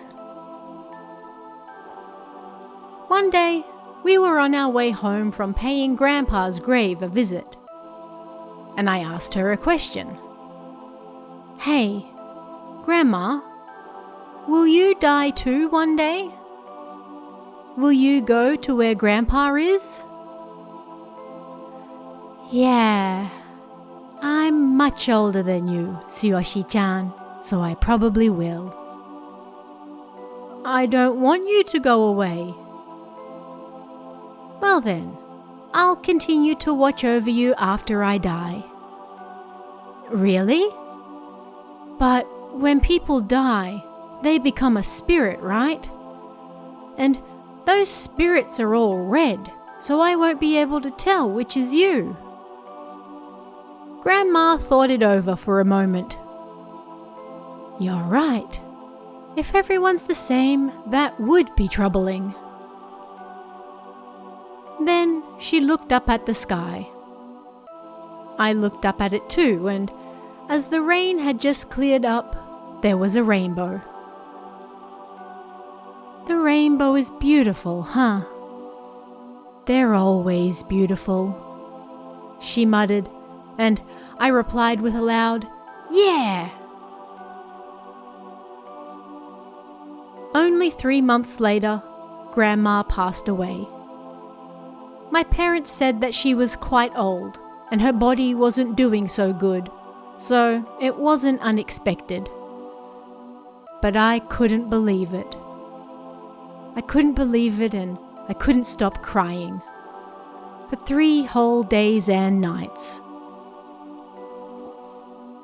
Did she go to where Grandpa was? Or was she watching over me? I learnt the answer to that a year later, during this year's summer. I went mountain climbing during my school's summer camp. I always loved the ocean and mountains, so I was greatly looking forward to the camp. And it was really fun setting up camp in the mountains with my friends. We set out for the summit the next day, and it was amazing. But the way back was terrible. We were on our way back down from the summit. It started raining as soon as we descended. And our teacher screamed over and over not to get separated. And so, a few dozen of us students carefully walked back down so as not to get in any trouble. But then, the rain suddenly fell even harder, and I could barely see. The only thing I could see was my classmate Yoshiki's back walking in front of me. That was why I tried desperately to keep up with him. But then, he suddenly turned around. Tsuyoshi? Ah, there you are. Thank God. The path has disappeared. Surprised, I looked in front of him and the path really was gone. There was nothing but trees. Looking behind us, nobody was there. Yes, we'd gotten separated from the others, and now found ourselves lost on the mountain. Because we were deep in the mountain, our phones didn't work either. And so, for a while, all we could do was walk around the forest. But then I started to wonder if maybe we could find our way back to the others. But for now, we should just head down, I thought. But cliffs and valleys kept getting in our way. Finally, evening fell, and everything got dark. The rain also got heavier, and we couldn't even take another step forward. Tsuyoshi, I can't go any further. Suddenly, Yoshiki sat on the ground. With little else I could do, I dragged him beneath a nearby large rock that was jutting out. Unfortunately, there was nothing else we could do. We each ate a small bit of the chocolate we had left, but still, our stomachs rumbled. A short while later, the rain stopped. But now, it was suddenly cold. Yoshiki started to doze, putting his head on my shoulder before falling asleep. Hey, it's all over. We're gonna die. Tsuyoshi, I'm sorry. I'm sorry. He muttered like he was delirious. Get it together, I yelled at him several times. But now I was worried too. Yeah, I probably won't ever be able to go home again. I probably won't be able to go to school again either. Maybe I'll die here. As I thought that, tears came to my eyes. Then, Yoshiki suddenly muttered something. Hey, Tsuyoshi, are we already dead? Look, it's a spirit. A spirit? At that, I turned my eyes to the area before us. There really was a flaming red fireball floating in the air. It blazed and leapt. There was no denying it. It was a spirit. Huh. So we really had died and moved on to the other side. That was honestly what I thought. But then the spirit suddenly changed colours from that burning red. Red, blue, yellow, green, purple, and then indigo. It started burning with 7 colours, just like a rainbow. And suddenly, I remembered. I remembered what my grandmother said right before she died. And those spirits are all red, so I won't be able to tell which is you. The rainbow is beautiful, huh? Grandma! Grandma! I screamed, and the rainbow spirit moved up and down like it was nodding. Then, as it floated up, it started slowly moving away. I stood up and pulled Yoshiki out from under the rock. Come on! Get up, Yoshiki! We're getting out of here! If we follow that rainbow spirit, we'll be okay. Wiping my tears, I followed that rainbow spirit with Yoshiki. Moving through the trees and rocks, we desperately made our way through the forest. Thank you, Grandma. You really were looking out for me. I was thankful to her. Before long, we found a large mountain path. We sat down and took a deep breath. Thanks, Grandma. We'll be all right on our own now, I said, and the rainbow spirit slowly moved up and down. She was nodding. I thought she might remain floating there for a while, but then she slowly started moving towards the sky, almost like creating the arch of a rainbow. Then it turned into a small dot and disappeared. Tsuyoshi! Yoshiki! Tsuyoshi! Yoshiki! Soon after that, we heard the teachers and others calling for us from the other side of the path.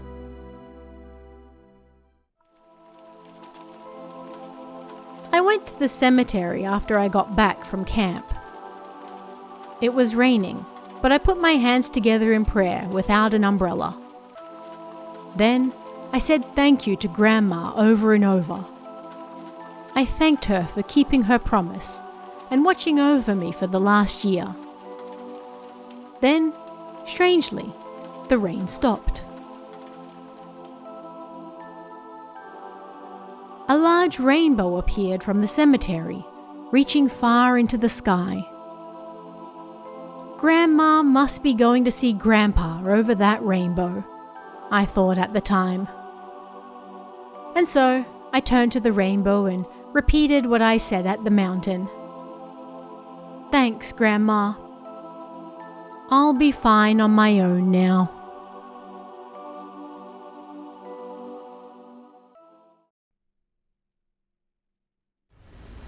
She follows.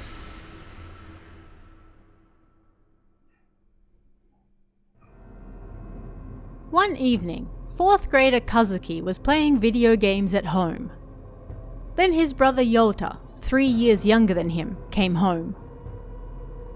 What's wrong, Yota? Kazuki, she followed me. She followed me. Eh? Who followed you? Kazuki asked. The ghost! The ghost! Yota said, clinging to his older brother. When I was coming back from my friend's house, I was walking down a quiet street and she started following behind me. It was a woman pushing a bike. A woman pushing a bike? Even Kazuki had heard the stories of that ghost before. There was a lonely road on the outskirts of the shopping district with some Jizo statues. and if you walked down it, you could hear the sound of a bike being pushed.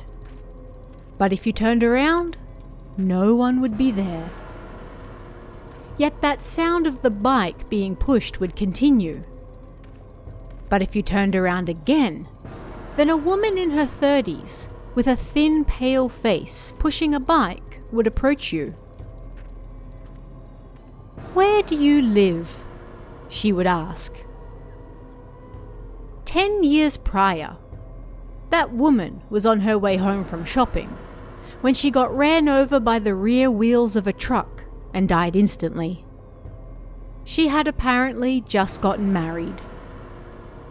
Several of Kazuki's classmates said that ghost had followed them, and they got so scared that they ran away.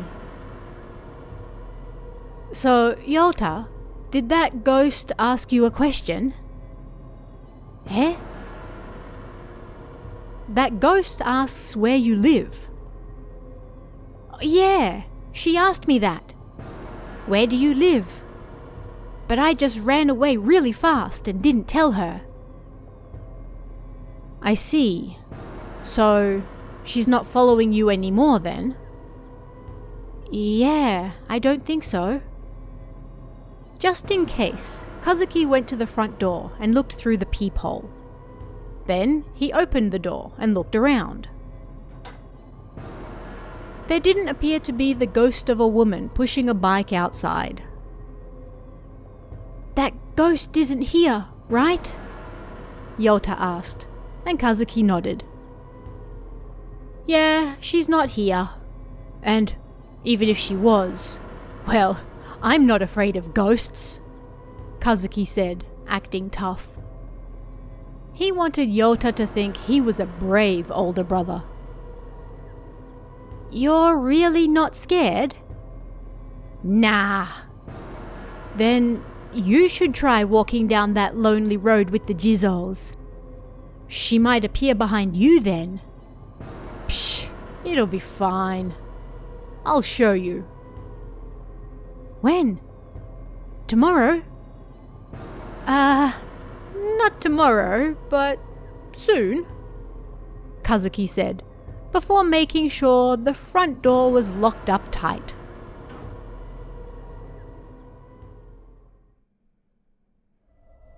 Several days later, Kazuki's classmate Otakun had been sick for a while with a cold, so their teacher asked Kazuki to deliver some printouts to his house. Kazuki returned home first. Then he rode to Otakun's house and delivered the printouts. On the way back, Kazuki got lost. As he rode towards the shopping district, suddenly his pedals felt heavy. It was like someone was on the bike behind him, and panicking, Kazuki stopped. There was nobody there. Huh? Looking closer, his back tire was flat. Damn it! I'll get a sore butt if I keep riding it like that. Kazuki had no choice but to push the bike.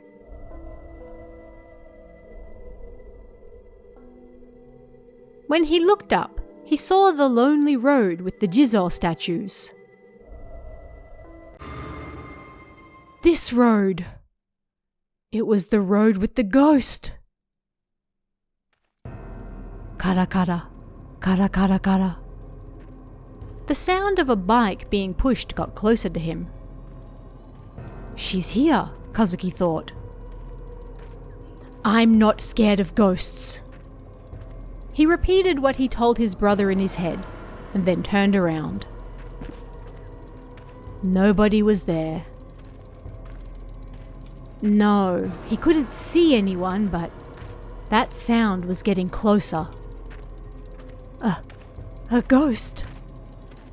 Kazuki couldn't move.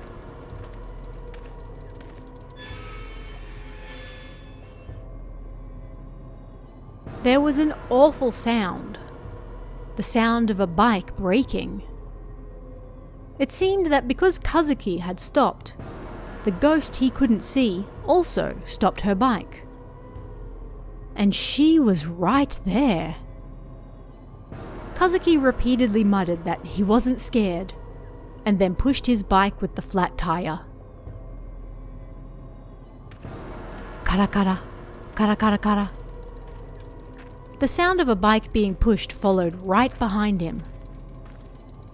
Why was the ghost pushing her bike? Did she also have a flat tire? Kazuki wondered. He stopped and turned around. He couldn't see anything.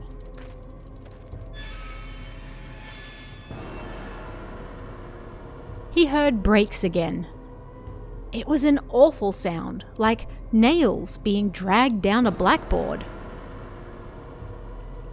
Kazuki started walking again.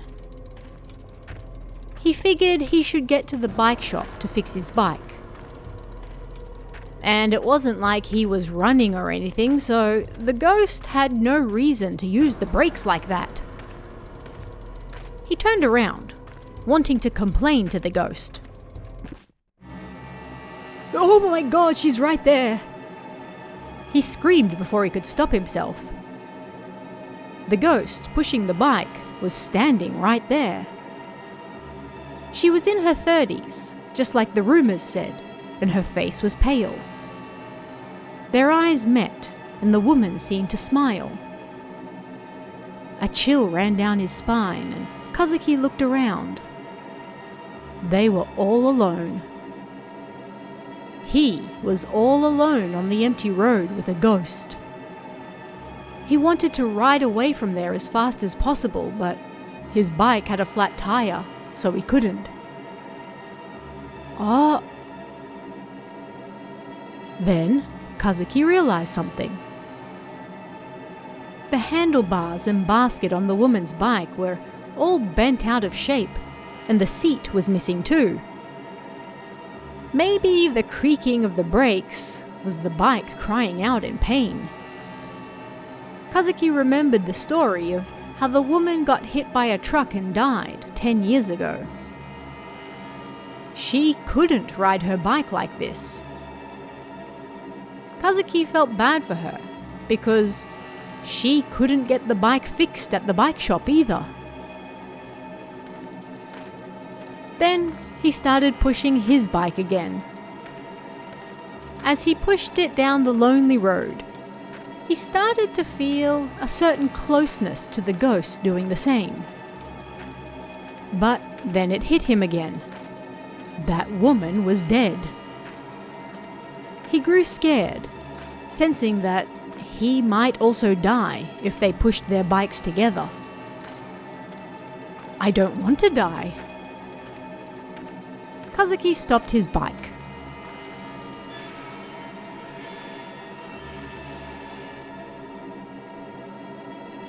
The ghost also stopped, her brakes squeaking. You can go first. After you. The woman silently lowered her head. Then she straddled her bike with no seat. Eh? I'll go on ahead, the woman on the bike said clearly. The bike picked up unbelievable speed as she pedaled. Eh? Just like that, the woman disappeared. Kazuki was dumbfounded. Huh. So she could ride that bike in that state. Ghosts are amazing. But then Kazuki suddenly grew curious about something. Huh? But the stories of that woman say she asks where you live. And my brother said she asked him. Why didn't she ask me?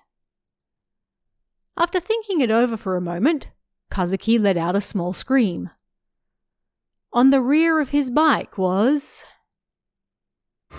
something something ward, something something town, 4丁目3番地, Moriyama Kazuki.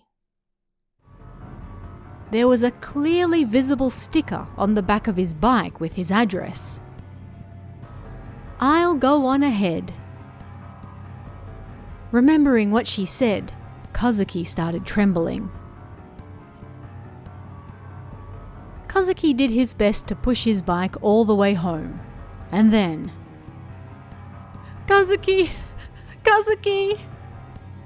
His younger brother, lying on the ground in tears at the front door, looked up at him.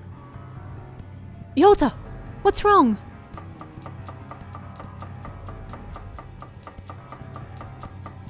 He heard a banging sound.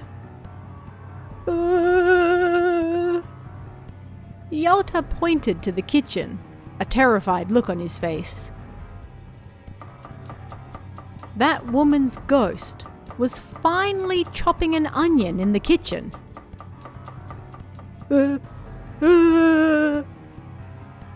Right in front of his eyes, the ghost took some minced meat out of the fridge, and then found the bag of breadcrumbs.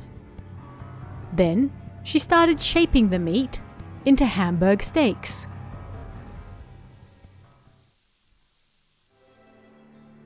"Kazuki, what's wrong?" Yota asked. Kazuki was troubled. "Well, she did go to all the trouble of making this, so we kind of have to eat it," he said. "Thanks for the food." Kazuki and Yota tried the Hamburg steaks. "It's good." The boys both smiled. "I'm glad. I really wanted to make them," the ghost said as the boys chowed down on the steaks. "My husband moved and I don't know where he is now. And so I can't cook for him anymore. I just wanted to make someone one last meal." "One last meal?" Kazuki asked, and the woman slowly nodded and then faded away. After that, nobody saw the ghost of the woman pushing the bike ever again. She was no doubt satisfied that Kazuki and Yota ate the Hamburg steaks and then passed on. And Kazuki truly came to believe that ghosts weren't really that scary after all.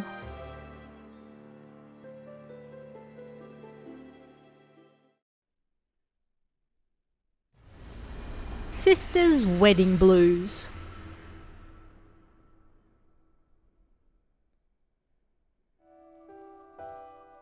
I just can't get married. It was a Saturday afternoon when my older sister first said this. She was already engaged, and the day of the ceremony had been decided. And yet, she told her partner she could no longer get married. "I just don't want to do it." Our parents calmed her down and asked why. But she just stayed shut up in her room, her eyes downcast as she refused to answer. Seeing that, our mother sighed. "Is it the wedding blues, I wonder?" I innocently asked my mother a question as we went to see how my sister was. "Hey Mum, what's the wedding blues?" "Well, you see, when a wedding gets near, women often become worried and no longer want to go through with it." I asked why, but she said that I was still too young to understand, and that was the end of that. I was annoyed. Sure, my sister and I had a 10-year age difference, but I was already in the 5th grade. I somewhat understood how women felt. My sister was going to marry Teruo-san. They met at a mixer, and he lived in the mountains pretty far from here. But he was an honest man, and handsome to boot. so it didn't take my sister long to fall for him. I met him just once, and he really did seem to be handsome and a very nice man. So why didn't she want to marry him? Curious, I snuck into my sister's room that night. She was sitting down, holding back tears. "Hey, why don't you want to get married?" I asked quietly, and then my sister answered. She probably thought it would be okay to say because I was just a kid. To me, he looks like a monster. A monster? No way! Sometimes he grows scales on his neck. Sometimes I've even seen a tail. That's right, there's no doubt that Teruo-san is a monster.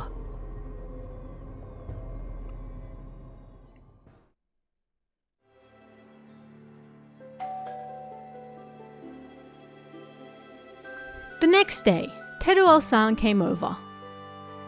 My sister threw a tantrum, saying she wouldn't see him.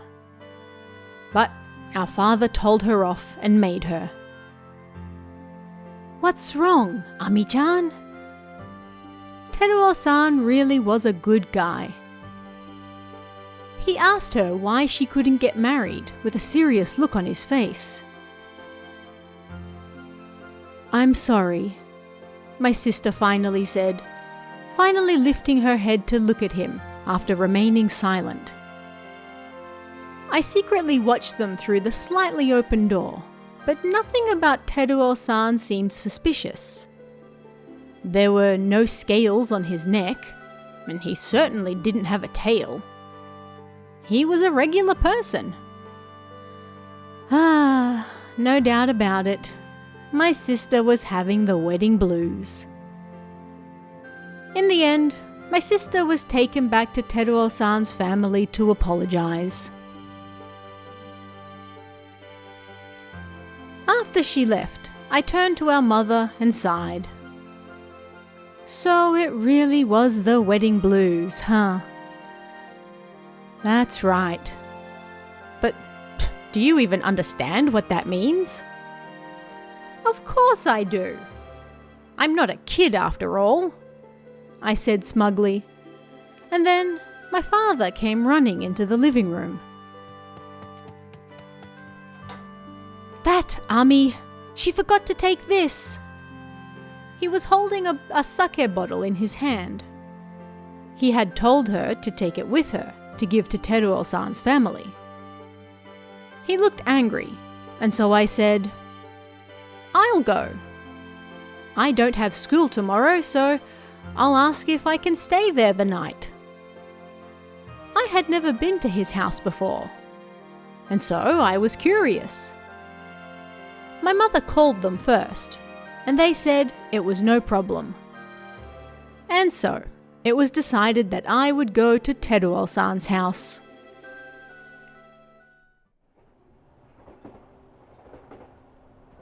I got on the train at the nearest station, then got onto another, the entire trip taking 5 hours.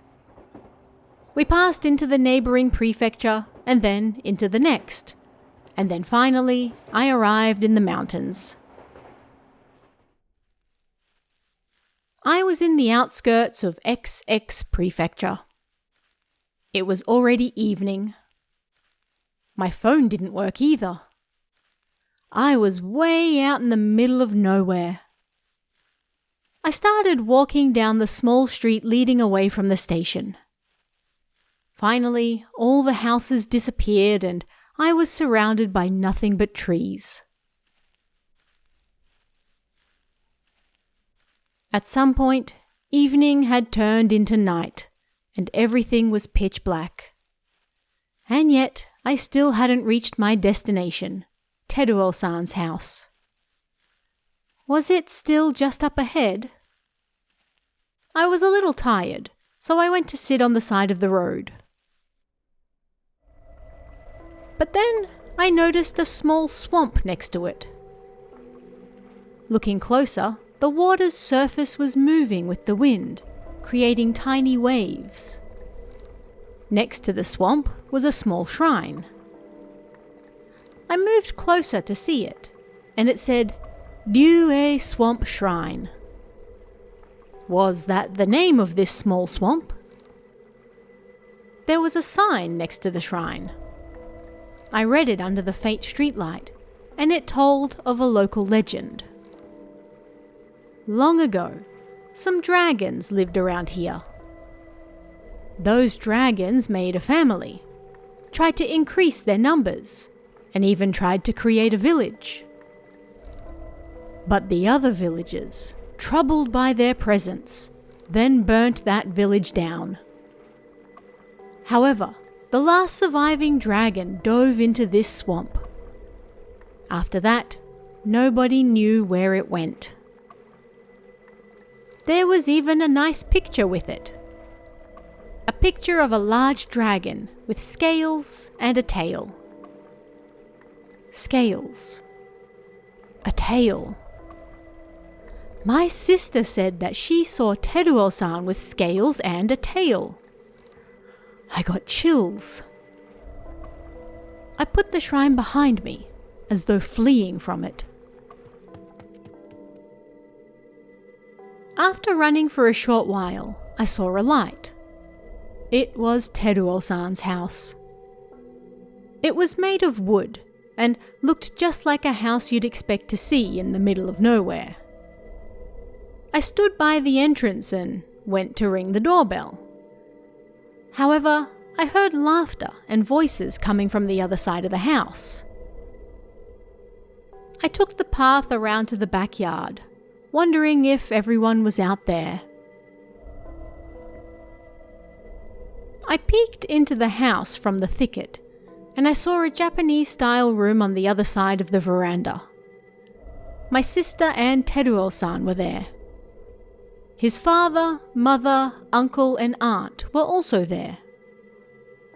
They were talking to my sister, everyone smiling and thanking her for joining their family. She was smiling, as though her mood had completely recovered. I went to call out to her. But then, the mother left the room. And she turned into a creepy dragon. Her entire body was covered in scales. Her tail dragged behind her. She had fangs, and a thin red tongue occasionally poked out of her mouth. Zuru zuru, chiro chiro. But she wasn't alone. When Teruo-san and his father left the room, they also turned into dragons. I wanted to scream. However, I managed to keep it in. Finally, everyone left the room once they were done eating, and my sister was all alone. I climbed over the thicket and approached the room. Sis! Hey! Sis! She heard my voice and turned to look. Her face was bright red from the sake. Let's get away from here, sis! What's this all of a sudden? It's not the wedding blues. This is a house of dragons. A house of dragons? What are you saying? It doesn't matter. Just come on. I grabbed her hand and pulled her onto the veranda. Then I tried to get back to the path from the thicket. But then... You two! Wait! A dragon suddenly appeared in front of the path. That dragon had Teruo-san's voice, and he spoke to me. I can't let you leave. Oh, that was bad.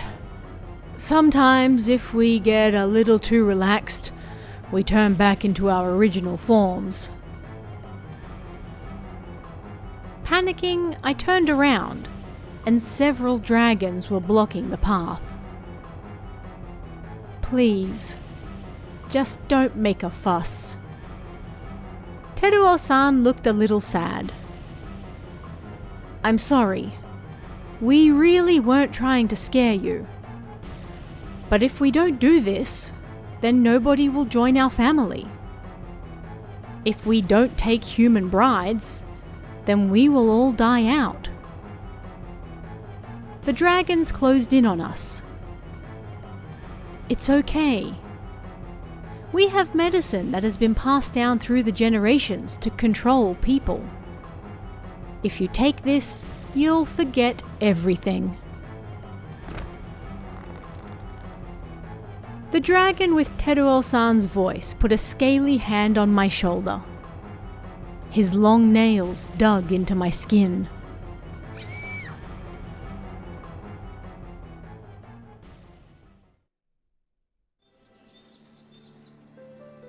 The next morning, I woke up in Teruo-san's house. According to them, I'd arrived at the house exhausted and passed out immediately on the bed. So all of that was a dream then. All because my sister had said such weird things and I read that sign by the shrine. That was probably why I had such a weird dream. There was no way people could turn into dragons. How stupid. After that, my sister and Teruo-san got married and soon had a child. The baby had such an innocent face and tiny hands. And when I held them, they were so soft and they cried in a small voice. The baby was so cute. Sometimes I thought I saw scales and a tail, but that was no doubt all in my imagination.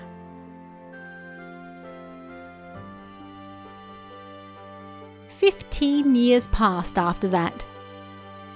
Now I have a boyfriend too. To tell you the truth, after visiting Teruo-san's house several times over the years, I met a man from the same village. Now I'm engaged to him. He's very kind and treats me well. But sometimes it's like I can see scales on his neck and a tail coming out from his behind. But I'm sure it's just because of the wedding blues."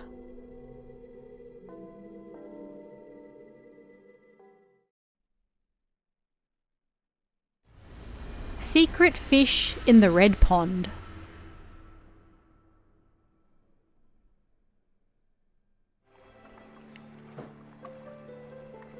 Kenta-kun left the house early and fished all day by himself at Akase Pond. But now it was evening already.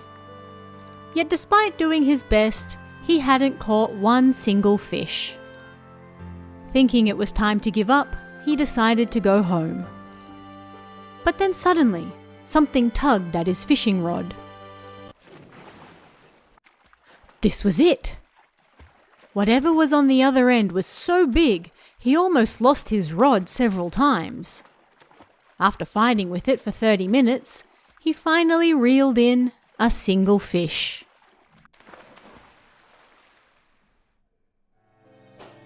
It was a huge carp, the likes of which he'd never seen before.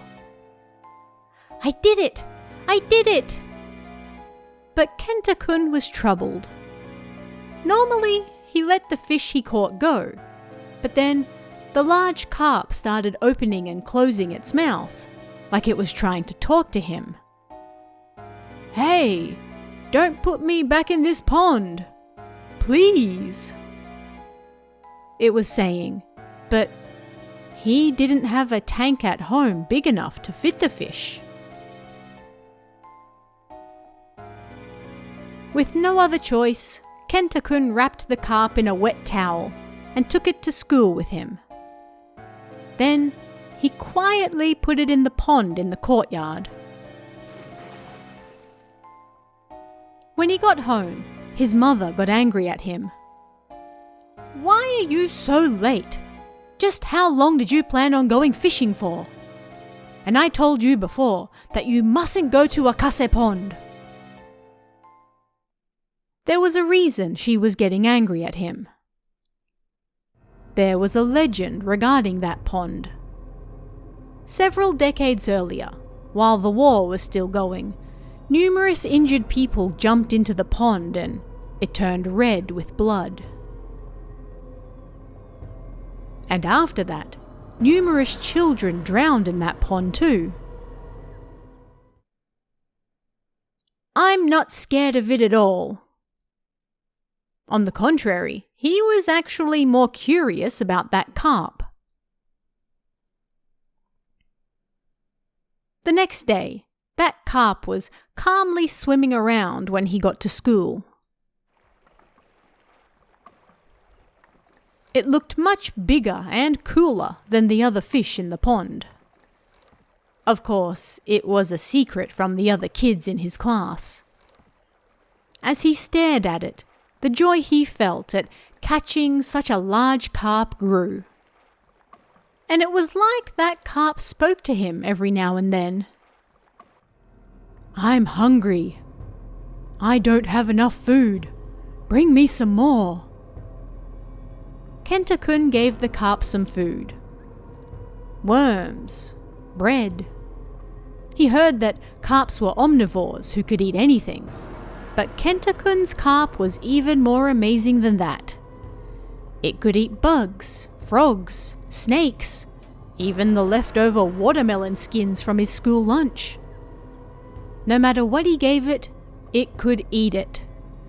And the more it ate, the bigger it got. It was now the same size as him, a 4th grader.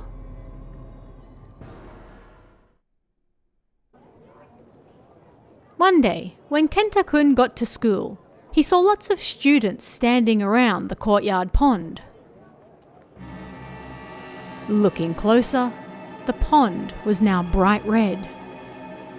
And other than his carp, everything else was dead, their white bellies facing the sky. A girl screamed. And then a teacher, who saw the single carp swimming around, said, "Was this large fish always here? Did somebody put it here? If so, then it may have been sick and infected the others." Oh no. Kenta-kun was troubled. At this rate, he would be responsible for the carp killing the other fish because he was the one who put it there. No, they might even move the carp from the school pond to another location. Maybe he could catch it. Kenta-kun thought he should put it back where it came from.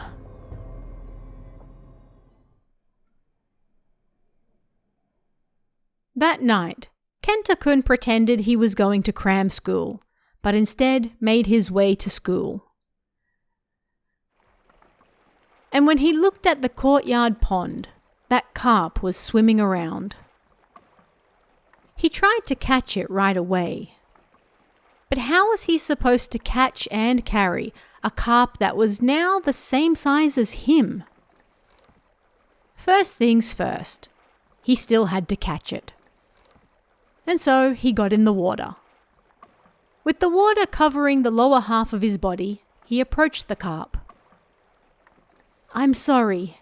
I'll get you out of here." The carp didn't try to escape.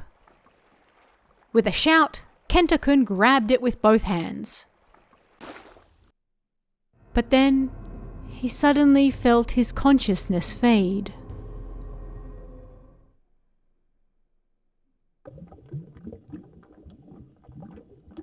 When he came back to, Kenta-kun was in a pond.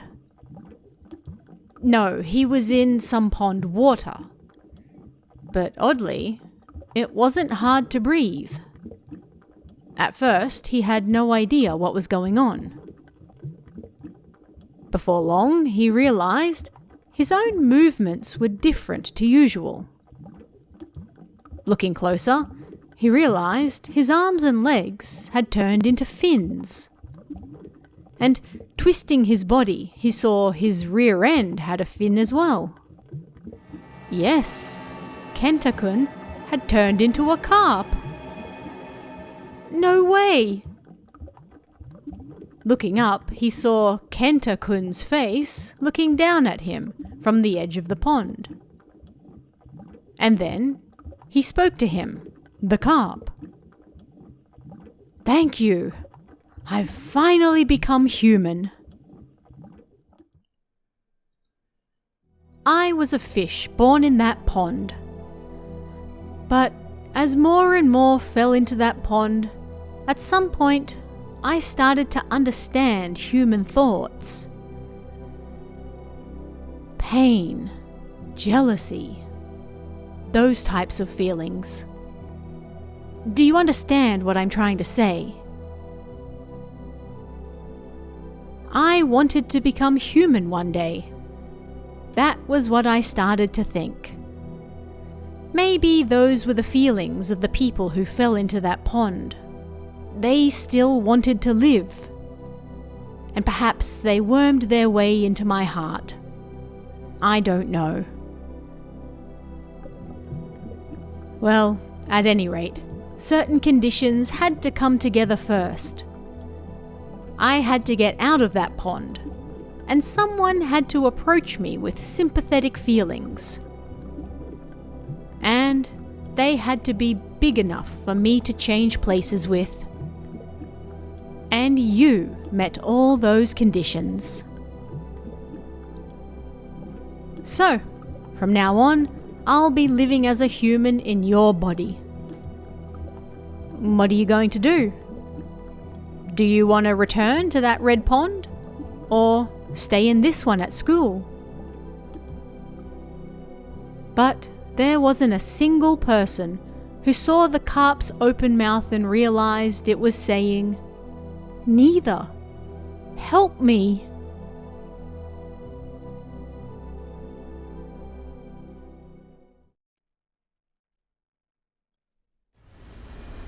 Akakage-san.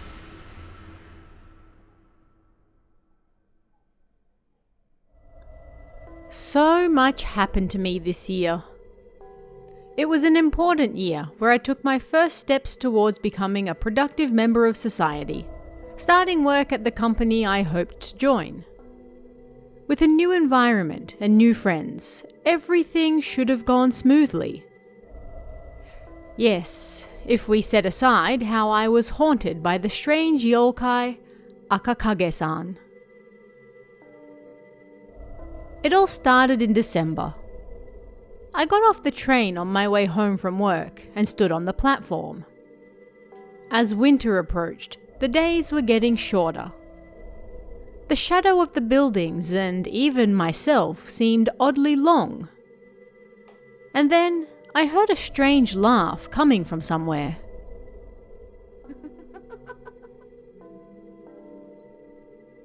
Before my very eyes, my shadow stretched, formed a large head, and then seemed to laugh at me. I rubbed my eyes, unable to believe it. And the shadow was normal again. When I lifted my hands, so did the shadow, and when I walked, it walked too. Was I simply imagining things? I thought, as I walked down the stairs towards the ticket gates. Crowds of people were coming and going through the gates. As I finally passed through, I stopped to catch my breath. Then I saw something strange. Numerous people were coming and going. But in that crowd of people, a few of them had red shadows. Surprise gripped me. It was the first time I'd seen anything like it. Not only that, but one of them, a businessman, had a bright red shadow. It almost looked like it was bleeding, and I found myself unconsciously staring at it. Then that businessman walked down the stairs of the pedestrian bridge. The lights at the crossing were green, so he no doubt wanted to rush over. But then, the man tripped down the stairs. He held his leg, appearing to be in great pain. A crowd gathered around him and someone called an ambulance.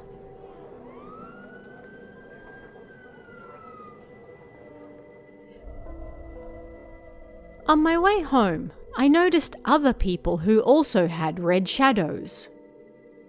Trembling the whole way back, my grandmother greeted me once I got home. "Welcome back, Fumie." My breath caught in my throat. Grandma's shadow was red. "Grandma?" "What's wrong, Fumie?" Nothing. I shook my head. But shortly after dinner, Grandma started writhing in pain. My parents both panicked.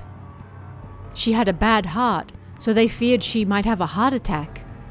The doctor had even warned them to be careful about it. My father quickly drove her to the hospital. The doctors did what they could, but Grandma remained unconscious. I sat on a chair in the hall, praying the whole time that she would get better. And then I realized something. Perhaps the shadows of those about to suffer misfortune looked red. Then my own shadow grinned at me again.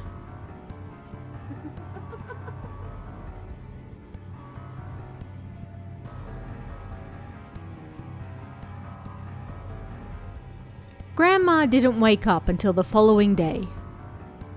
The doctor said she somehow managed to hold out. As I looked at her shadow, it was black again. When just the two of us were left alone in the hospital, I told her everything that had happened so far.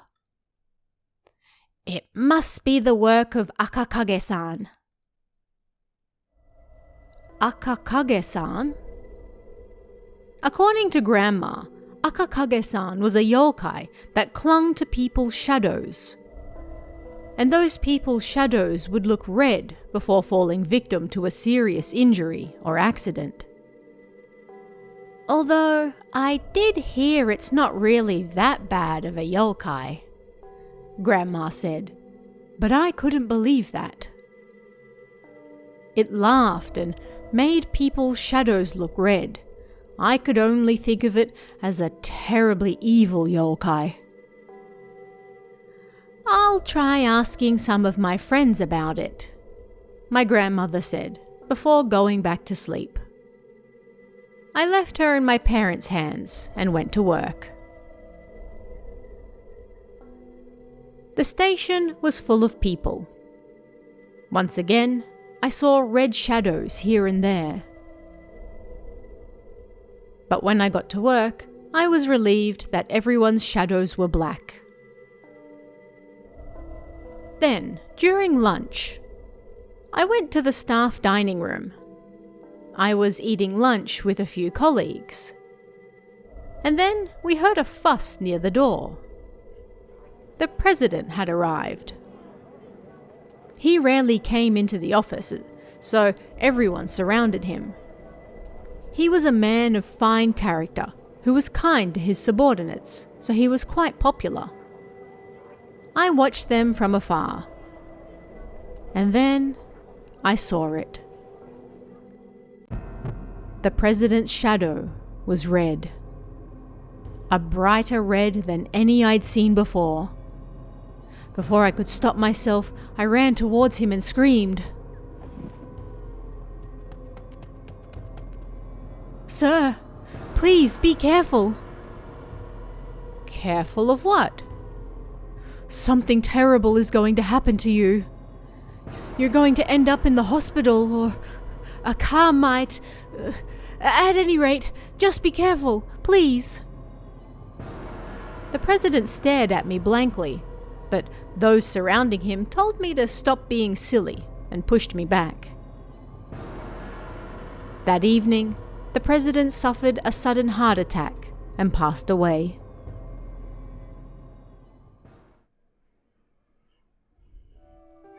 I wasn't able to save him. When I heard what happened, a deep sadness overwhelmed me. I had to carry this with me forevermore. I had to do something about it. And so I opened the desk drawer, took out the cutter, and secretly put it in my pocket.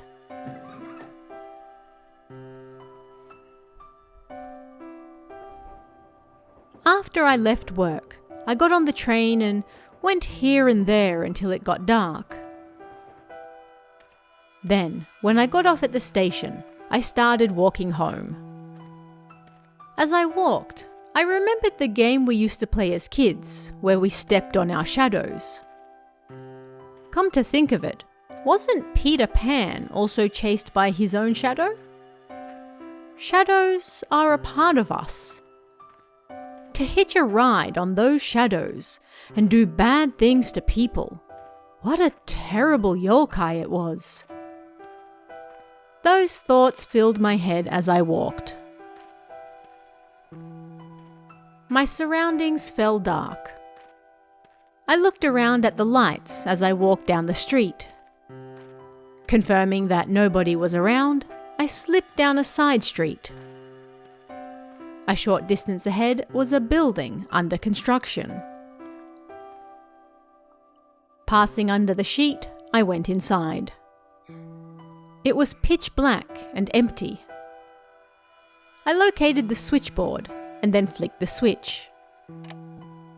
A big light turned on, and my shadow appeared quite large on the ground before me. "Show yourself, Akakage-san," I said, and then my shadow grew a large head and started laughing at me. "Leave me alone! Leave me right now!" I screamed at it, and then Akakage-san spoke for the first time. "Are you sure? Are you really sure? Can I really leave?" "Yes, leave me alone." I took the cutter out of my bag. I pushed the blade out and then thrust it towards my shadow.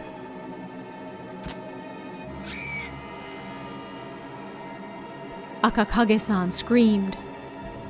Finally, blood welled out of my shadow. And then the large shadowy head sprang away. Like a cat, it jumped to the shadows of the construction materials, then the building itself. Finally, it disappeared into the darkness of the night. I did it! I was finally able to drive Akakage-san away. Relieved, I sat on the spot. Then my phone rang. It was Grandma. "Ah, Grandma! I finally did it! I succeeded in driving Akakage-san away." But Grandma gasped in shock. "You drove it away? Fumie, I spoke to one of my friends about it.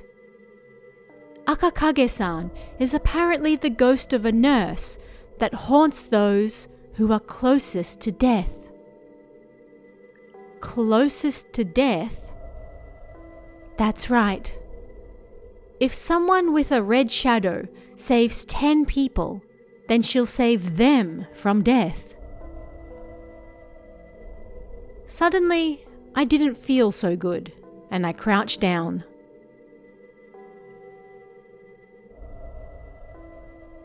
The following day, I discovered I had a serious illness.